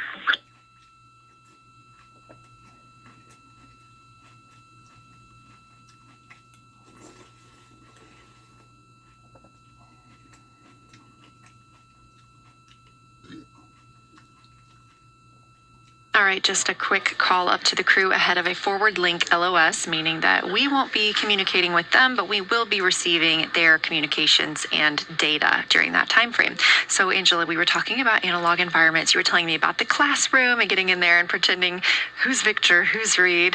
Tell me more about this. Yeah, it works pretty well. So you're going to do the plan how you expect it to be, and then once we finalize that plan, we'll give it to a completely new group of people and have them practice it, and then they'll be like, these steps don't make sense, and we'll reiterate on it over and over. And then we'll take it to a higher fidelity environment like the Orion mock-up, and we'll do the same thing because that volume is smaller, the window placement, their seating, what things have we forgotten with this addition of this environment. And then once we reiterate on that, we'll take it, then we'll give it to the crew and have them execute off of it during mission simulations. That's the highest fidelity that we can do before we send it to space. So this is the first time we've had to do this because we're a brand new console, and it just sparks so many neurons of like, how are we going to do this for surface missions and integrate this in so many different ways. So excited to have kicked off this process, but there's so much more to come. Fascinating. And I think it was really well thought out too, because each crew member gets an opportunity to do each task. And so you're getting different perspectives and different insights from each crew member, maybe even about the same target, but something that one person sees could be completely different than something another person notices. So we also know that Artemis 2 has traveled. They're now on their way home, but they traveled farther from the moon than the Apollo missions did. So what makes that vantage point scientifically interesting? Yeah, observations are so fundamental in the scientific toolkit, particularly observations from different perspectives, different scales, and with different techniques. And so for this, so we really tried to make the plan to optimize those. There's pros and cons for all those things for this mission. So we really just focused the plan to have all those pros. So in terms of scale, this zoomed out scale, you can learn different things. This different perspectives. So their perspective, as Kelsey talked about, photometry around when they orbit the moon. And then also just their different the different things they're able to observe. So yeah, let me talk a little bit about scale, because I think observations at different scales, you can gain a lot of different information. So like, for example, if you were an astronaut on the surface looking at a rock, and you describe at this micro scale. So in training, we kind of talk about observations from micro to macro, or from outcrop to orbit. So looking at, a rock at this scale, you can describe its components, you can describe what it's made of and its colors and its minerals. And you're like, okay, and this rock came from this boulder, and it's this part of this boulder, and these are the different things that I'm observing around. It gives me context to this sample. And then you zoom out a little bit more, and you're like, okay, well, I can see that this boulder came from, it rolled from this mountain ridge, or this high ridge feature. And then because I can see the trail that it came from, okay, now let me describe this ridge, and different parts in it, and maybe other boulders that I'm seeing. And then you zoom out further of the orbit scale, and you're like, this ridge is a part of this larger crater. So all of those different steps give you different information, and so that's why observations at these different scales and these different perspectives are so important. So this zoomed out kind of far view is this full lunar disk view. It's the full lunar. On Earth, we see the full lunar disk as well, but now we're able to see it on the far side, and we're able to see it,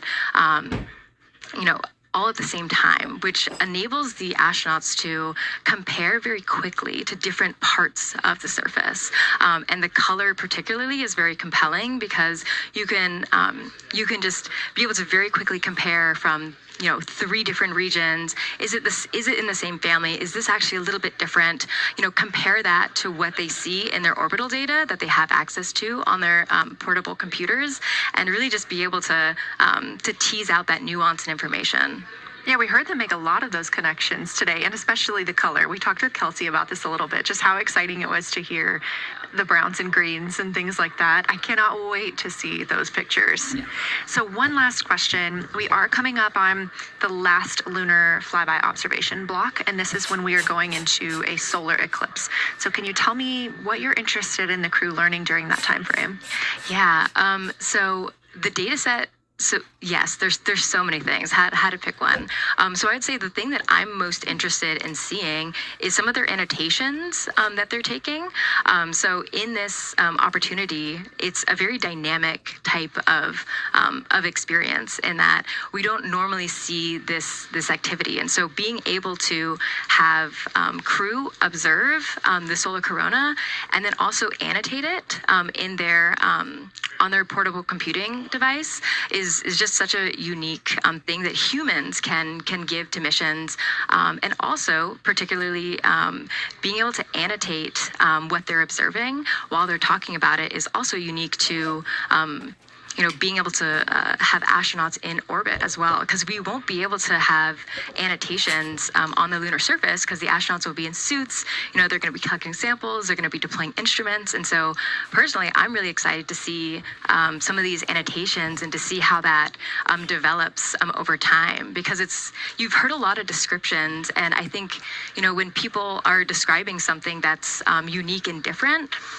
you can interpret it differently. But if you're drawing and you're marking, particularly just going back to like the color provinces, for example, and those boundaries, you know exactly what they meant. And really, I'm just very excited about those annotations. There's been some famous annotations that the Apollo crew have made, particularly about solar coronas and the structures that have, and lofted dust that have given a lot of debate within the scientific community of they're observing this phenomenon, and now it's our job to hypothesize of like, why are they observing this, like what is going on. So I think that's just a really cool part of exploration and science, and this beautiful thing that we're about to do. Well, now you've got me excited about the annotations too. I mean, I've been excited about the pictures and the audio, but now don't sleep on the annotations. I am very excited to see these little sketches that they're able to draw out, and we have pictures that they can just draw right on as like, this particular thing is different than what we've seen. So I'm excited about that. I'm excited too. Angela Garcia, thank you so much for joining us today, and have a great time tonight on Console. Thank you, and you've been doing a great job, and it's so excited to see where we go from here. Thank you so much.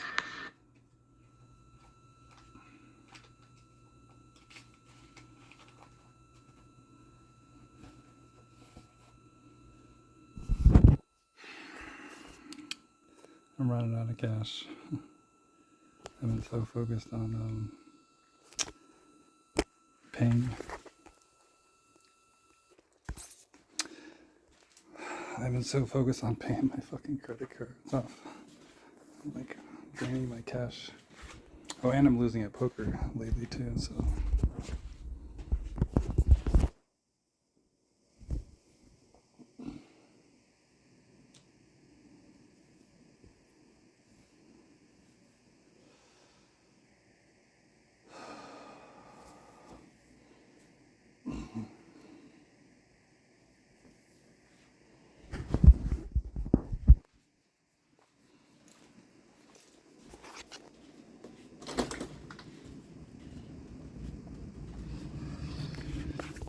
Phone, wallet, etc.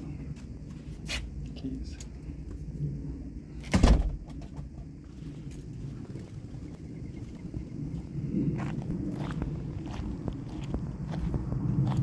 I guess the birds aren't chowing down on the fucking quinoa.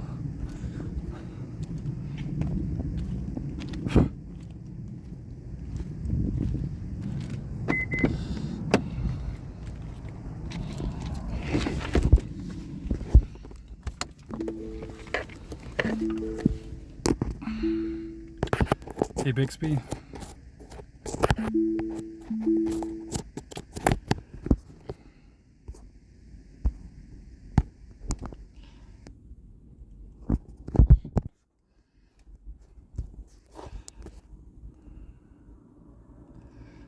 Yeah, the Bixby voice is all the way up. Hey Bixby. Hey Bixby. Bixby.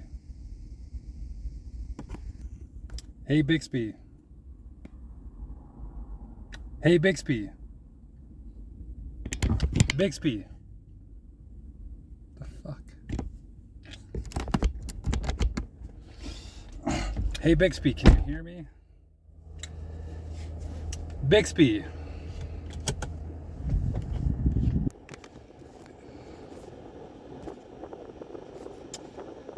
Hey Bixby. Bixby. What the fuck, man?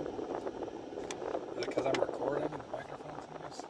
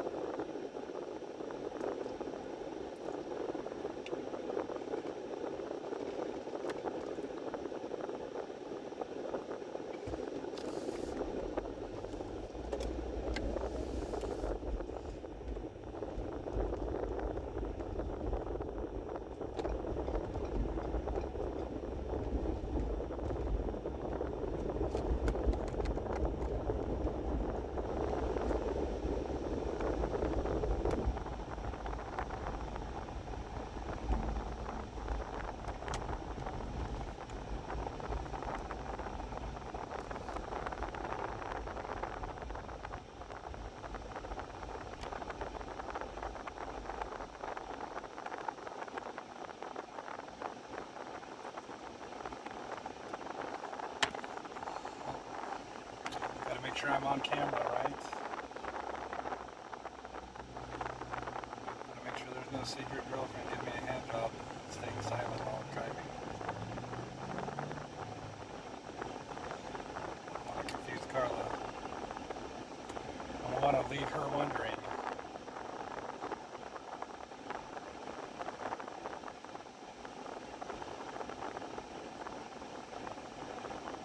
It sucks that that little orange portable truck right ahead.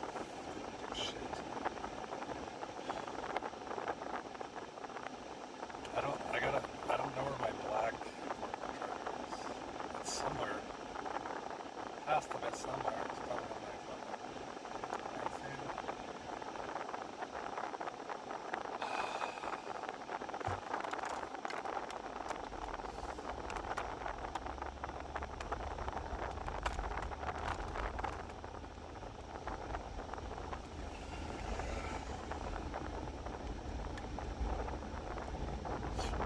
Elephant. I've never been to this park over here, and it also says you must be with a child. Can't just fucking hang out. I would never touch a child.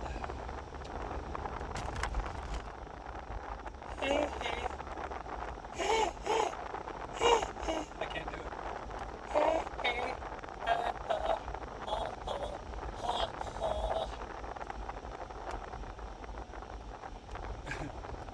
I'm a deep voice, not a high pitch.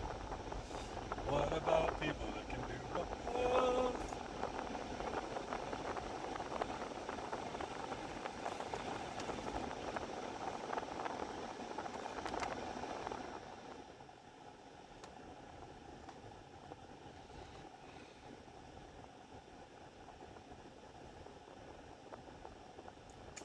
And I forgot to start cooking.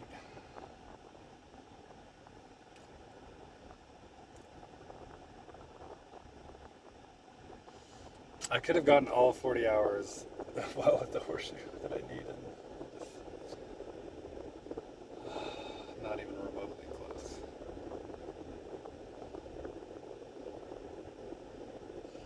Haven't even gotten 10%.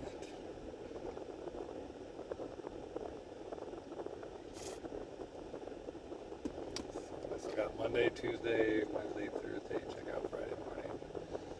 And I can play Friday. I'm sure Carla already has plans. Or I should say there's at least a chance. I don't want to accuse her. She's already letting all the other guys know, all of her secret boyfriends.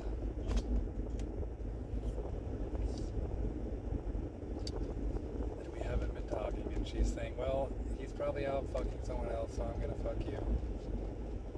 Because that's how Carla's mind works. Meanwhile, I literally jerked off to porn. A fucking porn star that reminds me so much of it, like a younger Carla, if she was that thick in her young age.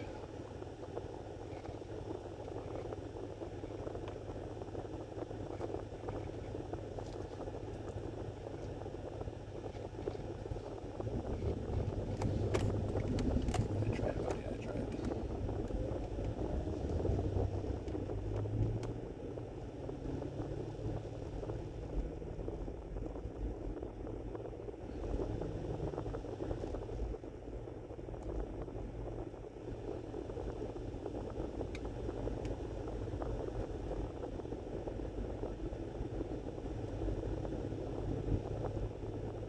If I had a dash mount, you could see the way I was driving and what I was talking about.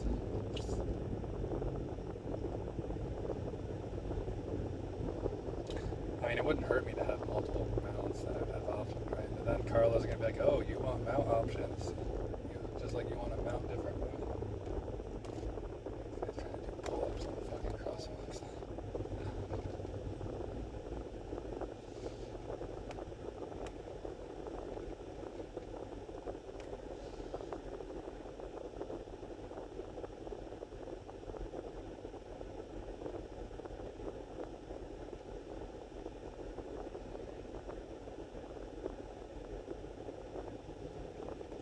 I always forget whatever that's really means. It's just empty. It says no trespassing.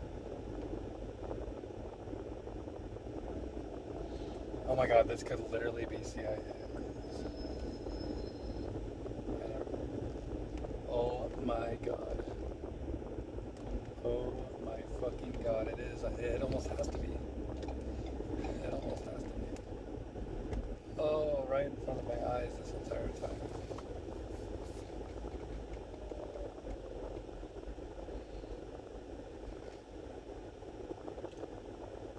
I should start like doing a YouTube video about it.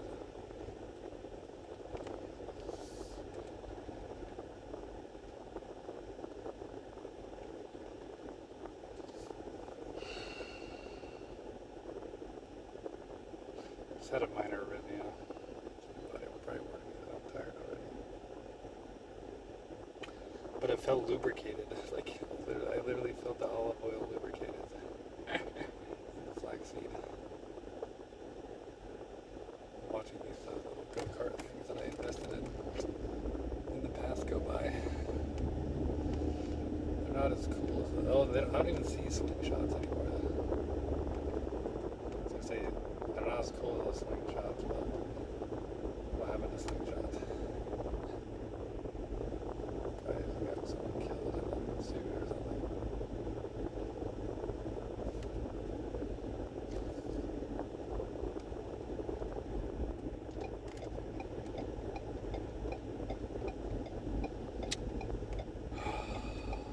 Yeah, it takes a while for certain payments to come out of your account, so I overdraw my account. Luckily, I have next day protection, 1 day protection.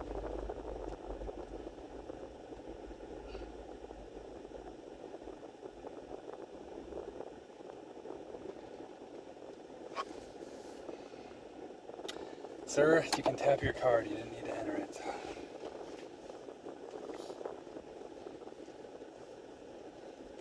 You didn't need to penetrate the fucking machine, boy.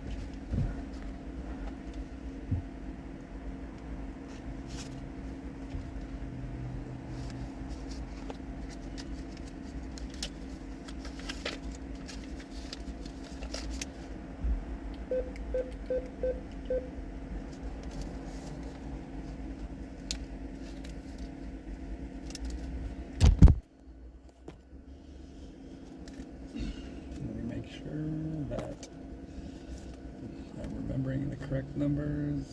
Oh, I'm actually off by a little bit. I'm only off by $1, so.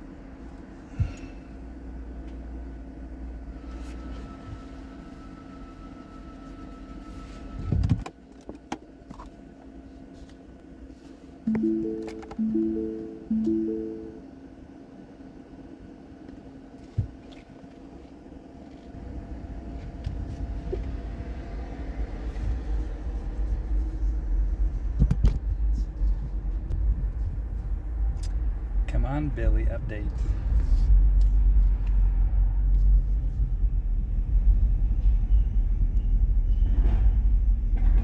Update, Billy.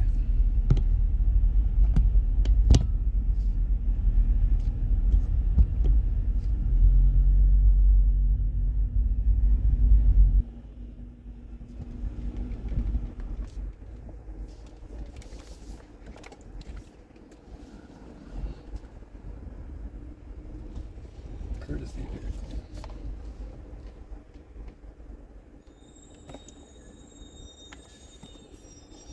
Come on, Billy Bob.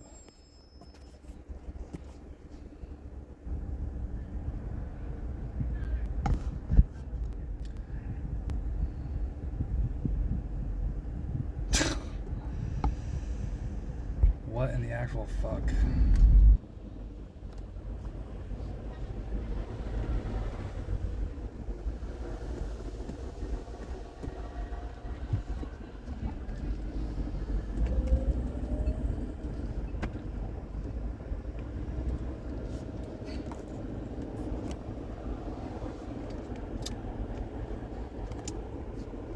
How long does it take a deposit in a Chase ATM to go through?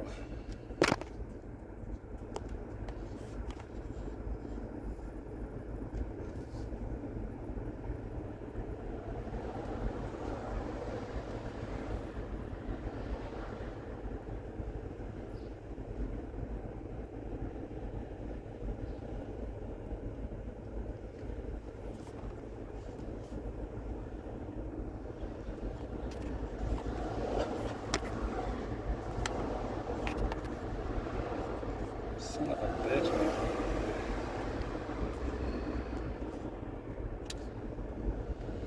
I need to figure something out.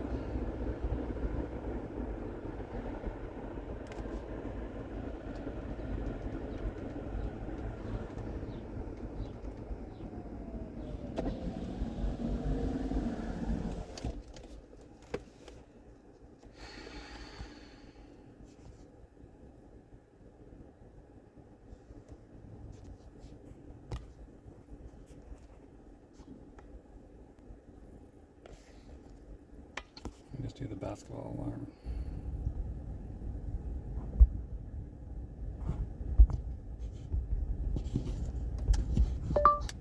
Make sure deposit goes through.